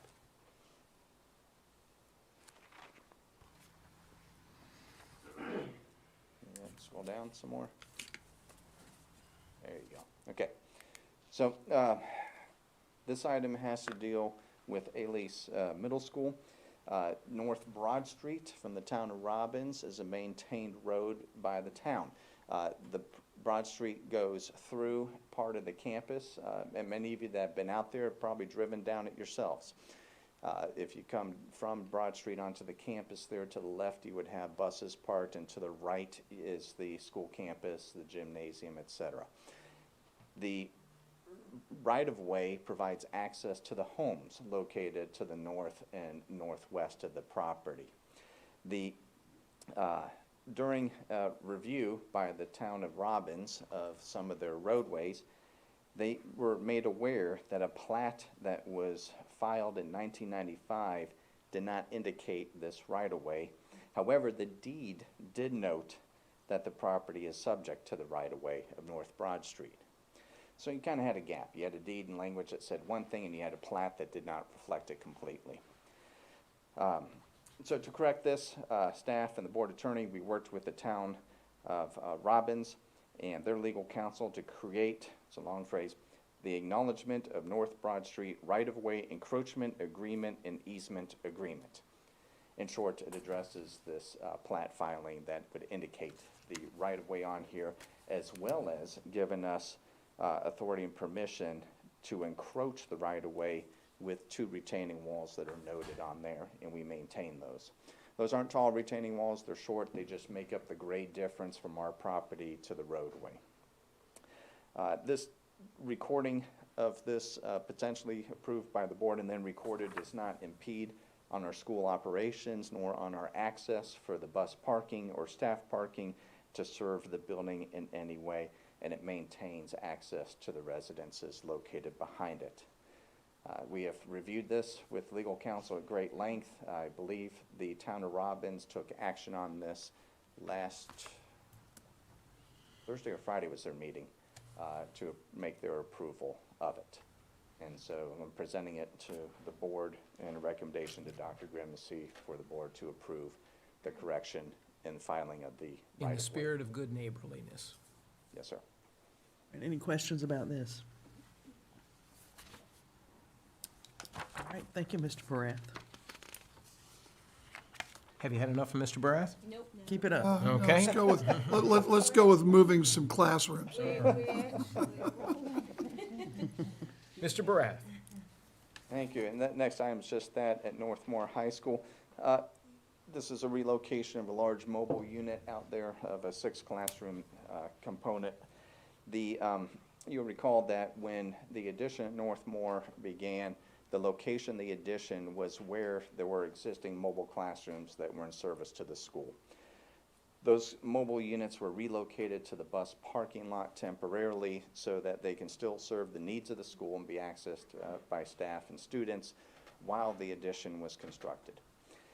With the addition being complete and fully occupied, the mobile units are no longer required at the school site and need to be removed and the parking lot for buses restored so they can go back to bringing students in and picking them up in that side lot. Staff had contacted 10 mobile unit movers from across the region. We reached out to school systems around us to talk to them about who they use to move mobile units. The company that originally had relocated units for us has closed its doors recently, and so we are in search of some to help us with this process. We had responses from many. Many responded also that they were not able to do this work. The large unit that comprised of the 6 classrooms was too large for them to move. So after discussing this with several of the contractors, we decided to split this process into 2. We had approximately 8 single classroom units that needed to be relocated, and then we needed the large 6 classroom unit. For each of these, 3 quotes were received. Within the quotes that were received, one bidder withdrew, decided in the end they didn't have the time, could not meet our needs. There were 4 separate companies that provided these quotes. The same company to quote did not quote for both of them. The final quotes process succeeded in promoting this competition, facilitating the timely transfer of the units so they could be ready for teachers in August. The 8 individual units are needed at Cranes Creek Middle School with the increased student attendance next year, and the large unit will be needed at Cameron Elementary for their growth. The modular units in both of these campuses, you may recall, will allow the classroom capacity to meet the core capacity of the school. That's something we talked about previously, for example, at Carthage just last month, how the core capacity does not equate to the classroom capacity. The contract to transfer the 8 units from Northmore to Cranes Creek went to Davis Mobile Home Moving, and that was for $40,000. It was less than the $50,000 threshold for board approval and was authorized by the superintendent. The contract to transfer the large classroom unit to Cameron does exceed the $50,000 and is why I am here tonight presenting it to you. Of the quotes received, the lowest and responsive bidder is Piedmont Mobile Home Movers, and the amount is $63,161. It is our recommendation that Piedmont Mobile Home Movers be awarded the bid for this amount. The transfer of the 8 units and the transfer of this single large classroom unit is all within the construction cost for Northmore High School that has been funded by the county. The costs do not exceed the allotment. And so it's a recommendation that is made by staff to the superintendent that Piedmont Mobile Home Movers be awarded this as a cost fit within the projected allowance for the project. Are there Respond to any questions? questions for Mr. Morath? I'm sure Northmore is eager to have those classrooms removed such that their campus can really assume normalcy. I mean, I have a comment too. These 2 moves played a significant role in our redistricting too, which allowed Cameron and Cranes Creek to increase the number of students because they had the core capacity for the others. So That's why a lot of the moves were made during the reassignment. Mr. Levy, did you have a question? Yeah, my concern was, first of all, we own these mobile home units, not mobile home units, but mobile units. Classroom. Still classroom units. Okay. My concern is this. We moved all, and perhaps you're not the person I should be asking this about. Perhaps Dr. Grimacy can help. The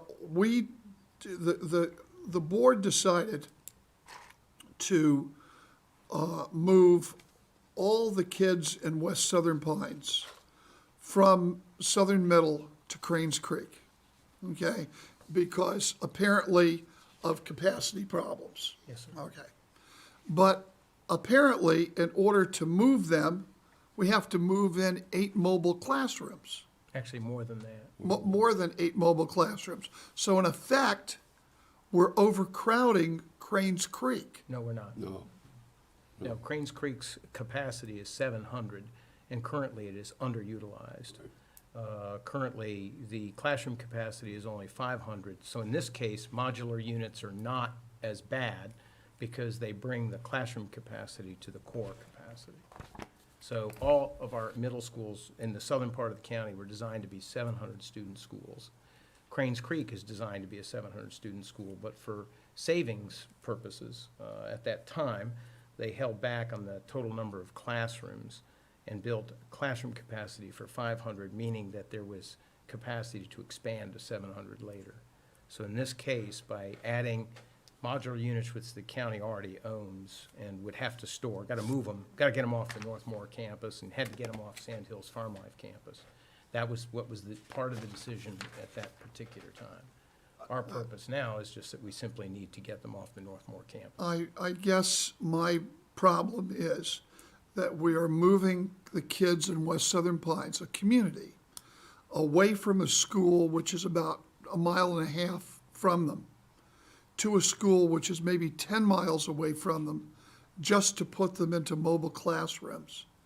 And I just think that's wrong. Now, I wish we could reverse that, but maybe we can't. But it doubles my belief that I think that West Southern Pines was treated unfairly in this redistricting. It's just my comment You're on talking it. about middle school, right? I'm talking about middle school, yes. I'm talking about the difference between Southern Middle and Cranes Creek. Okay, I believe that we're moving the kids, and during these appeals meetings, we had people who said, how could you move my child away from a school which is just about 1 mile away to send him 10 miles away to put him and put him on a bus? And I thought at the time that, well, maybe I was wrong. Maybe there was more capacity. But this idea of core capacity, with all due respect, Dr. Grimacy, if you don't have classrooms in a school, you don't have capacity. When you're bringing in mobile classrooms, you're in effect increasing capacity.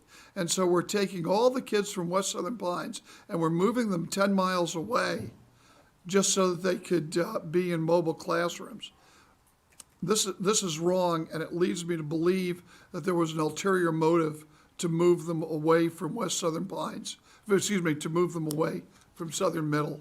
And I just believe that. And I'm sorry, and I know that a lot of people will disagree with me. Well, Mr. Levy, just real quickly, the alternative is to move 200 kids out of West Pine and send them somewhere. And what we've done is basically a triangle. You've moved kids from Southern Middle to Cranes Creek. You now have room at Southern Middle to bring children from West Pine to Southern Middle, and that brings West Pine still over capacity, but serving the children that it needs to. And it makes use of the core capacities at Cranes Creek and again at Cameron, where there is room to serve them in the cafeteria, there's room to allow them in the library, there's room to teach them in the gymnasium that doesn't exist at Southern Middle or at West Pine. They're both going to be over capacity. And maybe you could have kept them all where they are And let me finish. Bring your mobile classrooms over to West Pine and allow these kids to be in their local schools.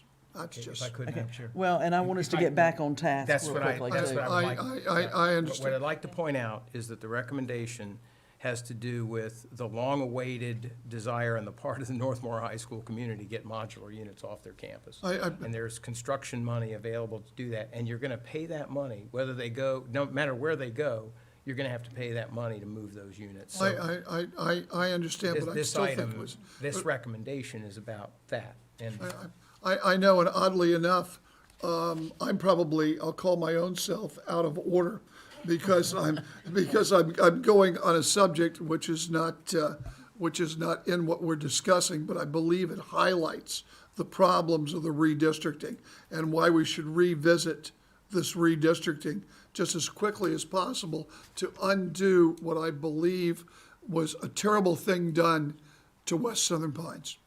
All right, let us move on back on task, though. Are there questions for Mr. Barath about moving modular classrooms? I have a terminology question because I'm the new guy. So let me see if I got this straight. So core capacity talks to the capacity of the library, the cafeteria, all the common areas to support X number of students.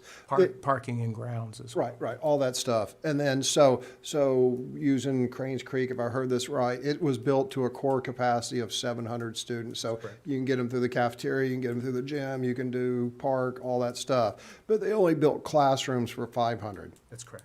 Okay. Well, I can't answer that. I can't either. But anyway, I just wanted to make sure that I understand. By individuals that were here at the time, it was cost cutting. Yeah, And it was just a way to keep the cost down to a certain level. I don't want to be judgmental of that. It is the situation. The modular units at Cranes Creek will serve the needs within the core capacity. If you have the same number of modular units at West Pine Middle School, they're serving students that exceed the core capacity. So you have to, whatever you do different than what we did, you must address the fact that West Pine Middle School was getting to the place where it was projected to become dangerously overcrowded, and nobody had an alternative plan. Yeah, I just want to make sure I understood the terminology, because at first I'm like, core capacity, I'm like, only a government could come up with this, but I understand now. Thank you. Okay, any questions for Mr. Barath? All right, hold on 1 minute and recognize that Mr. Holmes has joined us again. Mr. Barath, what all did you say while I was gone? We're gonna Nothing controversial. We've been zipping through them while you've gone. All right, let us. There's the difference. I was going to say, it's amazing. A lot of finger pointing going on. All right, Mr. Barath, we're going to move on to item K, please. Okay, this ties into the presentation I shared this morning regarding funding and revenues, where I noted that there was an increase and change in the projected revenue stream that we would receive out of the disposal of school properties, and that is the final upset offer for the old Aberdeen Primary School. As you recall, when I presented it last month, we were in our 12th round of upset bid processes. And to remind the board, it all started at a $120,000 offer, and then it went from there. The final offer that was made and that was not upset was by Network Commerce Association for $473,100. I want to note that the market value property is noted in the appraisals and confirmed is as defined by a price yielded in a competitive and an open market. The appraisal identified the property market value as $635,000, absent a competitive market process. This went through 12 upset offers, had multiple participants, and in the opinion of staff resulted in a final market value offer. Sale, of course, is not final just because they were the highest offer during the upset process. The school board is still afforded the opportunity, as always, to evaluate the outcome of the upset process and render your own determination of the market value, fair market value. We have worked with the buyer to finalize a proposed property sale contract, which is attached. The contract does contain some language in there for a due diligence phase and a closing phase, which would be typical. Since the publication of this executive summary to the agenda, the buyer has sent an email on a few issues they would like to potentially modify within the agreement, such as they would like to have a 90-day due diligence period and a 20 days for closing. There were some other questions that they had regarding property that would remain personal property at the site, and are seeking additional clarifications, one of which being the mobile units, that there are 2 mobile units at that school. And so we are continuing that dialogue with the buyer at this time. And at this point, I'm just going to leave it at that and invite the board for questions and discussion. So the recommendation is that the board would authorize us to proceed to negotiate with the potential buyer and to bring back a contract for final approval later on. Negotiate, but nothing regarding price or term, but to any language of the contract that would need to be adjusted for representation. Would there be any need to come back to the board later? Well, that's up to the board. The one option that we've used in the past is the board can delegate authority to the superintendent to authorize changes to the contract that wouldn't affect the description of the property or the price. You're going to get this much money for this site, and then we can work out details on closing dates, et cetera. That would expedite the process. If the board needs to see every word in the contract, we bring it back next month. That just delays everything a month. So you have your carrying costs and you don't get your money as quickly, but either way would be fine with me, and I assume with the My administration. recommendation stands. I just had that question for clarity on what the board's future obligations. Is the mobile unit an asset or a liability? In the opinion of council and staff, it is personal property, so we can remove it. It's got wheels. It's an and asset. axle. It's worth money. More. It's worth more Yes. for us to get it and take it someplace than it is to just leave it there. That's what I'm asking. Okay, Right. We would at least get our money back out of moving it. yeah, all right. I have a question. Because I don't see the 90 days on here, so that's something that they want to add, correct? Yes, that is a revision they asked. So the 90 days, are they requiring, for instance, if they back out within that 90 days to get their $23,000 back? There is a clause in the agreement that does give a provision for if there is a reason that they need to, that they find, just like we had with Aberdeen Elementary disposal prior, that they can withdraw under the provisions allotted at no That's a penalty. standard term in At a no penalty. due diligence provision. That's kind of your point of your due Yes. diligence period. Yeah. Right. My only concern to that is that now they're asking for 90 days, so we're holding on to a property for 90 days, and if they back out, then we're back to zero again. 90 days is a standard. If you'll recall, when we purchased property to build schools over the past 4 years, we had, in our contract, requested a 90-day due diligence. Recently, the Moore Montessori had offered to us that they would only need a 60-day. And so where we started with this contract was where that one was, and to see if the buyer could make it work. The buyer has said, with constraints on bringing in teams to assess and the property and everything with it for their due diligence, they would not be able to meet that timeline. Are there other questions? Yeah, that doesn't affect my recommendation, Ms. Caldwell. I believe that really comes down to whether or not the board wants to accept this as fair market value, and it's my recommendation that you do. Did you have a question? Yeah, just one observation on Ms. Caldwell's comment. 90 days is a long time to know whether or not we have a deal. Right. You know, I mean, that does seem like a long time. But my question to Mr. Barath is the appraisal identified, you know, it was appraised at $635,000. It sold below that. But it's my recollection that the appraisal was counting on it, and I may be wrong, but wasn't it counting on it being eligible for this low-income housing, but then it turned out because it was X number of miles from a grocery store, it wasn't eligible. So it ended up for selling for less because of distance from amenities, and it was no longer eligible, right? And- That's correct. Okay. And Lord knows it was a laborious upset bid process that went Oh, on yeah, that sounds forever. And painful. I think if the board certainly has documented that it's made the effort to find out that it's gotten about all the money it's going to get out of that site. Yeah, no, I wasn't questioning at all the upset bid. I mean, that's the market price. I mean, there's no doubting that. I was just trying to remember that there was something regarding the low-income housing and distance from a pharmacy or whatnot. Your memory's accurate, sir. Yeah. All right, any other questions? John, is there any backup offers with that? If they do pull out, do we still have contact with the other ones that were bidding? Is that even? Towards the end, there were two entities that were competitively upsetting one another. However, I would defer to Neil I was just on gonna our say. ability to go back. If should, something during this happened, 90 days, they go in to consider them as the highest offer. Yeah, I'd want to check the statutes on that. I don't think you can do that. I think have to start all I think over you have to start over at this point. Okay. Yeah. I could Started in check. November But last you, year. Yeah, I know, you that's wouldn't why need to I'm like, start, you gotta start all you over. obviously wouldn't start back at the beginning because you know you had offers that came in higher, but it would be a setback. We can't ask him for like you. 5% non-refundable, Oh, you can ask anything. I guess, But- well, whatever. All right, any other questions? Okay, then, Mr. Barath, let's move on to the next one. Very good. Next one also dealing with offers for property.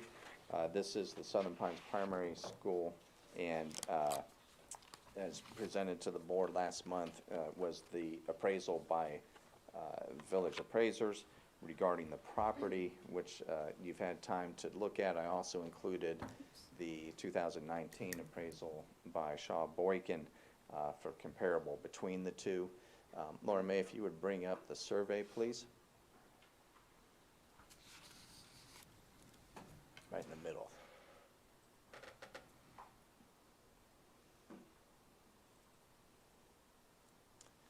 One of the things I want to draw your attention to regarding the survey of the property, on the right side of the screen there is the property that had the 1924 deed restriction applied to it. It consists of the buildings of the auditorium, the administration building with a media center, a classroom structure, and the gym.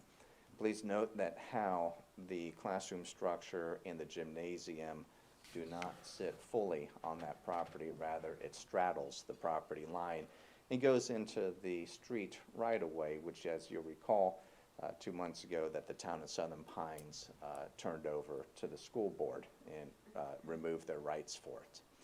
So that created, in the survey, in the appraisal by village appraisers, they take note of this. It's noted in their document, and where they have proposed, in order to create their opinion of cost for that property, they move that line to encompass the gym and the classroom. So they made an assumed property line kind of down this abandoned street right-of-way, so they can encompass that as part of their assessment of the property. So that was a section that was separated and evaluated for it, and in their appraisal, they referred to it as parcel 1A. They had summarized that value to be $300,000. The balance of the site contained within that city large 4-block area, they referred to as parcel 1B through 4A, and their assessed value of that was $325,000. I'm sorry, Mr. Barath, the first one you talked about, was that 1A or 3A? That's 1A. 1A, I wrote it down They wrong, referred so to it as. 1A. And that is the parcel that has the restrictive covenants on it. It's inclusive of that plus a little more Right. property, so it would encompass the built structures. So that cost of, the appraised value was $300,000. for that. 300,000. That includes the entire right-of-way or just part of the right? Portion of. A portion of. Can you kind of give an idea of just how far into the right-of-way it goes? Yes. Ms. May, if you would open the village appraisal. That would be very helpful. Thank you. You're right. I remember seeing that, and that's a good place to go. So it's probably the buildings plus enough land for the offset, right? Could be. Yes. Could be. There's Yeah, a that's map why I thought provided. we might want to go there instead. Such a big document. There we go. Yes, There you go. yes. So Very helpful. you can now see how they had made an assumed property line adjustment. So it includes the property of the deed restriction plus some of the street right-of-way. Not all of it, because the cafeteria building, which is across from the gym, also straddles the right-of-way of the street. So they went between the two buildings, which would be a reasonable assumption, and create a new property line in their assessed value. So the balance of the properties being to the left, parcel 1B, which has the cafeteria and the classroom structures on it, and then moving towards the north, that's a Blanchie Carter Park area. That is comprised of what's referred to as parcels 1B through 4A. Combining it all as one consideration, that resulted in a value of $325,000. We also have the isolated piece of property which is located across the street there. That is identified as parcel 4B, and that has been assessed at a value of $600,000. I'm sorry, how much? $60,000. Okay, whoa. I thought we had a Sold to the $1.2 man million David said, say what? And I'm sorry, the 1B through the 4A, was that 325,000? That is correct. Okay, thank you. And this was at the board's direction that you asked for a breakout assessment of the restricted, the remaining contiguous, and the parcel across the street. And in their assessment of village appraisers, what they did was they looked at various methods. They looked at a cost approach analysis, and they also looked at a sales cost analysis. And so they have details broken out under each one of these for all the properties. And in the end, when you go through the data and look at the numbers, you will find these values are about the average between the two methods, okay? With the exception of the standalone property across the street, 4B, which really was strictly on a cost approach because it's undeveloped, standalone, nothing on there. It was a simple assessment based off of that. So $685,000, okay, if you take it all comprehensive as to one in there.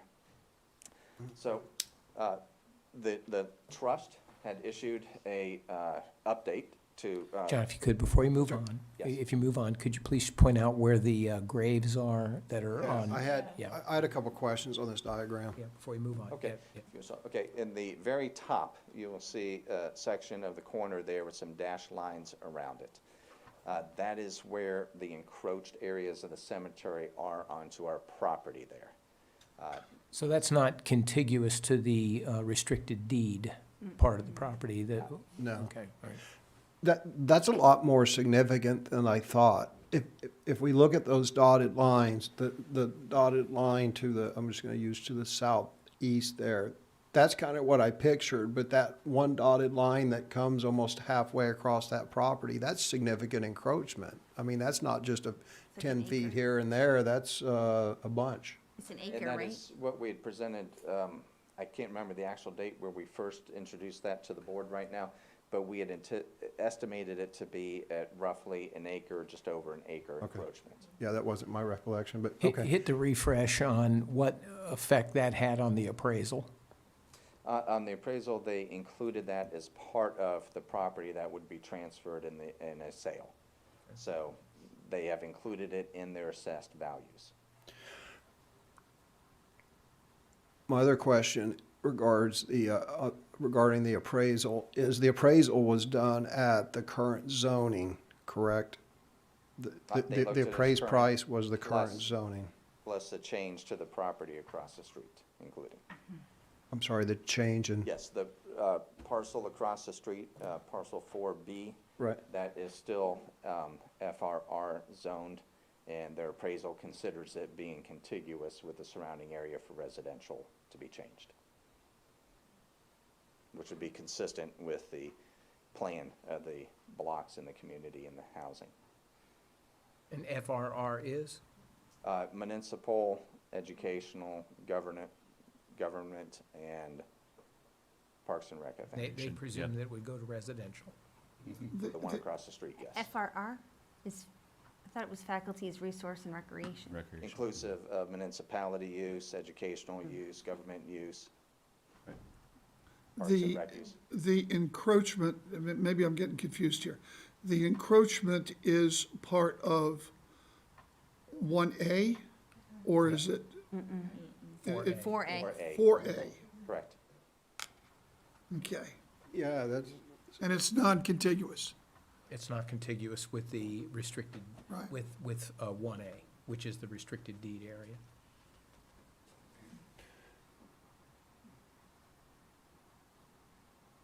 so getting back to the zoning part, I'm just reading the diagram. So the undeveloped parcel across Indiana Avenue, I see that that's multi-P, that's that's not FFR, that's not FFR.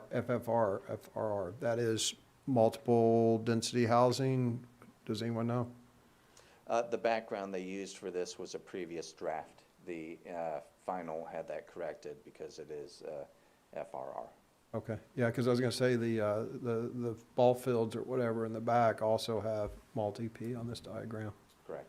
Yeah, but that's They had incorrect. they had a draft background that I had sent to village appraisers from the surveyors, first draft of Yeah, but that's the not our property property. they That's the surveyed. cemetery's. I gave that to them Where they early so encroached they is could the begin dot. working off of that.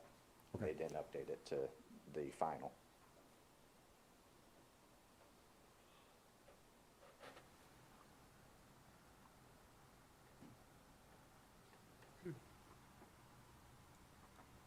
Shall we continue?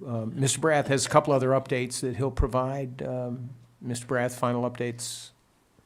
Yes, and the executive summary has a lot of attachments to provide the board and everybody with the opportunity to see the long history of action between the board and the trust regarding this property. The trust had submitted an updated and revised offer on June 25th. That offer was for $458,810. They arrived at that number based off of a previous offer that they had submitted to the board where they said they would submit an offer for $200,000 or equal to the sale of Aberdeen Primary School.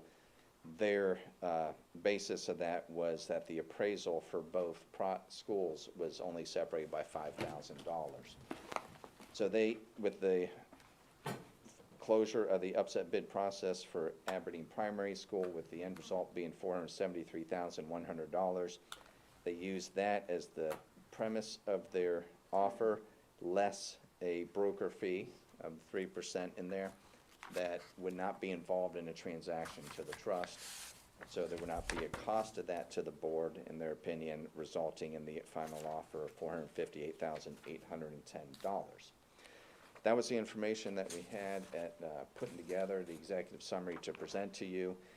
They submitted a memorandum in support of that offer.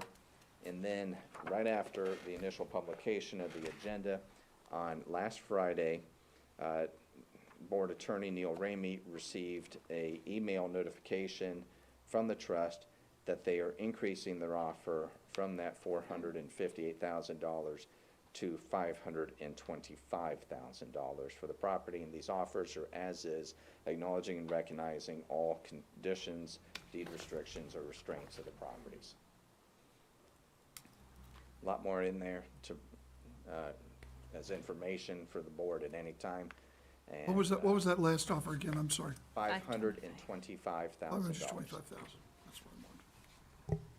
And Neil Ramey and I are available to respond to any questions you may have. Any questions? Just one, Mr. Barath, remind us, I know you have it on the top of your head, the total acreage for Southern Pines primary location. 16, 17? We can go there if you want an accurate one. I will have to look that up But briefly. 16, 17? That range, Around there. Okay, including all okay, properties, including the okay. property across the street, Versus Aberdeen primary, which is, if I recall right, around just under 12. that's, okay, thank you. And Mr. Brath, please report on the email that you received today that I received a copy of. We just, during your morning session, I received an email from Quality Homes that they would be interested in submitting an offer for Southern Pines primary site in the amount of $600,000. No other information was contained in that email to either acknowledge existing conditions and deed restrictions or restraints. Has that been shared with our broker? I did not share that with the broker. Okay. Thank you. I shared, it came in attention me from Quality Homes. Quality Homes. And is it our protocol to share that with the broker after this meet or sometime this week or? The broker is not under contract with this project. With this project, thank you. Right. Yes. So when we sell, we don't owe the broker, any brokers, any commission, is that correct? On this, not presently. With other sites, you've used your broker for the manage the upset bid process, and then the broker would be entitled to the fee. But currently, that has not been the case. The board has not contracted with the broker for this site at this time. Did Quality Homes specify whether that offer was for the entire 16 acres more or less, or for the 12 acres that are not, that don't have the deed restriction? Was there any clarification Did not on that? clarify any detail, except they listed a few properties. I have not had time to confirm and look up the property PIN numbers that they referenced, but they did conclude it with all of the Southern Pines primary site. Is the site divided up into different PIN numbers on the GIS? They are. Yeah, it And would be the helpful to know The which survey ones. identifies all those parcels, 1A, 1B, 4, or 2A, 2B, 3, 4A, 4B. It comprised of multiple parcels. Could you be in a position to answer that question this evening? Yes. Now, just to clarify one further thing, the encroachment was on 4B, right? No, 4A. 4A. 4A, okay, all right, that's what I need to know, okay. It would be helpful to have the diagram up, please. Thank you. So we can see there, Mr. Hensley, in response, this is comprised of, on the right, the deed restricted parcel. Right. Then to the left where the classrooms are, that's a second parcel. Above that, there are those two parcels. And then above that, where Blanchard Carter Park is in the encroachment, is another parcel. And then across the street is the final parcel. So you have 1, 2, 3, 4, 5, 6 parcels that make up this property. And that is common with many of our schools. You may recall the transaction for Southern Pines Elementary School had listed numerous parcels that were part of that transfer.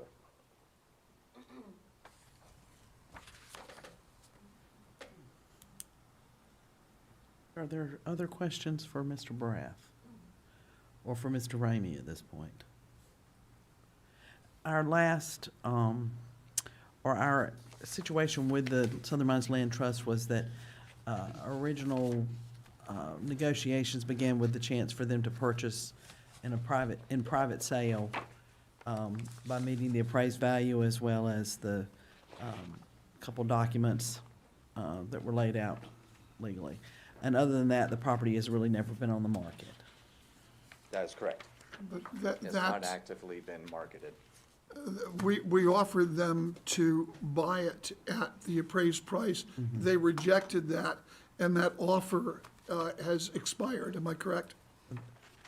Basically, there were some extensions. I think at one point, the extensions had kind of run out. And the board was still thinking about and talking about it. That's about the time you decided to commission this additional appraisal and have the property surveyed. But yes, in terms of, the board had initially set a timeline and it extended it formally a couple of times, and that's expired. Okay, that's what I wanted to know. And thank you, Mr. Levy. It's a good lead-in because the superintendent requests, as part of my recommendation, recognizing the status that we're in, that effectively there's no formal direction from the board with respect to the land trust's interest in the property. So the superintendent is seeking direction from the board this evening as to whether you prefer to either authorize staff and legal counsel to engage in formal private negotiations with the land trust for the Southern Pines Primary School site, and to return with a specific recommendation for the board's consideration during its August or September work session and board meeting, or 2, to make the site available for competitive public offers under the upset bid approach per the board's December 2019 resolution. Legal counsel, do we still stand by that recommendation? Yes, I mean, do we have- or other options. I mean, we've Or talked in the other past about options, yeah. multiple other options. The board had expressed an interest in dividing the site. There's all those options remain on the table. As I understand, the superintendent's just asking direction from the board. Which way do you want us to proceed? That's correct. There's always option C, all of the above, or D, none of the above. Mr. Barath, I have a question for you, just notionally. The buildings, the 4 buildings, well, the 3 buildings, not counting the gym, but the 3 buildings that are on parcel 1A, approximately how many, well, actually not that, the 2 administrative buildings, so not counting the auditorium and not counting the gym, approximately how many square feet are those buildings? I don't want to misquote. If you can allow me to present that to you during your business meeting tonight, I will have those values for each property for you. I know the total, but I don't know. Yeah, the- that's what I mean. Yeah. Well, I mean, I just, look, you hear what the Southern Pines Land Trust Yeah. people want to do, and, you look up there and you think, oh, there's the auditorium, there's the gym, and then there's the 2 buildings that could be, whatever, so. And John, I did find out, it says the tract contains 17.129 acres. So I found it. And could you just real quickly run me back through the appraised values on each one of those? Happy to. Okay. So parcel 1A, Okay. and that's the 1924 deed plus a shift in the property line to encompass the buildings. That is $300,000. Okay. The balance of the contiguous site, that's the property to the left and then above. Okay, so you have everything on the left side swath there. That was $325,000. The property across the street, Gesture here, that's this. Yep. Those 4. So that's my 1B. Madden system right there. 1B, 2, 3, and 4A Okay. combined is 325. Okay. And then the independent parcel across the street is 60,000. By Thank the you. way, Thank you, the Vanna. independent parcel across the street, you notice that the road to the north, according to this map, the northwest, I'm just gonna call it northwest, that unopened street, there's also some parcels across the other street that are undeveloped, owned by a LLC out of Fayetteville.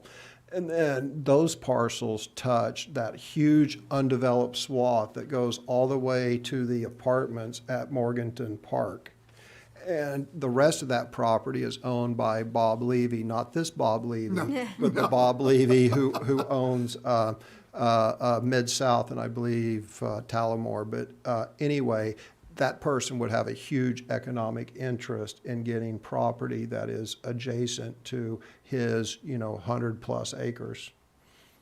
Just as I mean, in case anyone's wondering, potential buyers for this property. The property, with the addition of one other parcel, actually becomes a contiguous parcel all the way up to the apartments there on Morganton Park. And that would be a very valuable collection of parcels to have. One last question to make sure that I've got it correct. This square in the upper right-hand corner or the middle, actually, upper right-hand corner, is the cemetery? That's exactly where you're pointing. That's the yes. encroachment. That's the encroachment part. That's the encroachment. Okay.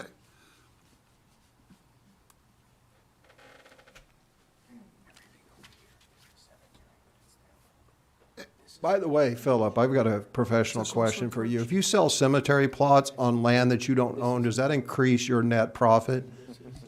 Definitely. Okay, that's what I thought. Okay. They're not contiguous. Right, which gives us a different approach. All right, are there other questions or comments, concerns? All right.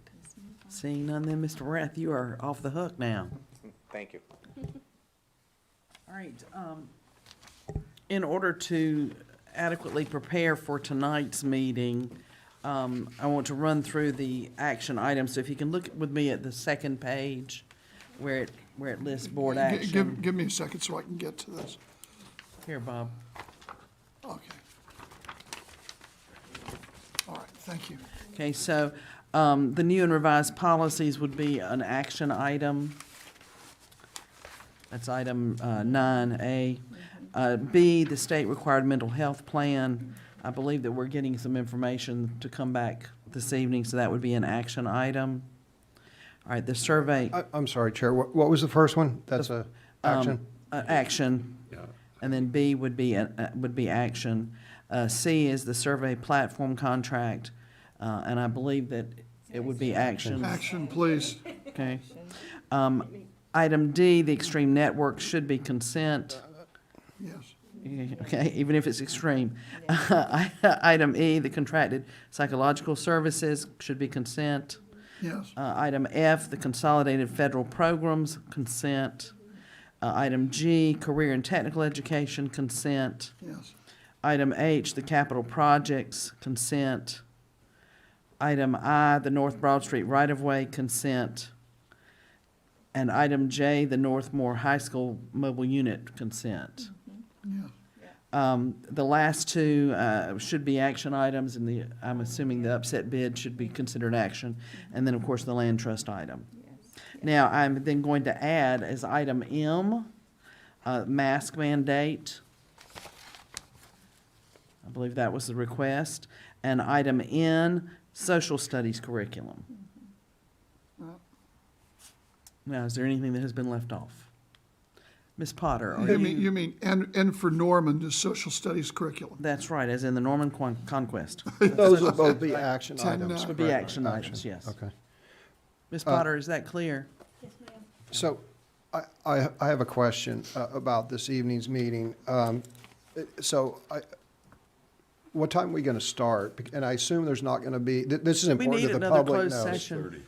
No, ma'am. Right. All right, so we would not actually 6:30. start until 6:30. 6:30. Okay, so just so the public knows, there's no closed session, there's not going to be a 5 o'clock muster and then closed session. So we start at 6:30.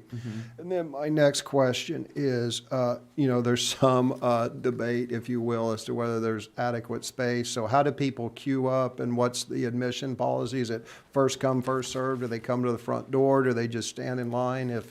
So how are we going to grant admission? Do we have Captain Fry standing by? Oh, no, at this point, it would be first come, first served. Now, depending upon the size of the crowd that shows up, I think if we look at that, we might have to come up with a lottery system or something. But in order for you to know who signs up, the sign-up time, the time to sign up starts when? 5:45. 5:45. So the room has to be available, or people at least have to be in a position to sign up and know if they have access. There also would be the question, Counselor, of individuals that if we have a full house, people want to speak, but they can't get in. Can we have a situation where we have a notification process if people are outside and their turn has come, or? Sure. How do you weigh in Yeah, on that? no, absolutely. One thing I would say is, I think it should be first come, first serve if you're expecting a large turnout, unless you have prior notice of some sort of ticket or procedure or whatever. You can do that with prior notice, but it's too late to There is no institute a prior new. notice. Too late to institute a new procedure, so I'd just say first come, first serve. We have fire marshals not gonna let but so many people in the building. Beyond that, for public comment, yes, we stick with the normal sign-up procedures that you already have in place. Just as a reminder, your public comment policy is for 2 30-minute policies. You can combine them into periods. You can combine them into one, as you've done. It's 1 hour per your policy. The board could choose to go over that, but the policy provides for 1 hour of public comment. And I think that's a good idea, that if someone were to sign up for public comment, but then didn't have space in the room at the time they were called, we would just come up with some procedure to notify them outside. Okay. And I'd like for us to go ahead and follow the procedure we have been for the last several meetings to allow comment over that 1 hour period. That's the If we board's can stand to discretion. sit through it, and by making that comment, I mean, if being in these chairs doesn't do us in before the evening is over, Right. because I do know that we have numerous people who hope to speak this evening. That's fine. That's at the board's discretion, just so you know, if you don't have a legal obligation to stay here indefinitely, no matter how many people wish to speak. But I think an hour is reasonable, but if the board chooses to go over, that's absolutely fine. You've done that many times in the past. Madam Chair, there is one additional thing that I did want as an action item. I guess the school buses is on part of capital projects. Yes, sir. I just want to make a pitch. I'm going to tell the board I'm going to be quick about it. Okay. But I do want to make a pitch for the seatbelts. I really do. It's just something that's So very, you're very asking important to me. have item H moved to an action item? Move to an action item, please. All right, then that will become, let's see. Sonia will put them in order. And we just want to make sure tonight Yeah, that the it- action, H is an action, board action item. You don't need to add it. You're not adding one, you're just moving one to board Oh, I had action. it listed as consent. It's consent, but we But just it's moved still it the to same letter. Okay. Still the same Still letter. the same, yeah, Okay. we'll reroute, I'll work with Sonia. You're giving us a little extra time, so Yes. we'll be able to manage this. and I just want to make sure all the people that want to sign up have access to getting in to sign up. Okay, if even I could, they have Mr. to- Dennison, what I was going to follow up on before we moved on administratively, the direction that we'll give to Chief Fry is that there'll be a number of people allowed to stand in line, that they won't have access until 5:45. Okay, so we'll open the room at 5:45, and the line will only be long enough to accommodate the number of people that fill the room. Dr. Metcalf, is this already mapped out? Okay. Could you enlighten us, please? Just step up here real quick and just brief the board quickly on. Absolutely. I think How we'll that use the works. same process that we did the last time, Okay. which is that we fill the room with the space that we have available. First come, first serve, coming in at 5:45. Once the room is full, we direct everyone to the back. Anybody that comes to the front door, we direct them to the back, and they can wait outside. They certainly can sign up to speak. They would need to wait outside until we call them in and their name is up, and then they would come in. If seats become available, sometimes that occurs with guests that might be there to be recognized. If those folks leave, we'll let people come in. At our last meeting, we were able to accommodate everyone after the guests left to be able to sit inside and where Of course, it's a little tonight there are cooler. no recognitions, so there won't be that kind of migration happening, yeah. Okay. Just to finish that one up before you get out of here. I know there were, we had some letters that requested moving to a larger venue. And of course, we did not attempt to make that move after consulting with Dr. Grimacy at the end of the week as the requests were beginning to come in because of the logistical nightmare that it becomes for our staff who are responsible for that. I had one gentleman write to say, just, you've got a big auditorium at Pinecrest, just open the doors and let's go in. And it's not so simple. And then conferring with Mr. Ramey about what our responsibilities were. This boardroom is normally large enough to hold the crowd that would be anticipated for any particular meeting, and it doesn't require additional setup with microphones, television screens, furniture, the things that come into play when we move into one of the campus settings. So out of deference to the IT folks who were already off for the weekend, and Mr. Eklund, hope you appreciated that. We did not opt to move today's meeting. If our crowds continue to be so incredibly large, then perhaps that's something that the board will need to consider. But we do need to take into effect that we cancel out the use of an auditorium or a gym for a full day when we take it over during the school year. So that is always something to consider. All right, at this time, we have reached the end of our agenda for our work session, so I will entertain a motion to adjourn. So moved. Do you adjourn, or you just? Actually, we could just recess the meeting. Okay. And I think it's listed on the agenda, so the chair can just declare us in recess Okay, we until are now in 5:40. recess until 6:30. 6:30, sorry. 6:30.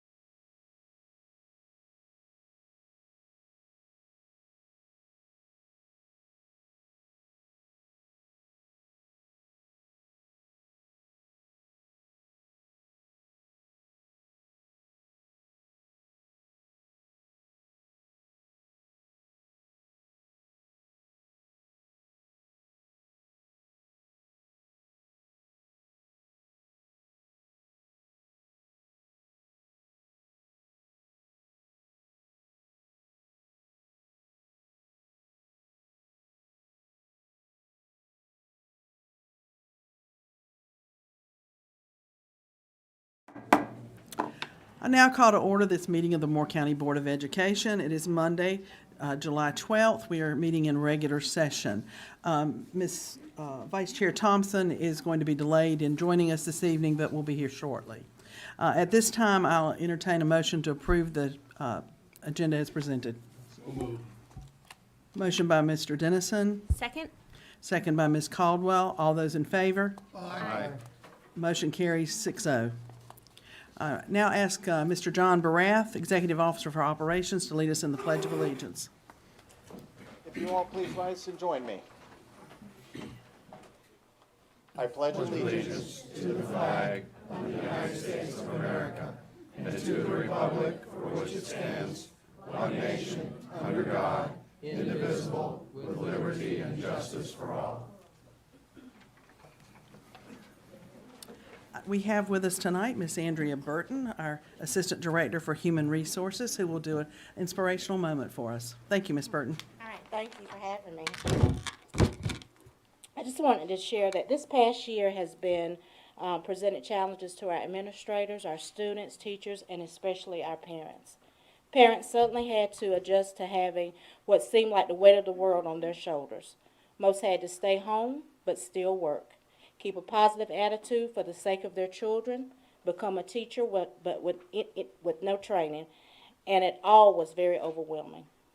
Please know that your sacrifices have not gone unnoticed, and educators want you to know that you are an inspiration to your children and to us as well. We know that you have faced personal hardships and at times have felt like you were not measuring up to the standards you have set for yourself. Please believe that you are doing enough. Doing enough does not mean that you are perfect. It means you are doing the best you can with the resources that you have. Remember that we are all in this together. We appreciate you and will continue to provide support to you and your children. Carry with you into this upcoming school year that you inspire, you are enough, and you are definitely not alone. Thank you. Thank you. I would ask that you join me now in a moment of silence.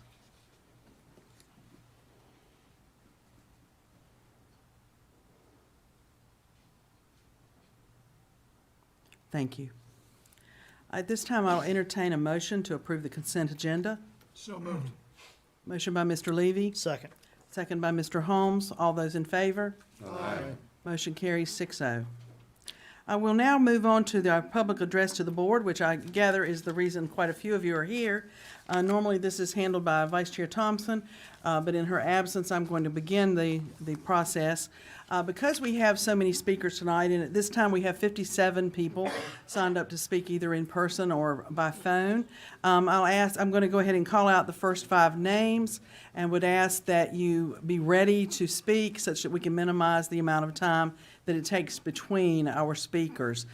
Each speaker is limited to 3 minutes per speaker, and we ask that that you abide by that. The clock will be set such that you can see the timer count down. If you've spoken to the board numerous times and feel like your voice has been heard and you choose to withdraw from your list on your name on the list, we'll understand that as well.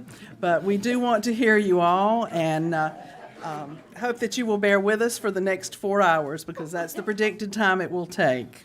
Our first 5 speakers: Ariadne DeGar, Beth Ann Pratt, Marga Swears, okay, Russ Van Sant, and Peggy Smetana. And if you guys can just say your name when you come up to the podium so we don't forget you. Good evening, board members. My name is Ariadne DeGar. Please don't forget me. I have spoken with you a couple of times. Tonight we'll make a few, and next time we'll make several. I feel that I've been heard, but I don't know that I've been listened to. I would like to start by saying that immediately following the last board meeting, anyone who happens to receive the publication, I was quoted in the Republican newsletter as saying something that agreed with the standpoint that they were conveying. And I would just like to say, while I was not misquoted, I was misrepresented. It was taken out of context, so I would just like to let you know that, should you be looking at that. I am here to talk about Southern Pines Land and Housing Trust and West Southern Pines for the third time. You've all heard how much it means to me and my family, numerous other families.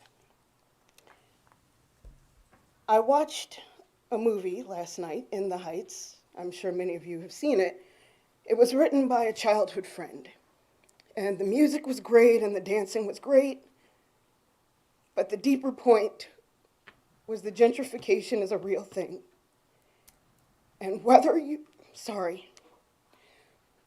think it's because of finances and economics and you don't like the way this part of town looks and you want to take the highest bid so that you can beautify it and build more big, beautiful houses, you also need to respect the people that help build that town.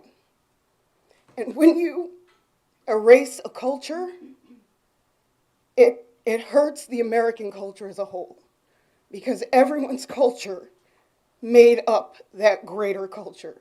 We are all Americans. We are all proud. We are all patriots, and we all deserve to have our cultures preserved. So I understand that you may be entertaining higher bids, but I need you to understand what taking that higher bid over doing what's right with a bid that's comparable, it may not be quite as high as the other, but rather than working with the people, that you are doing irreparable damage. And you may be excited that your property value goes up. You may be excited that you have more golf resorts than before. But who are you erasing?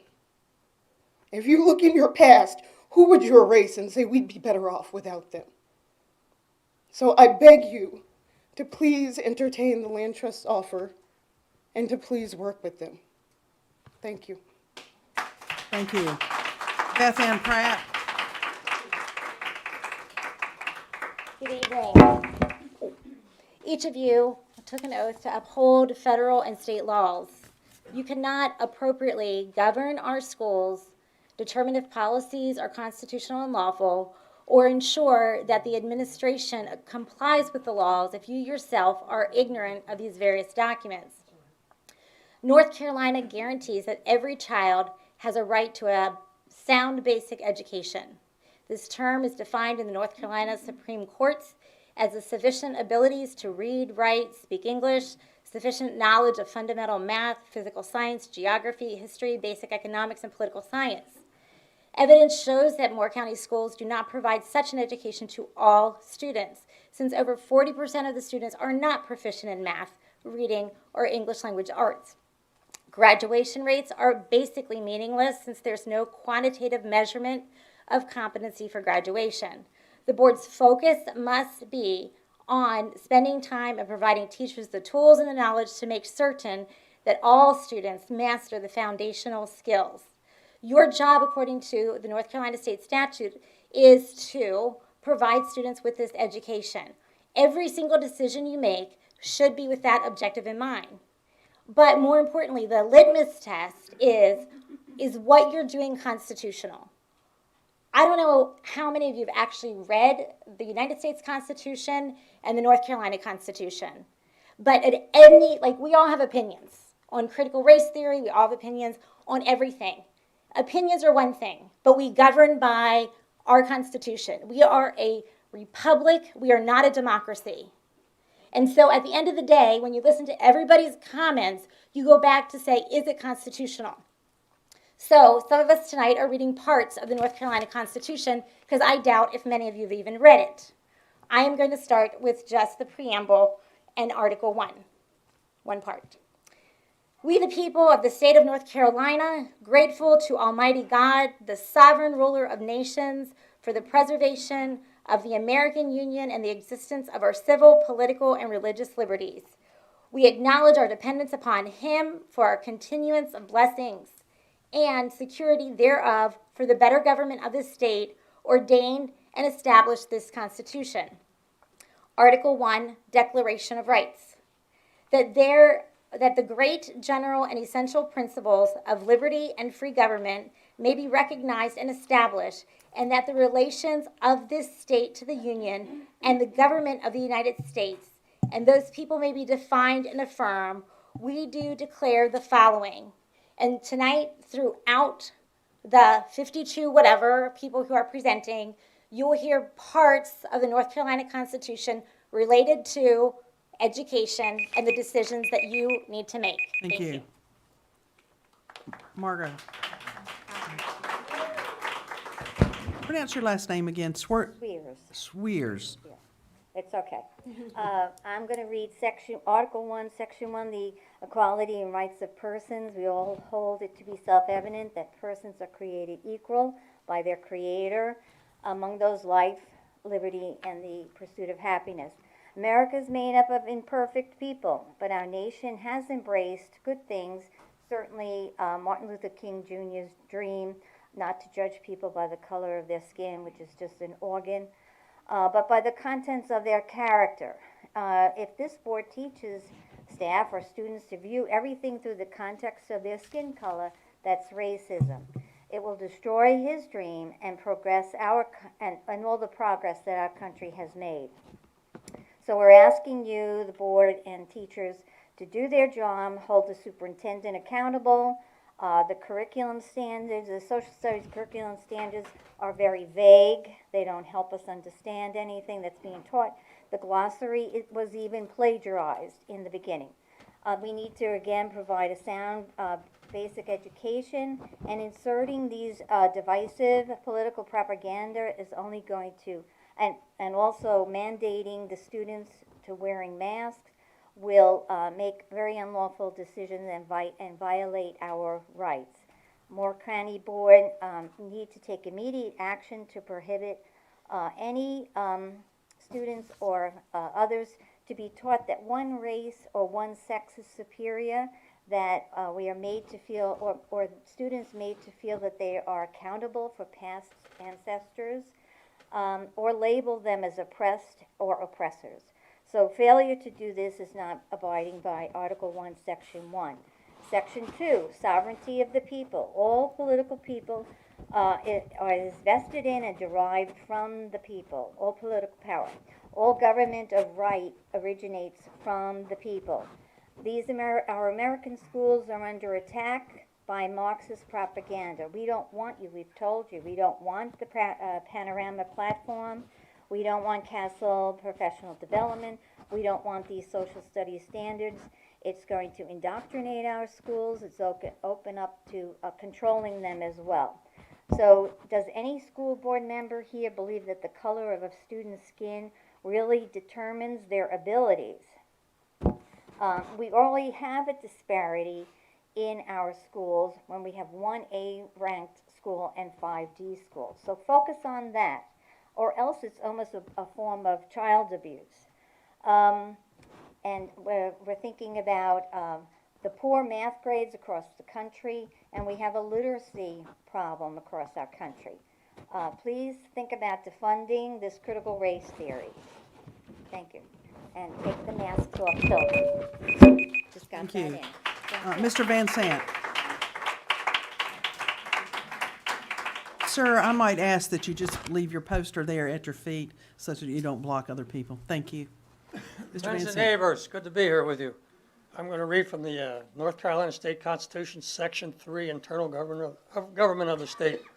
The people of this state have the inherent, sole, and exclusive right of regulating the internal government and police thereof, and of altering or abolishing their constitution and form of government whenever it may be necessary to their safety and happiness. But every such right shall be exercised in pursuance of law and consistently with the Constitution of the United States.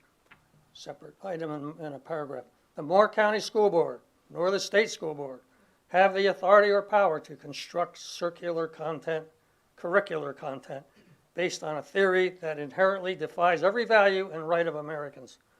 The verbiage used with the new social studies objectives and content in the crosswalk documents exhibits Marxist ideology and critical race theory doctrine.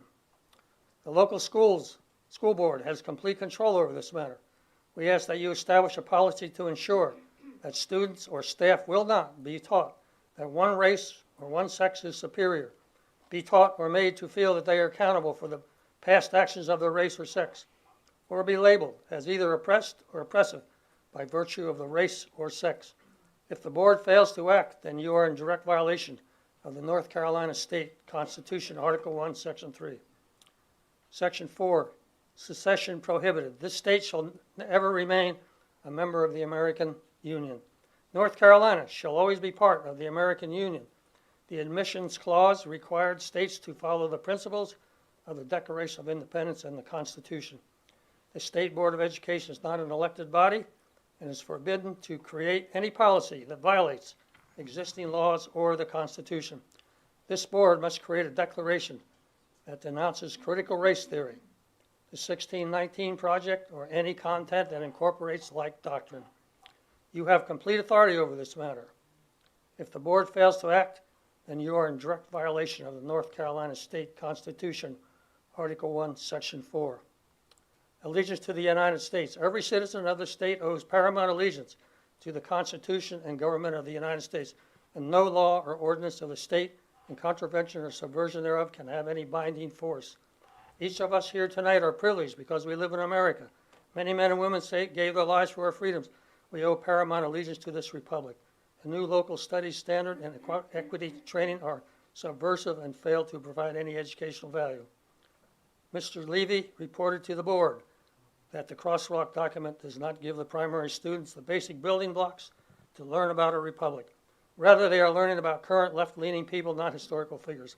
Every place that you turn, this becomes a political curriculum that is in opposition to the United States Constitution and North Carolina Constitution. Thank you, Mr. Van Sant. Ms. Fantana, and if the next 5 speakers will come forward, Steve Woodward, Holly Frank, Pauline Bruno, Troy Pickens, and Vanessa Marcelli. Our government was constructed to have those living closest to the citizens to have the most control. Numerous times, some board members' comments inferred that the local school board has no authority or power over the matters of our schools, but this is false. The state school board cannot, or board of election cannot subject local school boards or force the students to be subject to instruction that violates the Constitution and established laws. The local school board needs to take a stand and take action. I'd like to reassert that that the school board should ensure that our students and staff will not be taught that one race or sex is better than another, taught or made to feel that they are accountable for past actions of their race or sex, and be labeled as either oppressed or oppressive by virtue of their race and sex. It seems like all citizens have the right to assemble and petition the board for redress of grievances. And there was some talk about that. Seems like some individuals on the board want to eliminate opposition to their agenda. The board and all the employees of Moore County Schools use our tax dollars. We're concerned that Moore County School Board Policy 1315 restricts free and open access, free and open discussion rather, with the school board. The policy cites its authority. This policy cites its authority for this policy, but it ignores the historical premise and statutes requiring the board to be held accountable to the people. We request that the school board hold town hall meetings to openly discuss subjects. It seems like some board meetings don't want meaningful discussions with the public. And I'd like to have the board have dialogue, all right? And maybe it would be a better idea, instead of having the public comment session before this meeting, to have it before, I know you had a work session today, where maybe you already decided what you're gonna do. But I think it'd be better to have our comments first and then have your open board meeting, your closed board meeting or your work sessions afterwards. Thank you very much. Mr. Woodward. Good evening, Steve Woodward from Pinehurst. I'm on the clock, but I am here to tell all of you that your time is up. The time has come to quit pretending that shiny new schools can detract from the reality that public education and American values are under assault as never before. The time has come to flatly reject standards for teaching America's history handed down by a state board of education dominated by avowed Marxists led by board appointee James Ford.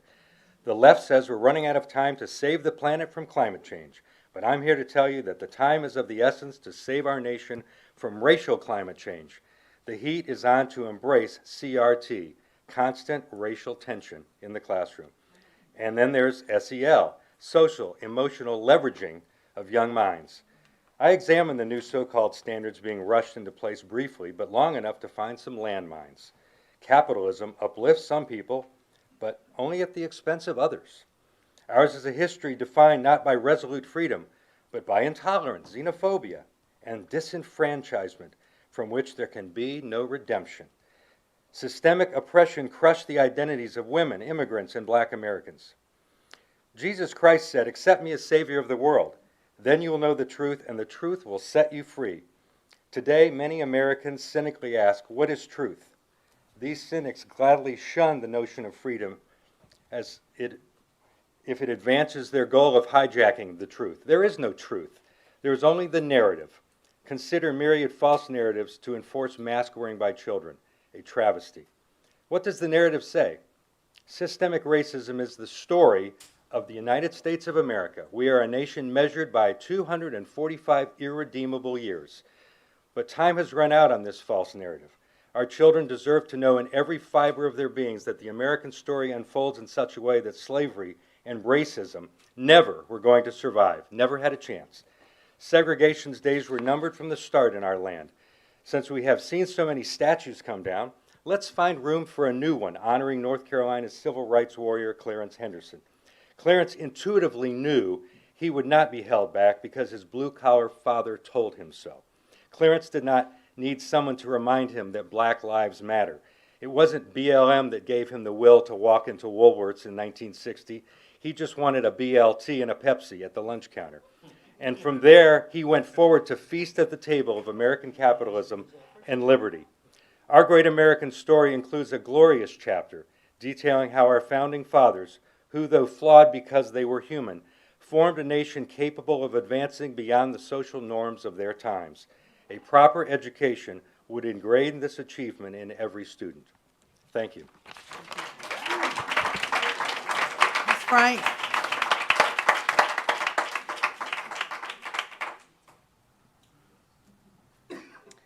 Hi, I'm Holly Frank. This is my second time to address y'all, so totally fine if we're not that familiar with you guys, or if you're not that familiar with me, excuse me. But I wanted to, the last time that I spoke before you was the day that you voted on Mr. Levy's proposal to ban CRT from Moore County schools. And I just wanted to give you some feedback on what those of you that voted nay on that proposal, like what that feedback has come back to look like in society and with the parents. So a lot of the reasons that you gave did not have like substantiation behind them, and a lot of them were logical fallacies. So I just want you to know that since then, what's happening on the playgrounds and when we do like our birthday parties and what all the parents are talking about, we're pulling our kids out of the school because we knew that that was the chance to protect Moore County from critical race theory and the new social studies standards. And Ms. Caldwell, you mentioned that you didn't feel like we needed to have Mr. Levy's thing pass because it wasn't in the schools. But we all knew that the state was passing it down and that the Department of Instruction was going to be training teachers on it like in the next few weeks. We all knew that it was coming, but you voted nay on it, and so now Moore County is not protected from it. And Ms. Carter, you gave two logical fallacies in your argument against it. You said, what are we going to do if we don't include critical race theory? Are we now not going to listen to like the theory of relativity or the theory of evolution? I was shocked to hear you say that, because I know that you've put in a lot at Pinecrest High School, and even though I'm relatively new to the community and I only have elementary school students, I know that you're well liked in the community. So I was super shocked to hear that that would be your argument against it, that those two things that have stood the test of time, that we would ever compare that to critical race theory, which is something brand new and is causing such division. It surprised me also when I was telling some girlfriends at work about it, and they said that you were the debate coach at Pinecrest High School. But don't you worry, because I took up for you, and I said there's no way that she was the debate coach at Pinecrest High School and used logical fallacies like that. And I would never want to call anybody unintelligent, especially a fellow female leader. But I was shocked that that was your argument. And so, and Mr. Grimesy, the stuff that you say about the reasons that you say no to things, like, it's like the one-liners that pageant queens give. And I'm not trying to be rude to you or disrespectful to you. I'm not at all. Those girls are trained very well. But what I'm saying is, like, they don't have, like, they're not powerful. They're not reasonable. It's not something that you can actually grind your teeth into and that plays out in the real world. And Mr. Dennison, I really appreciate everything that you bring to the table as well. But when one of the other board members told you that he had evidence that critical race theory was already being taught in our schools, which we the parents know is true, and he asked you if he could provide it to you and you would change your mind, you stuttered about it, and he Thank thought you, Ms. about it. Frank. Next up, Pauline Bruno.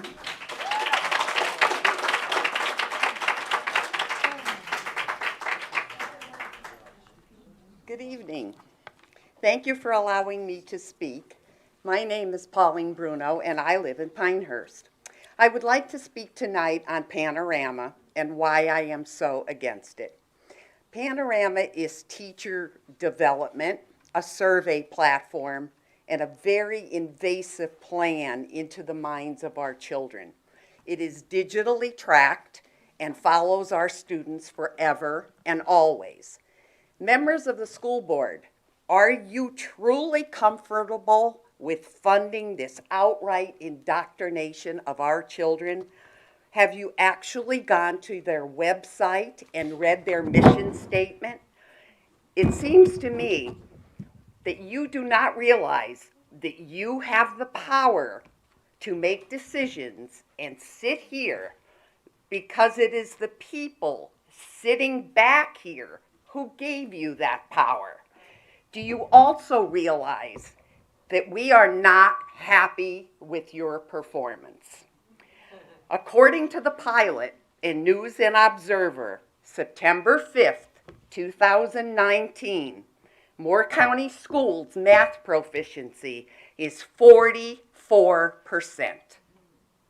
How do we teach our students to compete in a global world with a score that doesn't even reach half? Our reading proficiency is 52%. Our overall testing rank is 125 out of 226 out of 290 in this state.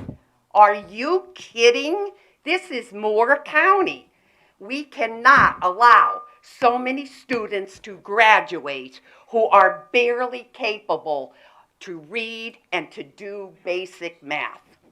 How many of our students are going to college and taking remedial classes in math, in reading, or both? They are sitting in a class with the same content that they should have learned in school. Think about the amount of time and think about the amount of money that is being wasted. We have dire issues in front of us. Why would you ever bother with this Panorama? Teach our children. Stop the nonsense. Thank you, Mr. Pickens.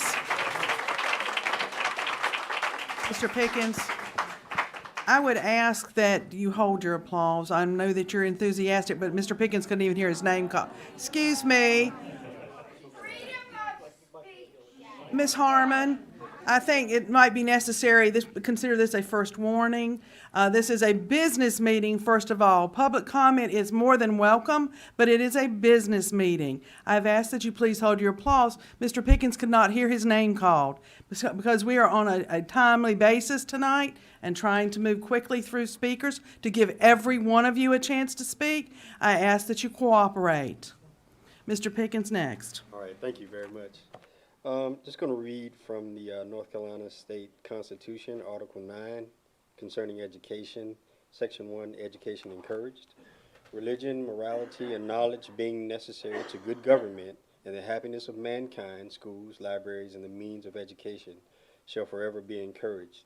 The North Carolina law explicitly states that what local school boards should encourage. It is important to remember that educating students is a partnership between the school and the parents. The Moore County School Board appears to make an effort to exclude parents from being an active partner in their child's education. The MCS does not have a consistent and transparent way to communicate with parents. They fail to educate parents on their rights and overstep their authority. The MCS fails to create an environment in schools conducive for parental involvement, inclusive of all stakeholder curriculum committees and other advisory groups.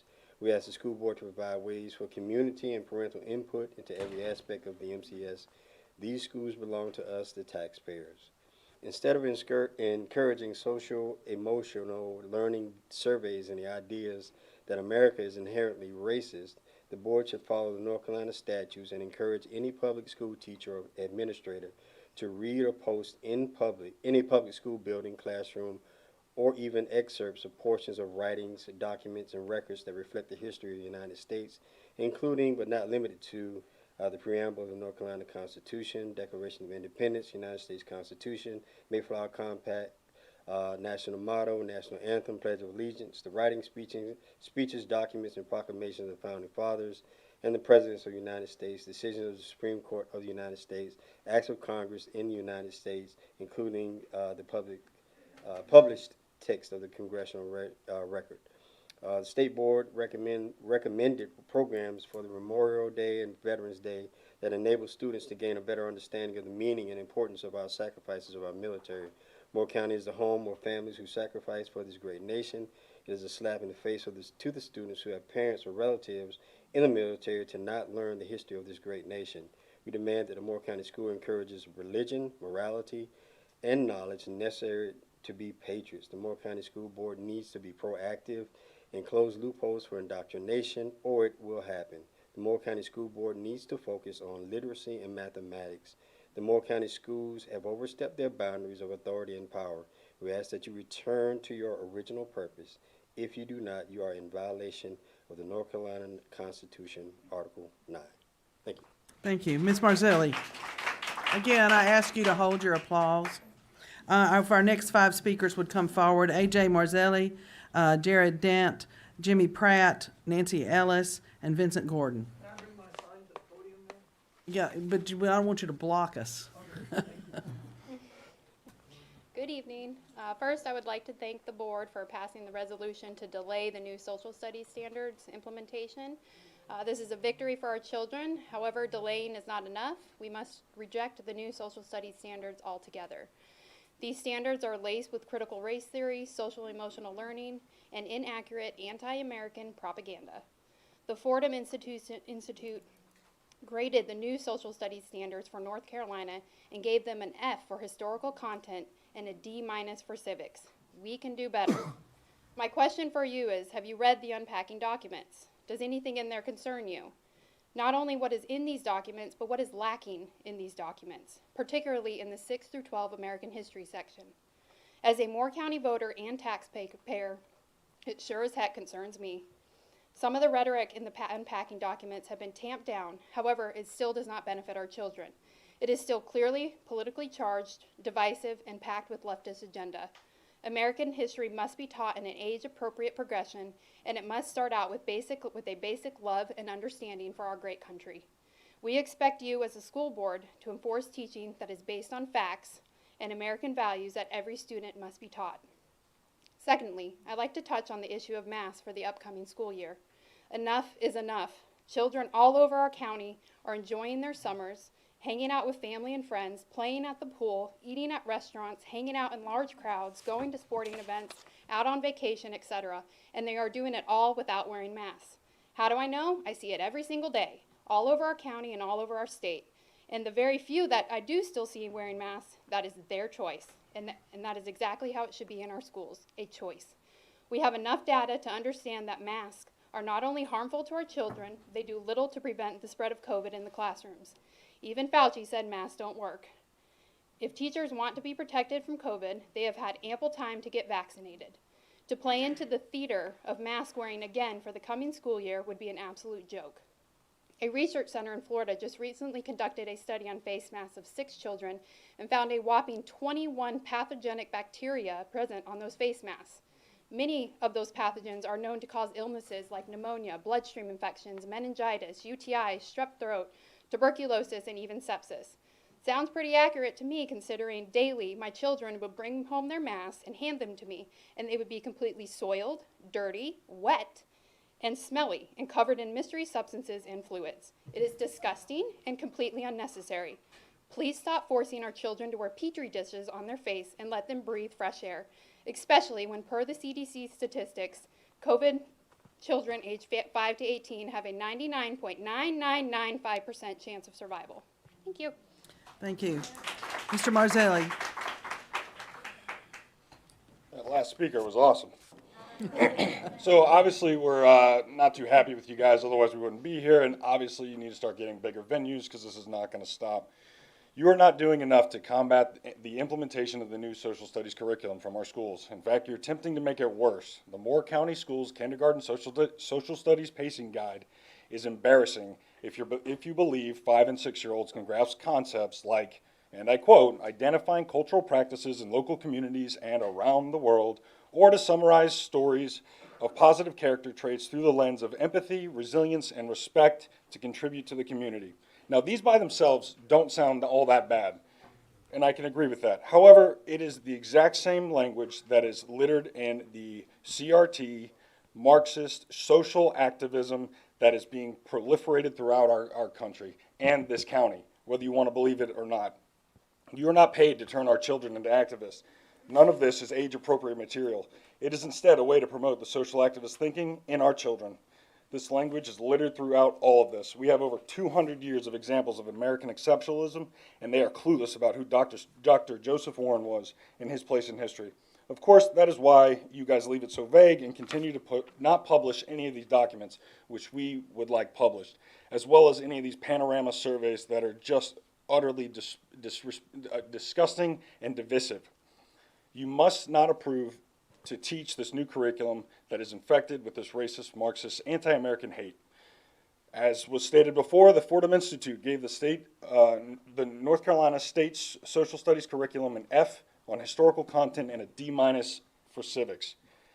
An F and a D- in history and civics. That is disgusting. What are you guys doing? This is unacceptable. You'll have your chance. Calm down. Let that go. I'm sorry. To bring about, so the only thing you and your colleagues are leaving out of the teaching, which I'm sure he'll tell you all about here in a minute, are the two types of people to help bring about communism in this country are the unwitting agents and useful idiots. Which ones are you guys? You have no more excuses to allow this into our system. If Martin Luther King Jr.'s right-hand man, Wyatt T. Walker, warned of the dangers of this kind of teaching in 2015, then we need to quickly and drastically change our efforts. Mr. Levy, you spoke before in the closed session. You were 100% right about your camel or elephant analogy. I don't know, you could use a frog one as well about how to keep it in a boiling pot. But anyway, I agree. You start letting in a little bit of this at a time, and eventually the entire beast will enter. So please continue the good work. And then also consider maybe getting cameras in our classrooms so we can actually know what's going on in the classrooms. Mr. Pratt, or it's actually Mr. Pratt's turn, I'm sorry. Oh, no, I'm sorry, I am out of order, it's Mr. Dant's turn. I'm so sorry. Dant. I'm here again to discuss children and masks in the school system. In June, Betsy Tilson, NCDHHS State Health Director, stated that there were 4 metrics that would be used for criteria regarding the issue. The first was that COVID rates were low. However, she gave no firm rate figure as a metric and gave no indication if this was a state or local rate. Second, she stated that more research on COVID-19's impact on children was needed. She once again gave no time frame for any research to be assessed by. Next, she tied removing masks in school to vaccination status. Data from that time showed that 19% of children ages 12 through 19 had been vaccinated. Ms. Tilson did not give any figure that would indicate what percentage of children in the 12 to 19 age group would need to be vaccinated for masks to be made optional. Given that as of June, 45% of adults in North Carolina remain unvaccinated, teen vaccination figures vary from 10.7 to 25% based on what I was reading. And should the vaccine be approved in the younger age group, it will likely be even lower. Statistics from North Carolina in June show that there was a 0% death rate in children up to 17. Let me repeat, a 0% death rate. May's data showed less than 50 children infected with the virus. Recent studies from the United Kingdom that will be submitted to the Joint Committee on Vaccination and Immunization, the Department of Health and the World Health Organization found that children face an extremely low 1 in 500,000 risk of dying from coronavirus. In England, just 25 under 18s have died from COVID, which equates to 2 in a million, experts said. Young people with pre-existing medical conditions such as heart disease and cancer and severe disability, including cerebral palsy and autism, have the higher chance of becoming seriously ill from the virus. More than 75% of the children who had died had chronic conditions, while 2/3 had more than one underlying condition, and 60% had life-limiting conditions. But the scientists from 3 top British universities said that this risk is no higher than the risk from influenza. So if we didn't have mandatory masks for influenza, why are we mandating masks for coronavirus? As I've stated before, this issue of masks on children cannot be looked at strictly from a COVID viewpoint. Is there any consideration for the students' mental health, particularly in the very young children who are transitioning to a new environment for the first time? Is there any consideration for the need for young children to learn phonics and reading? Moore County has an average reading proficiency score of 53%, and it's likely this data was prior to the pandemic. The state of South Carolina passed a law banning school districts from requiring masks. In June, the Harnett County school board voted to make masks optional. And what of the parents who have been given no clear metrics and no clear dates by the state for when masks will become optional? What of the parents who want their children to be able to learn phonics correctly and not fall behind in reading, or have a normal transition to school, such as those of children in private schools or in South Carolina? Our government has failed to provide any information to allow them to make an informed decision for their children. Thank you, Mr. Dant. Mr. Pratt.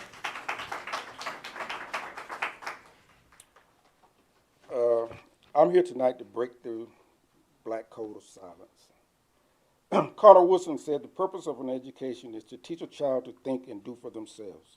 Right now, a significant portion of the black community and black students believe that the Republican Party fought on the side of the Confederacy. This political race indoctrination is that deep in our community, and it's sinister. And the reason it's that way is to create a permanent black underclass to milk for votes and profit. From the time a black child is born, that is, if he can get born, they are saddled with racism, and the political class rides them. Dr. King spoke of this group that's behind this in our community. Dr. King writes, I stand in the middle of 2 opposing forces in the black community. One, a force of complacency made up in part of Negroes who are drained of self-respect and a sense of somebodyness by a few middle-class Negroes who, because of a degree of academic and economic security, and because in some ways they profit by segregation, have become insensitive to the problem of the masses. If you want to teach a black kid, a black child, every school board needs to recognize and understand the environment they are coming from. I am a real victim of racism. I fought racism in the streets, in the military, through the government, through the legislature, and in the courts. I see racism different than defined by the political class and the news media.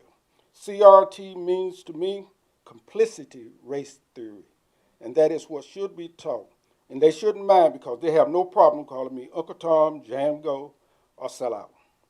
History, when there's no agenda, will recognize all who contribute. In the 1950s, a 15-year-old black girl named Claudette Colvin did the same thing that Rosa Parks on the same bus line before Rosa Parks did hers.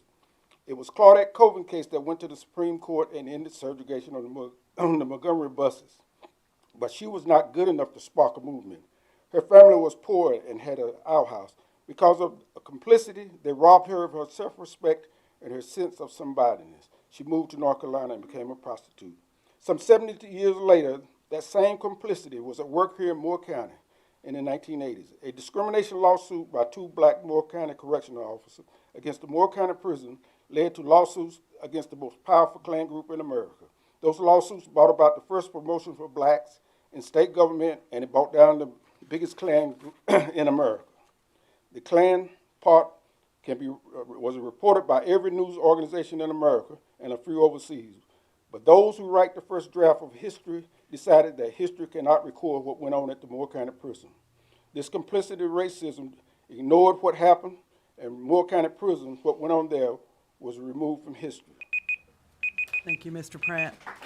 Ms. Ellis. Nancy Ellis. I speak in support of the purchase by the Southern Pines Land and Housing Trust of the Southern Pines primary school site. My reasons include the following. When appraised, the Aberdeen Elementary School and Southern Pines Primary School were appraised by the school board's own appraiser at approximately the same value, thereby providing a sound basis upon which to substantiate the Southern Pines Primary School site's fair market value. The amount being offered by the trust matches or exceeds what Moore County schools will receive from the final bid on the Aberdeen Elementary School. The area of West Southern Pines has long been denied the rights and services afforded other adjacent and surrounding areas. The sale of the Southern Pines primary school site to the trust presents an ideal opportunity to make it possible for West Southern Pines to revitalize itself. The sale of the Southern Pines primary school to the trust would exhibit wise stewardship of Moore County system assets and demonstrate a spirit of cooperation and long-term gain. The purchase of the Southern Pines primary school by the trust would make the sale an easy one, while also freeing the school board of deferred maintenance or dealing with land parcels. The purchase of the Southern Pines primary school by the trust would foster benefits for our entire community. The sale would increase economic prosperity of West Southern Pines and Moore County residents. The sale would increase the availability of enriching cultural experiences. The sale would honor the intent of the original purchasers of the property decades ago. The sale would afford increased exposure to and appreciation of African American history. The sale would forge bonds of relationship throughout disparate groups. Members of the Moore County School Board, please vote in support of the trust purchase of the Southern Pines Primary School. Thank you. Thank you. Before Mr. Gordon begins, I'll ask our next 5 speakers to come forward. Ashley Corsino, Martez Norris, Lori Rodenberger, Ken Carlson, and Vic Alla. Mr. Gordon. Vincent Gordon, Southern Pines Land and Housing Trust. Dr. Grimsley, Madam President, members of the board. I want to begin by thanking numerous supporters who not only have given their time but money with an account that started with actually $267 to raise over $500,000. This is a grassroots effort that is now supported by citizens, churches, institutions across the county with varying ethnic and socioeconomic backgrounds that came together in one cause to lift up one community and that it help itself in this county. And I wanted to kind of repeat that it help itself. That's kind of what we want it to do. Donations range from 75 cents to $150,000 with the same sweat and determination when $6,000 have been raised in 1924 and hundreds of thousands of dollars raised to help pay for a gymnasium, and we found that we have also helped pay for the Blanchard Carter Park. So pretty much the entire parcels. This community is now, has many supported from West Southern Pines and from the surrounding community, and they feel like they're vested at this point in time. Because of our fundraising, is still moving in an upward trend, especially over the past several weeks. We have increased our offer from 458, and I know you realize that we increased it to $525,000. And that's for the 17 acres. This is more than what the Aberdeen Primary sold for in the open bid process, which was one of the measures that we determined that we should actually consider as fair market value. Anything less than 17 acres, we need the opportunity to discuss. When making the decision to accept $525,000 versus any more than that $525,000, because that more might not get you what you really are looking for. So some of the things we need to consider. First of all, Ariana, I think Degar made an excellent presentation of what she mentioned as far as what can happen with gentrification. And we need to consider that. Let's not forget what she just mentioned and what she said. Don't forget her. Appraised value was based on being a free and clear of all encumbrances.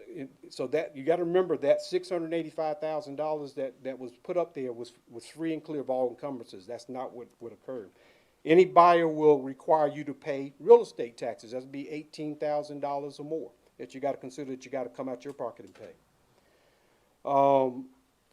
We can accept the title with the restrictions. We will someone else who comes in build affordable housing for teachers or housing teachers can't afford. Thank you very much. Thank you.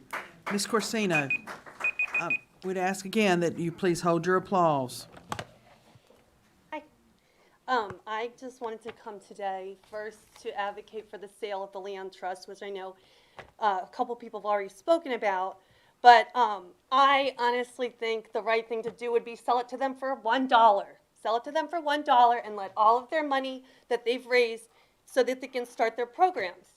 Now, there is a place that is in our county called the Artist League of the Sandhills, and I work there, and I get a very low, we all get a low rate for our studio space because the city of Aberdeen rents the space to us for $1 a year.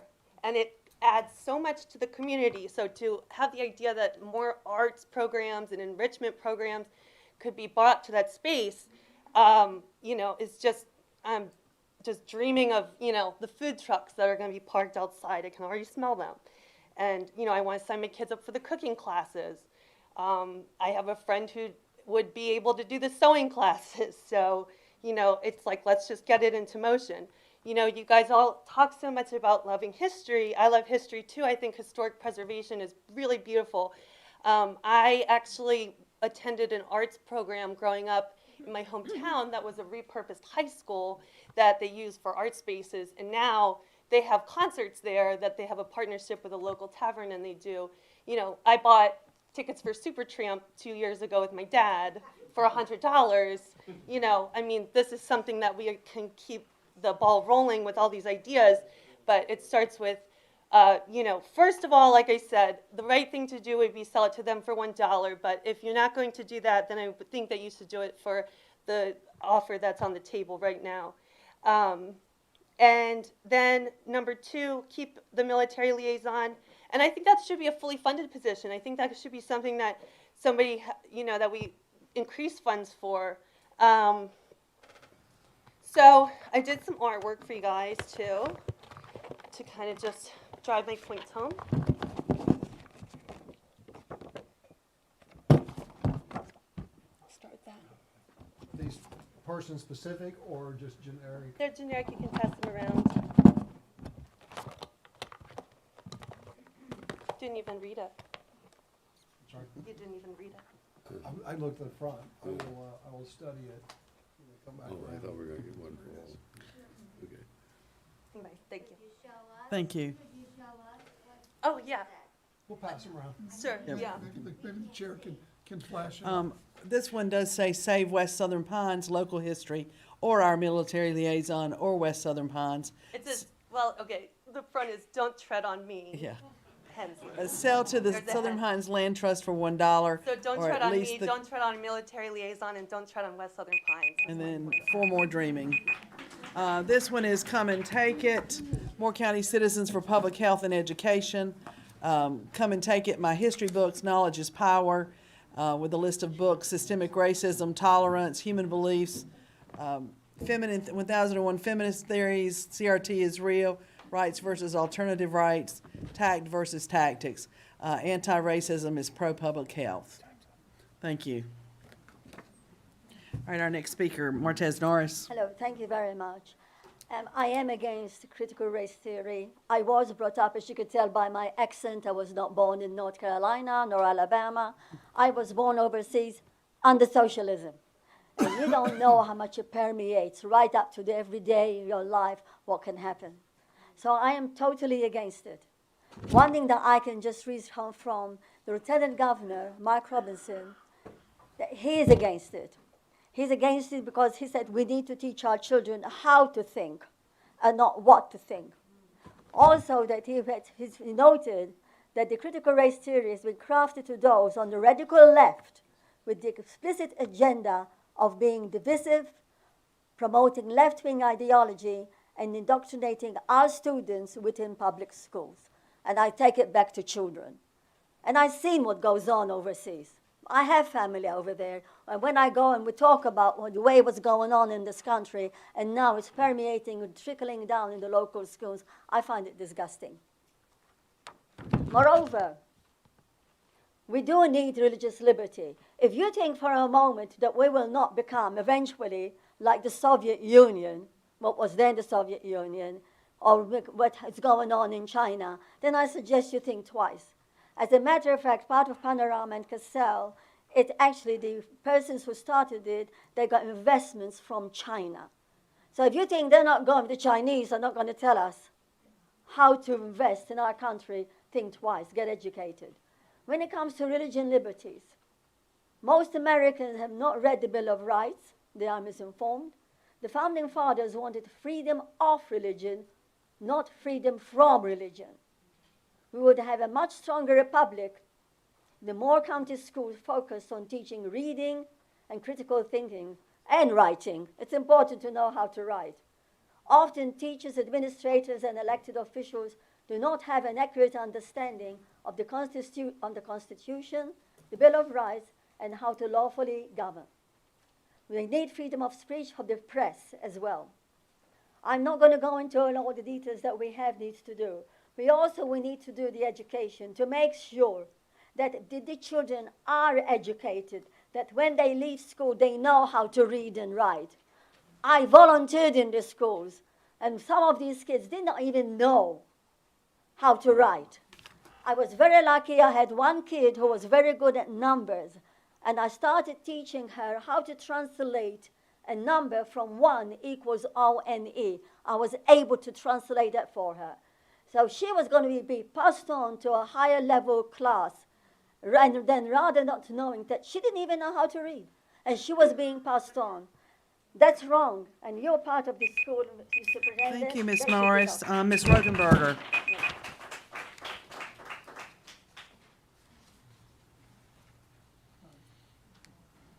First and foremost, I want to thank the board's policy committee for the new policy titled Ensuring Dignity and Non-Discrimination, and the superintendent's support of the policy committee's recommendations to be implemented tonight.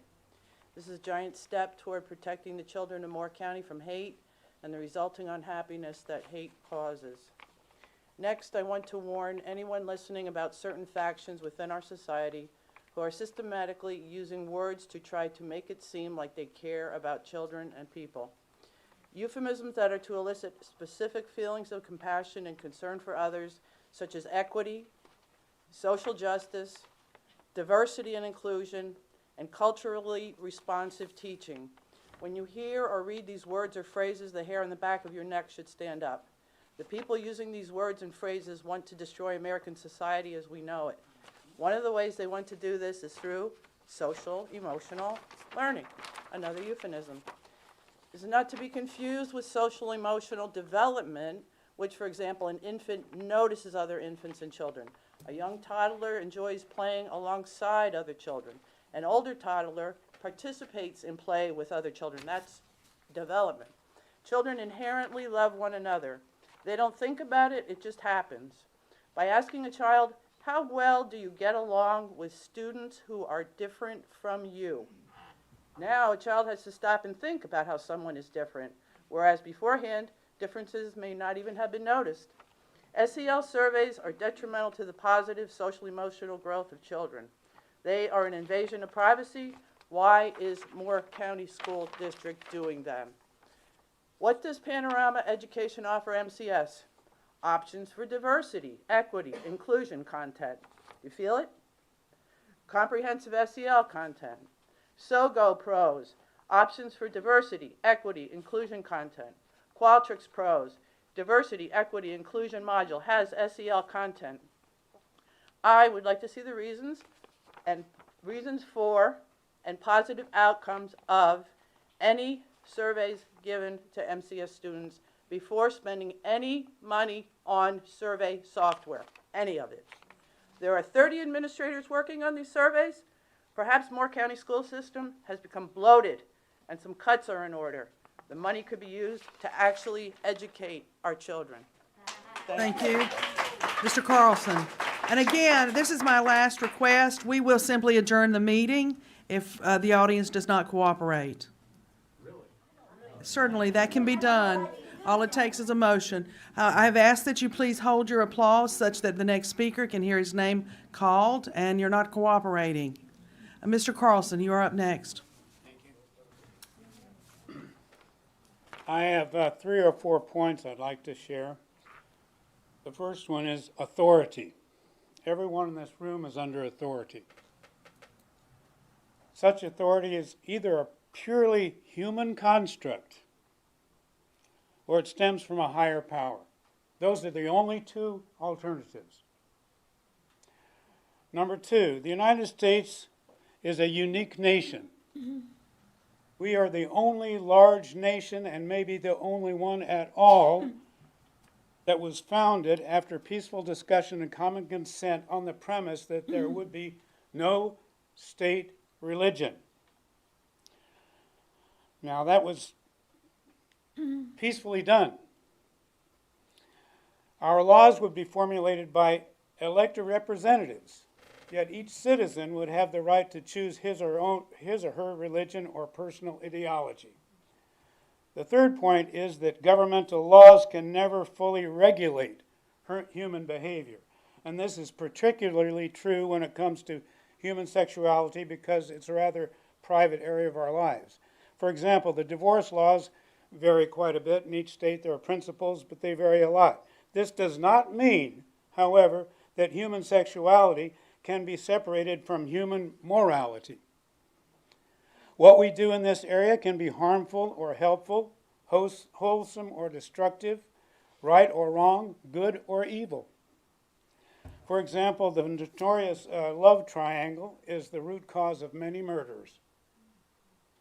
When I was teaching science in Maryland, a specialist was sent into one of the classes to discuss human sexuality. I left the classroom, and when I returned, something like this was written on the blackboard.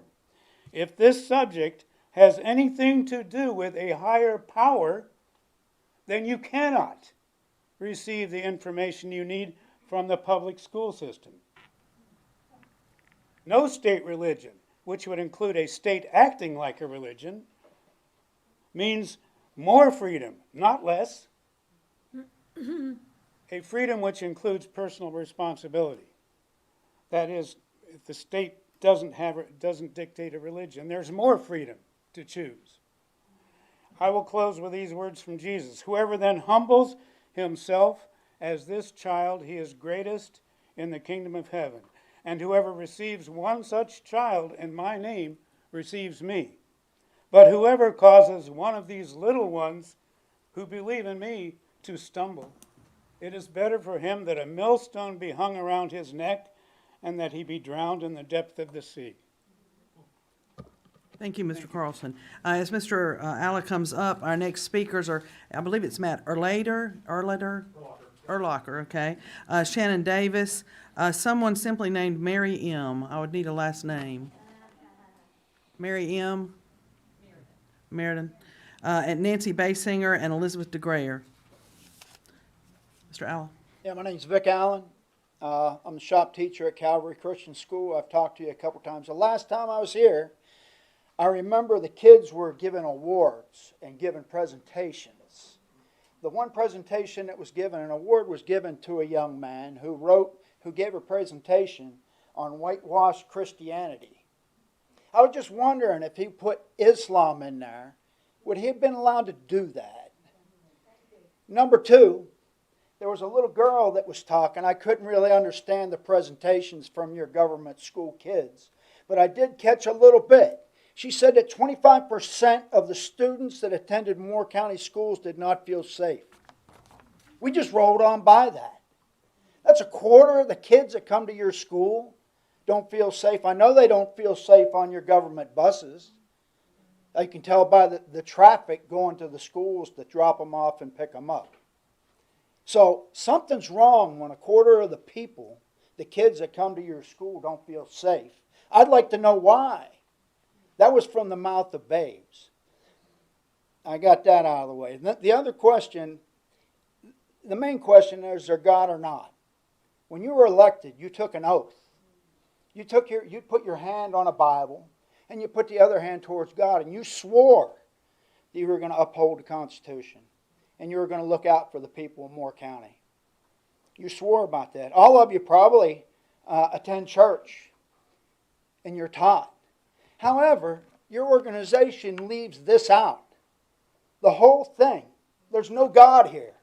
And without God, we can do nothing. With God, we can do anything. So as long as you're like that now, these people ain't going nowhere. Critical race theory isn't going anywhere. They got a lawyer right there that we pay for that's going to make sure it stays here. You know, I was criticized that I'm a religious fanatic. Well, we started our school 50 years ago because we saw this coming. And if you want to send your kid to a religious school, I'd send him there. Well, let me tell you, you're sending your kids to a church. The government school is a church. And it's taught secular humanism. Has no room for God. None. And it's going to fail. The only thing I can say is get out. Leave. Start your own school. Because this is a failed system that's going to destroy your kids in this nation. And this is a pretty kind meeting. This is happening all over the country right now. Your ideas are dead. We're going to turn back to God and we're going to save this country. Without God, we can do nothing. And you know that if you attend church. Thank you, Mr. Allen. Mr. Urlacher. Say a few words about the audience, please. I want to try to correct it. Mr. Hensley would like your attention for a moment as well. Again, we've asked that you hold your applause. This is a business meeting. Mr. Hensley? Although I would never vote to end the meeting, to adjourn the meeting due to disruptions, we are an organization and we are a country of law and order. The chair has the power to have people removed from this room, and I would have no objection, zero objection to the chair having people removed who continue to disobey the regulations that this board has set out. Thank you. Mr. Urlacher. Thank you, Madam Chair, Mr. Superintendent. My name is Matt Urlacher, and I spoke last time, and I'm back. There's just a couple of topics I'd like to cover with you. First one, real short, because there's been plenty said. No more masks.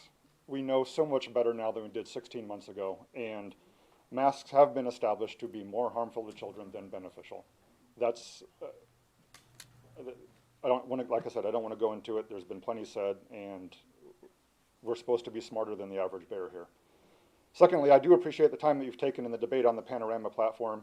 But I got to say, looking at the notes for tonight's agenda, I got to say that I need to restate my request that we don't renew the Panorama contract.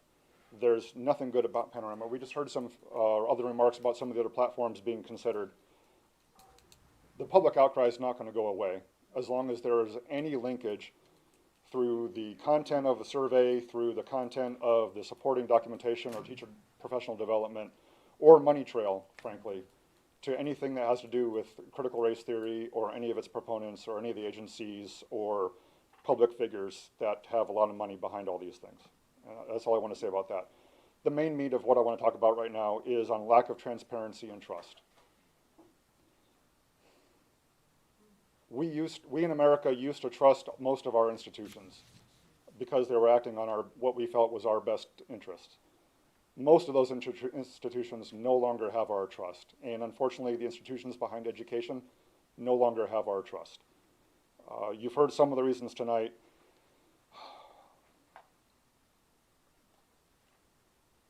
America has always been a mixing bowl, full of different peoples from different lands, different ideas, different religions, none of which seem to be allowed to be spoken of. You just heard a speaker speak about one or two of them. We are supposed to be able to tolerate each other with our ideas as long as we can still get along after the conversation's over with. Well, the conversation's been over with for a while now and we no longer get along. And the school system's role in that cannot be overstated.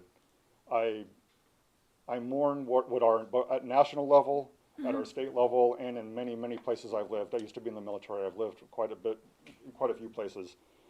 Education's not there anymore. And I don't want us to continue on the path that we're on right now.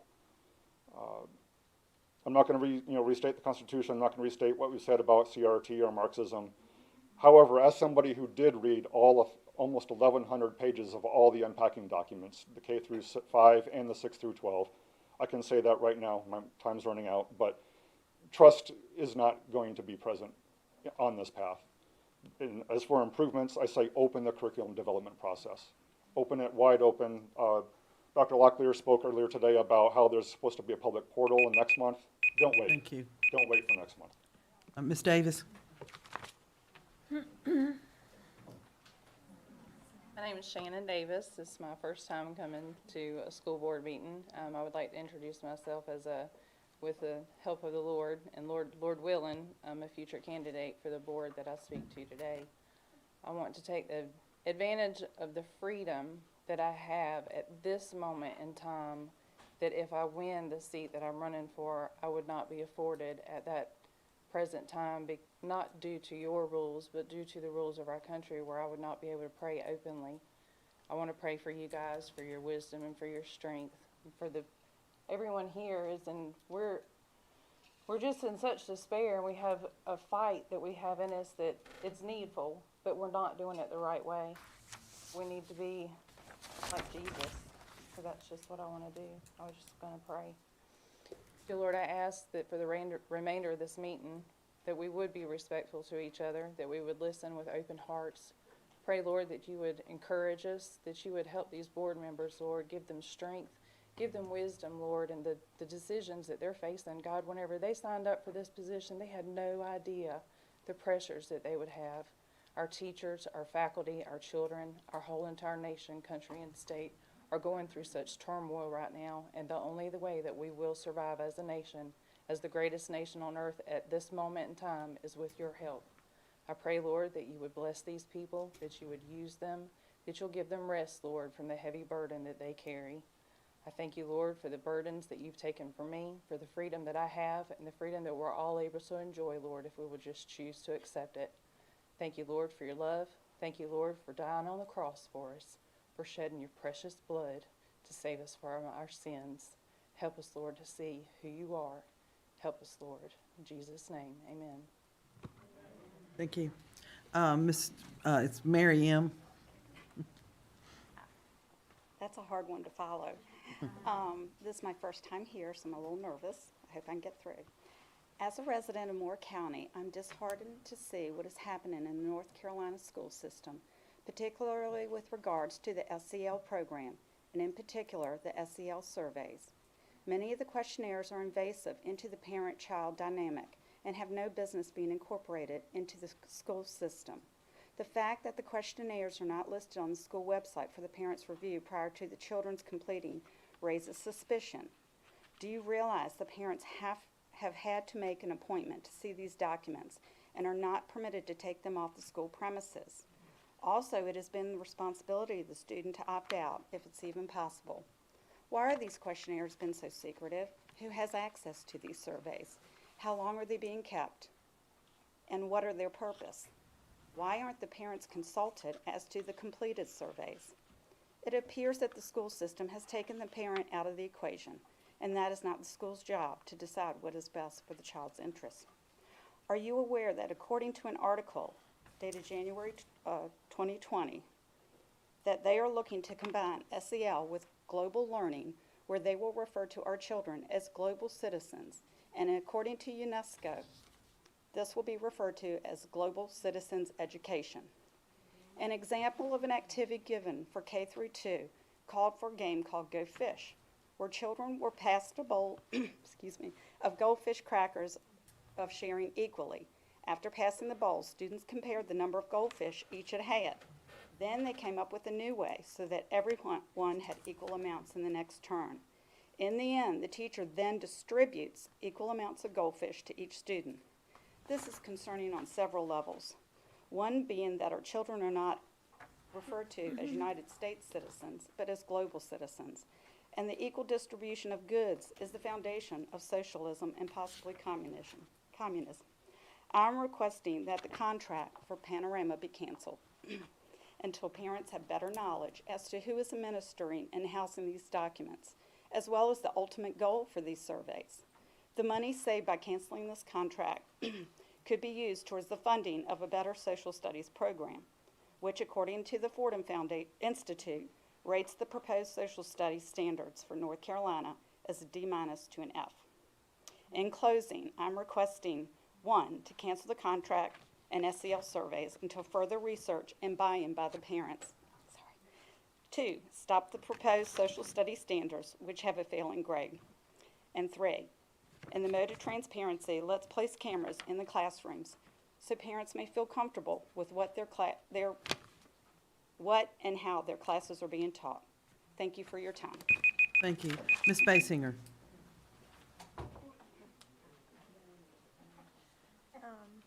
Thank you all so much. This is the first time I've ever spoken before the board. I'm a grandmother to twin grandsons, and I've just started noticing some things that seem very invasive to families. Sexual questionnaires, asking personal questions that about their sexuality. These questions should be, this is a personal thing. This should be between a parent and their children. The other thing that I was concerned about, I haven't been able to sleep at night. I'm just a grandmother, but I have taught in Moore County schools and in Texas schools. The vaccines. One of the twins just had a pacemaker put in. If these vaccines are required of my grandsons, they could possibly have a side effect of myocarditis. I don't want vaccines forced on my grandsons. And at Pinecrest, they started to give some vaccinations, and I grew very alarmed at that because that's not the business of the school system to give vaccinations. So I called the school. I called the administration building, and they were very nice and listened to me. So those are, we don't know the long-term effects of the vaccinations. Nobody here does. Children should not be separated if they have the vaccine or don't have the vaccine. I do want to thank the school board in the past. My children had excellent education, and I want to thank you so much because they enjoyed their school years here in Moore County. So I want to say you all in the past have been doing a great job. But the way things are going right now, parents need to have more input, and things will get right again. And I just want to thank you all for in the past the great education that the boys and my children have had at Union Pines, West Pine. And I'm hoping it will continue at Pinecrest, but please stop the invasive sexual questionnaires and the invasive health Thank you. demands. Before Mr. Greer takes the spot, next speakers are Marissa Mullaney, Ruth Caldera, Cynthia Downs, John Zumwalt, and Candace. And Candace, we need your last name. It's okay. Do we need a last name? Okay. When you're ready. Good evening. My name is Elizabeth DeGrave, and if you've recently read the Pilot newspaper, you may have recognized my face.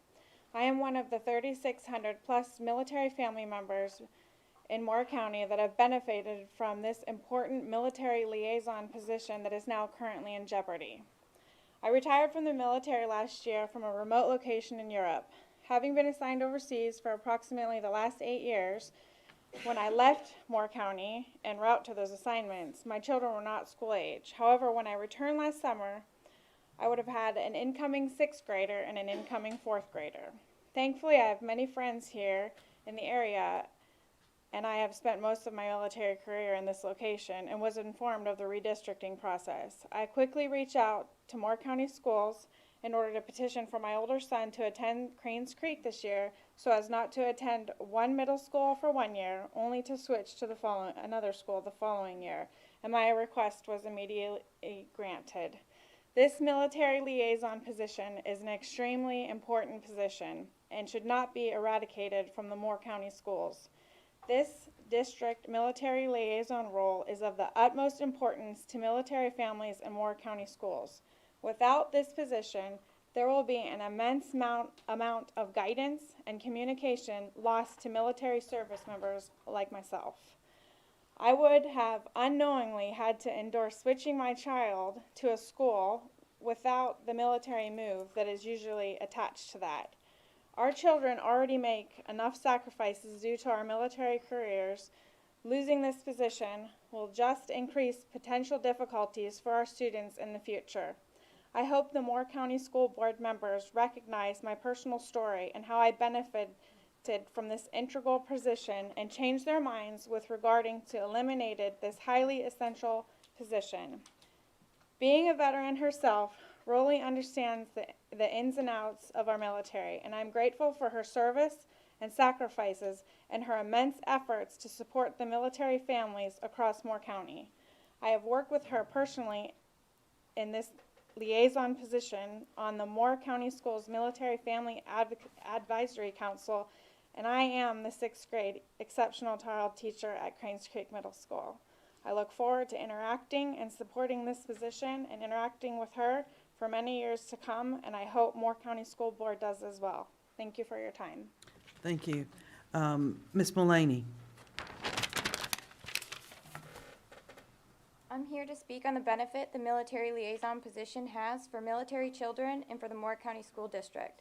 First, I'd like to say that Mr. Hensley was correct when he stated that, quote, military residents are smart. Both my husband and I hold master's degrees, mine in physical therapy and his in atypical warfare from the Naval Postgraduate School. My husband is also a Green Beret in the Special Forces, so we're not afraid to stand up against oppressors. However, Mr. Hensley was incorrect when he stated that we did not need the military liaison position because we have support groups and social media to help each other. No support group would have helped my family with the discrimination we experienced when we transitioned 2 kids to this district.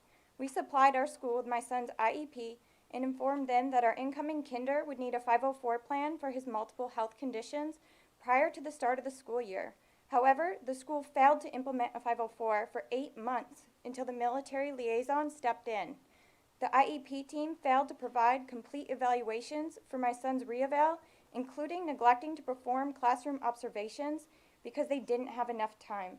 2 disciplines performed the same standardized test within the same week, invalidating the results.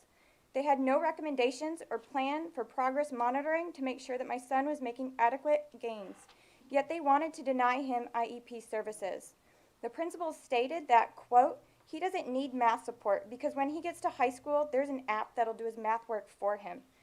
Thankfully, the IEP team had invited the military liaison to the meeting to help deal with me, who they thought was a difficult parent.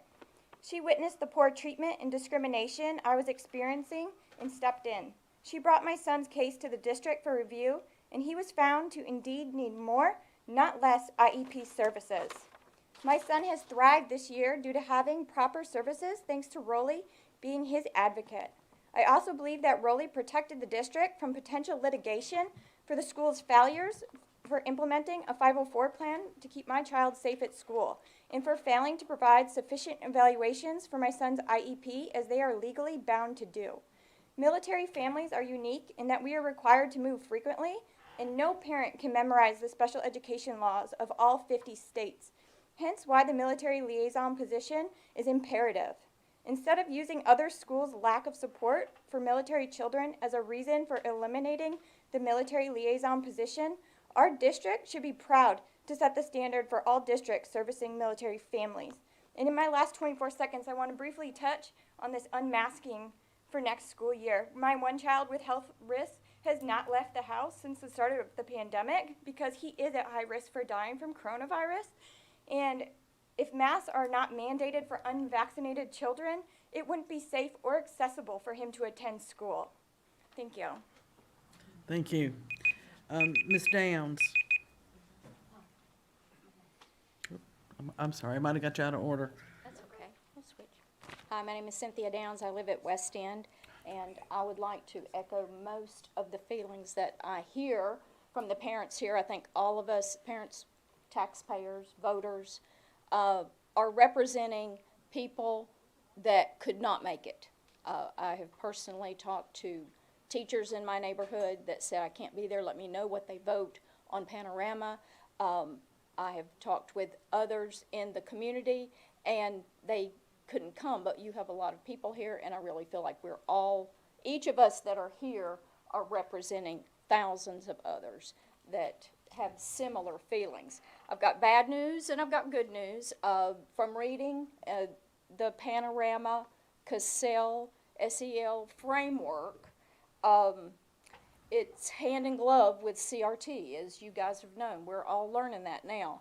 I think parents are confused. They're overwhelmed. If I were not retired, if I had young children at home, there's no way I'd be able to read all that stuff. I know there's an opt-out somewhere on this survey, but where is it? I don't know. I don't know that the parents know. And I have heard of students that were convinced by their parent not to do the survey and then got to school and were reconvinced to take the survey. So that's the bad news. I do have a question about the reasonable expectation of privacy, and I did read the privacy clause in the do not track signals from the Cassell privacy website. It says there's a do not track setting and an opt-out setting that may be offered by your browser. However, Cassell reserves the right to change that in the future without notice to you. It also says, please, that while we strive to protect your personal information, neither Cassell nor any of our service providers can ensure security of any information. Any such transmission of information to Cassell is at your own risk.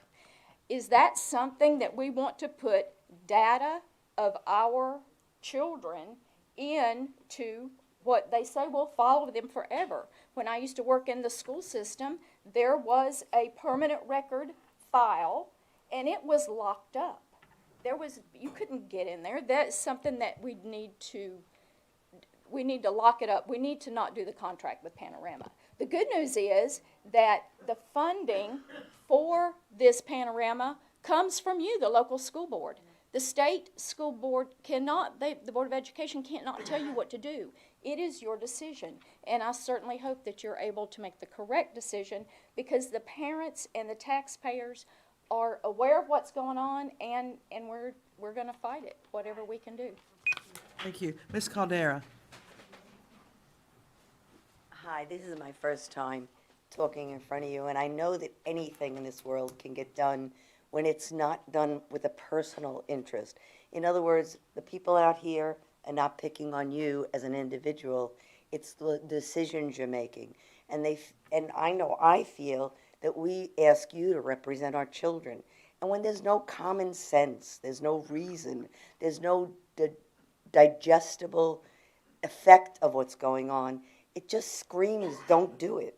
And this thing where they're going to document everything for their kids, and they're going to spend $150,000 to survey our children and document it and put it in who knows what, not a server that's probably that secure, as being one of the people that got on the blacklist when they got into the data in Washington.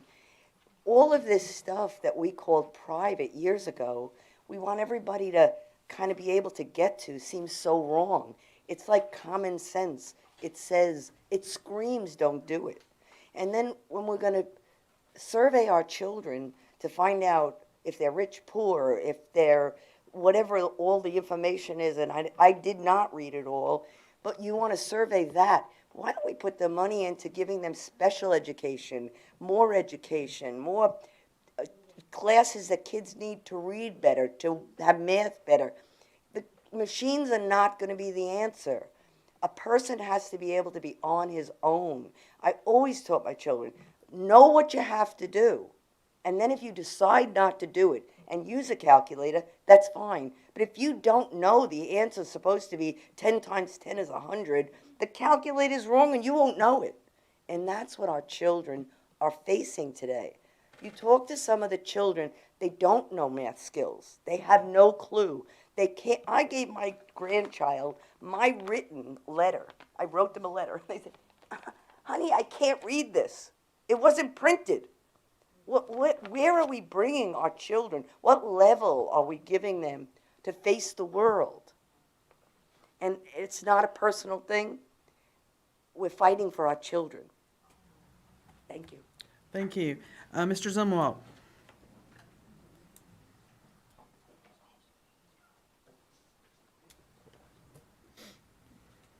Hello, I'm John Zumwalt, and you're the school board. And I'm glad to be standing here before you, and I'll tell you why, because I think you're doing a horrible job. I really do. I say that sincerely. Chairwoman, we've several people asked you to please move this to a larger venue. And for whatever reason, you chose not to, and you quoted the attorney and the reasons why you didn't have to. And I'd like to say there are a lot of people in the hallway, and we can't hear anything. It sounds like a bunch of mumbling. They're crowded, they're sitting down, they're standing up, and a lot of them, I completely disagree with their point of view. But they have a right to be in here and hear what you all are saying, look at you in the eye and tell you that some of us think you're doing a terrible job. Now, in addition to us just having this little bit of time to speak to you, you never respond. Okay, that's your rule. And you could change that, but you chose not to. And this business of not clapping, I think is utterly ridiculous. I went and looked in the rules, the written rules, and there's nothing there. But you're in charge here, even though you work for us. You're in charge, and you can remove anyone you want to for any reason you want to. I think it's awful that you would think about doing that. Last thing I want to say is this. I've invited every single one of you to come on the radio and have a polite question and answer session with me. All of you have chosen not to do it, except for the 3 newest board members. And I know you don't like them being on the radio because you've posted, get off the radio. Now, I don't understand. I truly don't understand why, Dr. Grimacy, Chairwoman, the rest of you, you couldn't come on and have a conversation with me. If I were in your shoes, I would jump at that chance to explain whatever you've done. Because you may be completely right, and you could make a total fool of me if you were. But I'm going to tell you, I'm very upset that you will not communicate with us. You will not, and I don't understand it. And communication does not mean that you put out an email or you talk to us. It means we have a conversation, and we never have that. And I would like to ask you once again to please come on the radio. You can bring your attorney if you don't want to answer some of the questions without conferring with him. But it's a very sincere invitation, and I don't understand why you won't do it. Thank you. Thank you. Before Candace takes her place here, our next 5 speakers, Jill, is it Longair? Longair. Bob Howell, Monica Brown, Anthony McCauley, and Lowell Simon. Candace, is it Monica? Monica Brown. Okay, Candace, you're up. Hi, first, wow, so many excellent speakers tonight. I feel honored to be able to have the opportunity to listen, and I hope you guys all feel the same, and thank you for the time for our voices to be heard. I'm Candace. I am a Moore County citizen and a Moore County voter.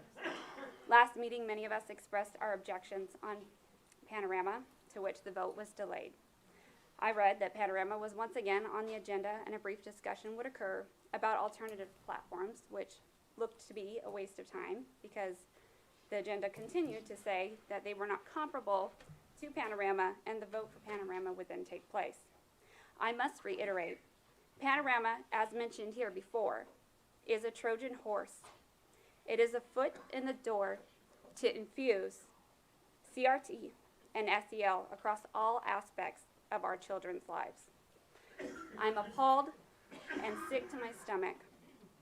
These surveys are utterly intrusive and cross the line for parental boundaries. It is abusive to manipulate young and impressionable minds. Ben Carson said in a recent interview, it was Vladimir Lenin, a Russian Marxist, who said, "Give me your children to teach for 4 years, and the seeds that I plant will never be uprooted." You don't fight racism with racism. You cannot put an expensive Band-Aid over a gaping wound and say you address the problem.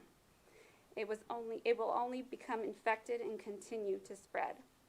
If you want to address the real problem, ask the real questions. Have the real conversations. Don't hide behind a masked political ploy with special interests who do business with communist countries with horrendous human rights. For context, let me say this. I'm a daughter of drug addict parents, and if I had taken these surveys in school, I would have denied the problems. I was comfortable in the life I knew, and I loved my parents even with their faults. It wasn't until later in my life that I asked, why didn't anyone help me? The surveys are not an effective or reliable tool and only create a bigger divide among students and additional work for staff. It's about human connection. The rise of technology is eliminating human relationships. Based on an article from the News Observer, North Carolina's homeschool population grew by 30,000, 20% increase over the prior year. Private schools, over 3,200 additional children, a 3% increase. Public schools saw a 5% drop in enrollment, falling 70,000 students. I caution you, don't brush these numbers based on a pandemic-exposed lack of Thank you. educational quality and Our value next public speaker is system. Ms. Longair. Longair, I wrote very quickly because I was so nervous. I apologize. sorry. I am here as a parent of some Moore County students and a previous Moore County student who had special needs. And I work with military special needs families, and I'm a former special education teacher. There are over 2,000 military students in Moore County, and it's growing all the time. I mean, Moore County's exploding. And they are resilient and they are tough, but it's not fair to just throw them to the wolves or to social media. Having an advocate for them with Rolly Sampson, and it's not just her, it's her position, although she has magnified it tremendously, is a benefit to our county. And being only one of 5 in North Carolina is, again, it's something to be proud of and something to boast about, and for other counties to look at us and say, we need to model after that. Rolly is amazing with helping with special education for military families who are moving in from other counties and from out of state with IEPs and 504s. As you know, or maybe you don't, when you move to a new place, then the kids have to get reevaluated and their IEP has to get rewritten, and sometimes the accommodations and modifications that they have do not match up with what they had in the last place, and It's really stressful for parents to move and have to have everything redone.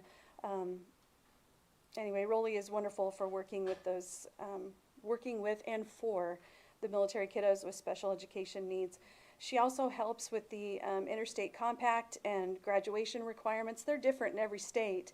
And for kiddos that move here, I mean, it's tough if you've gotten what you think you need and then you move to another state and you're short or you need something else. And then behavioral health with all the military kids, the stress that they go through, you can't just tell them to find a support group or look on, Facebook or whatever. Actually, most of them aren't on Facebook because it's more for us old people. And social support. Some kiddos, I was on the Military Family Council, and one mom reported that her son just decided he wasn't going to make friends because he was tired of having to lose them. It was sad. And if we support our military kids, it just helps our community. And a final thought from the Military Family Forum that Rolly organized is the goal is for military students to stay on the same track as their fellow students or academic peers. We're not expecting special treatment, just the same opportunities as students with longevity in the school system. Thank you. Mr. Howell.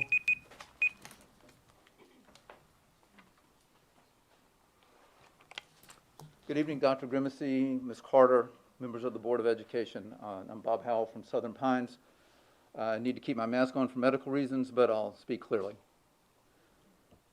I'd like first to thank you for your service to the students, families, and teachers of Moore County schools, and by extension, to all citizens of our community. Next, I encourage you to embrace that larger context when assessing the educational opportunities afforded by the offer of the Southern Pines Land and Housing Trust to purchase the Southern Pines Primary School. From that perspective, you can appropriately value not merely the short-term financial gain that might be enjoyed by selling this facility to the highest bidder, but also the numerous immediate and long-term benefits beyond the fair and substantial monetary compensation offered by the trust. Number one, over the past several years, the trust has undergirded its comprehensive vision of a West Southern Pines Center for African American History, Culture, and Entrepreneurship with detailed plans for making that dream a reality. Two, this critical component of a revitalized West Southern Pines both honors the rich history of that property and preserves one of the most culturally significant locations in Moore County, the site of the Rosenwald School built in 1924, when that community raised half the cost of that land and school. Three, that school and its successors symbolize the value that West Southern Pines residents have always placed on education, education that entails both academics and character, and therefore has made possible both successful careers and meaningful civic engagement. Four, the Envision Center continues and expands on this rich legacy by providing a world-class African American History Museum and Cultural Arts Center, educational enrichment opportunities beyond the classroom, small business and development and entrepreneurial training, and spaces for nonprofit offices, community gatherings, ethnic cuisine, and recreation. Five, similar redevelopment and revitalization projects in other locations have shown that cultural and economic advantages ripple outward from the immediate neighborhood to the wider community and the entire region. Remember that the North Carolina statutes governing such sales of school property require not top dollar, but fair market value, which the Trust's latest offer significantly exceeds. A short-sighted focus sees only numbers preceded by dollar signs. An enlightened vision recognizes the enduring value of history, dignity, and promise for the future. Thank you. Thank you. Ms. Brown.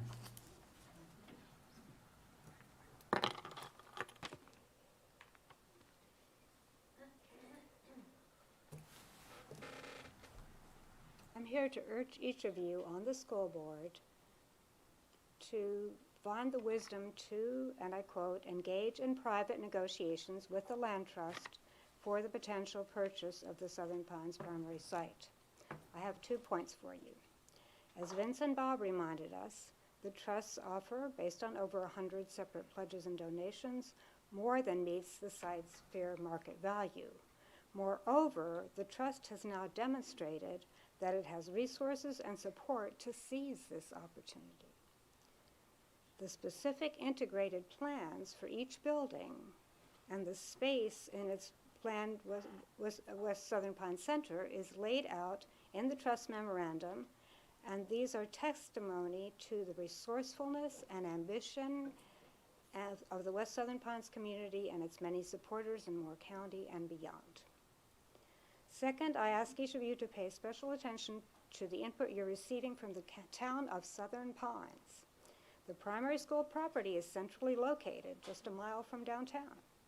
Transforming the primary school into a center for African American history, cultural arts, and business is the ideal counterpart to the repurposing Southern Pines Elementary as the Montessori Community School.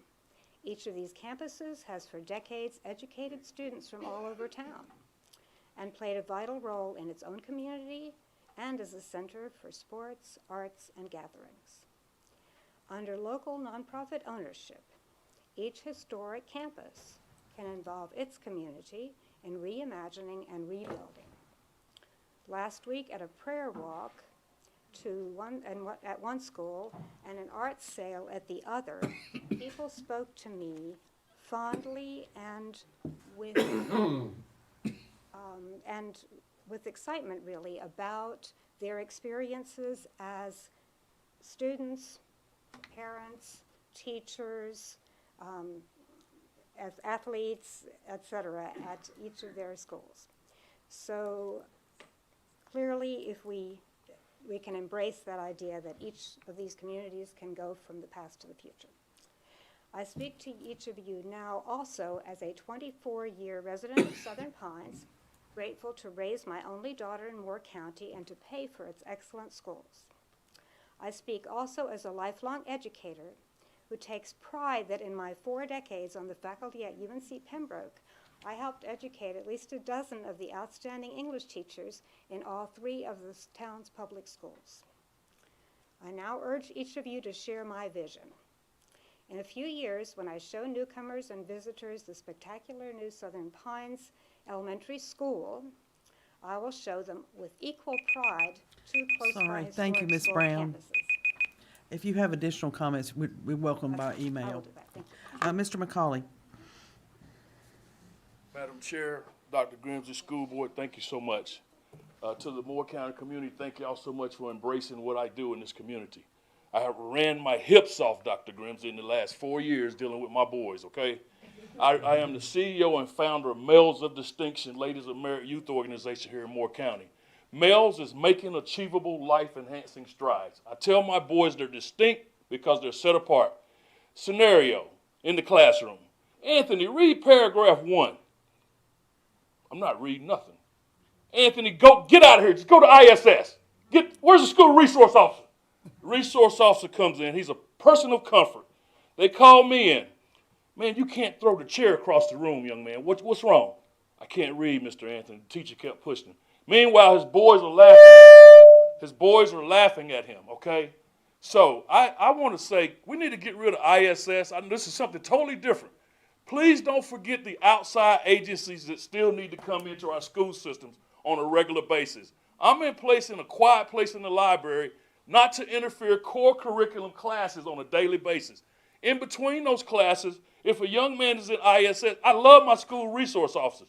They are a place for me, a comfort for me as well, a mediator, so I can get a young man and mentor him. Mentoring programs need to continue to be strong within our school system. I have traveled the United States this summer on a book tour. I just released my 6th book. Went #1 on Amazon in 12 categories. The Impact of Influence. I'm promoting my book, I'm sorry. Anyway, what I'm finding, I stop in school districts and I talk to people in the communities. We are not up to par in this school district. I see so many other things, and I know mentoring I'm not talking about funding, none of that. I do this for free. But we need to make sure that y'all keep the outside agencies on your list. It's going to be critical that we're able to come back to the schools this year. I am a vital part, and I'm not leaving this community because y'all won't let me leave. So I'm still here and I'm pouring into the community. So thank you so much to the school board for what y'all doing. But I agree with the young lady. Sell that school to us for $1. Because when I open up the jiu-jitsu program on Saturday mornings, I have so many kids I have to rent a van, an extra van to bring kids in. The drone program, I'm a drone pilot. They can't afford Sand Hills Community College. They have me. I can house it there. Sell this school and let us allow some other resources so I can keep these kids out of jail, because we're going to end up paying for them another way. I also teach at the jail, helping men recover. We're dealing with drug abuse and substance use orders now because they're falling prey. I got 6th graders smoking weed. We don't need to be doing that. When they're not smoking weed, they're throwing chairs across the room. I deal with that, and I love doing it because I'm a place of comfort. I'm a giant teddy bear, but I don't want them to know that. So thank y'all so much. Thank you, Mr. McCauley. Mr. Simon, remember, we're trying to hold down that applause. Mr. Simon. I knew I shouldn't have signed up after Mr. McCauley. May never learn. Not the first time I've addressed this board, but I do thank you all for sitting through this. Moore County School Board member Bob Levy, the unum in this story, has repeatedly shown his disdain for the tax-paying public, the pluribus, as well as his complete lack of expertise in the teaching of history. The fact that he received a certificate to teach history is an indictment of our previous social studies standards under which he was tested. Mr. Levy's and Mr. Hensley's shameless promotion of charter school indoctrination explains their fear of losing control of the historical narrative. Projects like the new social studies standards and the West Southern Pines Land Trust are clear threats to their right-wing hold on information and the indoctrination of our young people. Mr. Levy, Mr. Hensley, and Mr. Holmes would like us to believe that America is a Christian nation, and so Christian indoctrination is okay. But that can only be believed if we accept the willful ignorance that they promote. Our founders made it very clear that America was not a Christian nation, and in fact, that is in direct conflict with Judeo-Christian tradition. The entire Charters of Freedom documents mention religion exactly twice, and only for the purpose of telling us what religion is not allowed to do. Section 4, Article 6 specifically says, no religious test shall ever be required as a qualification to any office or public trust under the United States. And in the First Amendment, there's that pesky guarantee of freedom of religion. Congress shall make no law respecting an establishment of religion or prohibiting the free exercise thereof. That's it. See, the American founders were concerned that religious indoctrination would destroy the very freedoms that we're trying to protect. History has already told the story. In 1657, colonial Massachusetts banned Quakers, and in their Puritan mercy explained what should happen to Quakers who returned to the colony. Quote, a Quaker, if male, for the first offense shall have one of his ears cut off. Where have I heard that before? For the second offense, have his other ear cut off. A woman shall be severely whipped for the third offense, and they, he or she, shall have their tongues bored through with a hot iron. In 1660, Mary Dyer received one of these Christian judgments for returning to the colony after banishment. Upon her return, Mary was arrested, thrown in prison, and then hanged in Boston. And what about the Eighth Amendment, the one about cruel and unusual punishment? Is it just me, or does burning in an eternal lake of fire, as taught by many of our publicly funded charter schools, seem unusually cruel? It's the hypocrisy of Mr. Levy, Hensley, and Holmes that should make us suspect of their true agendas. It's fine to criticize indoctrination if that's what you actually mean. Thank you, Mr. Simon. Thank you. At this point, at the request of several board members, we're going to take a 5-minute break.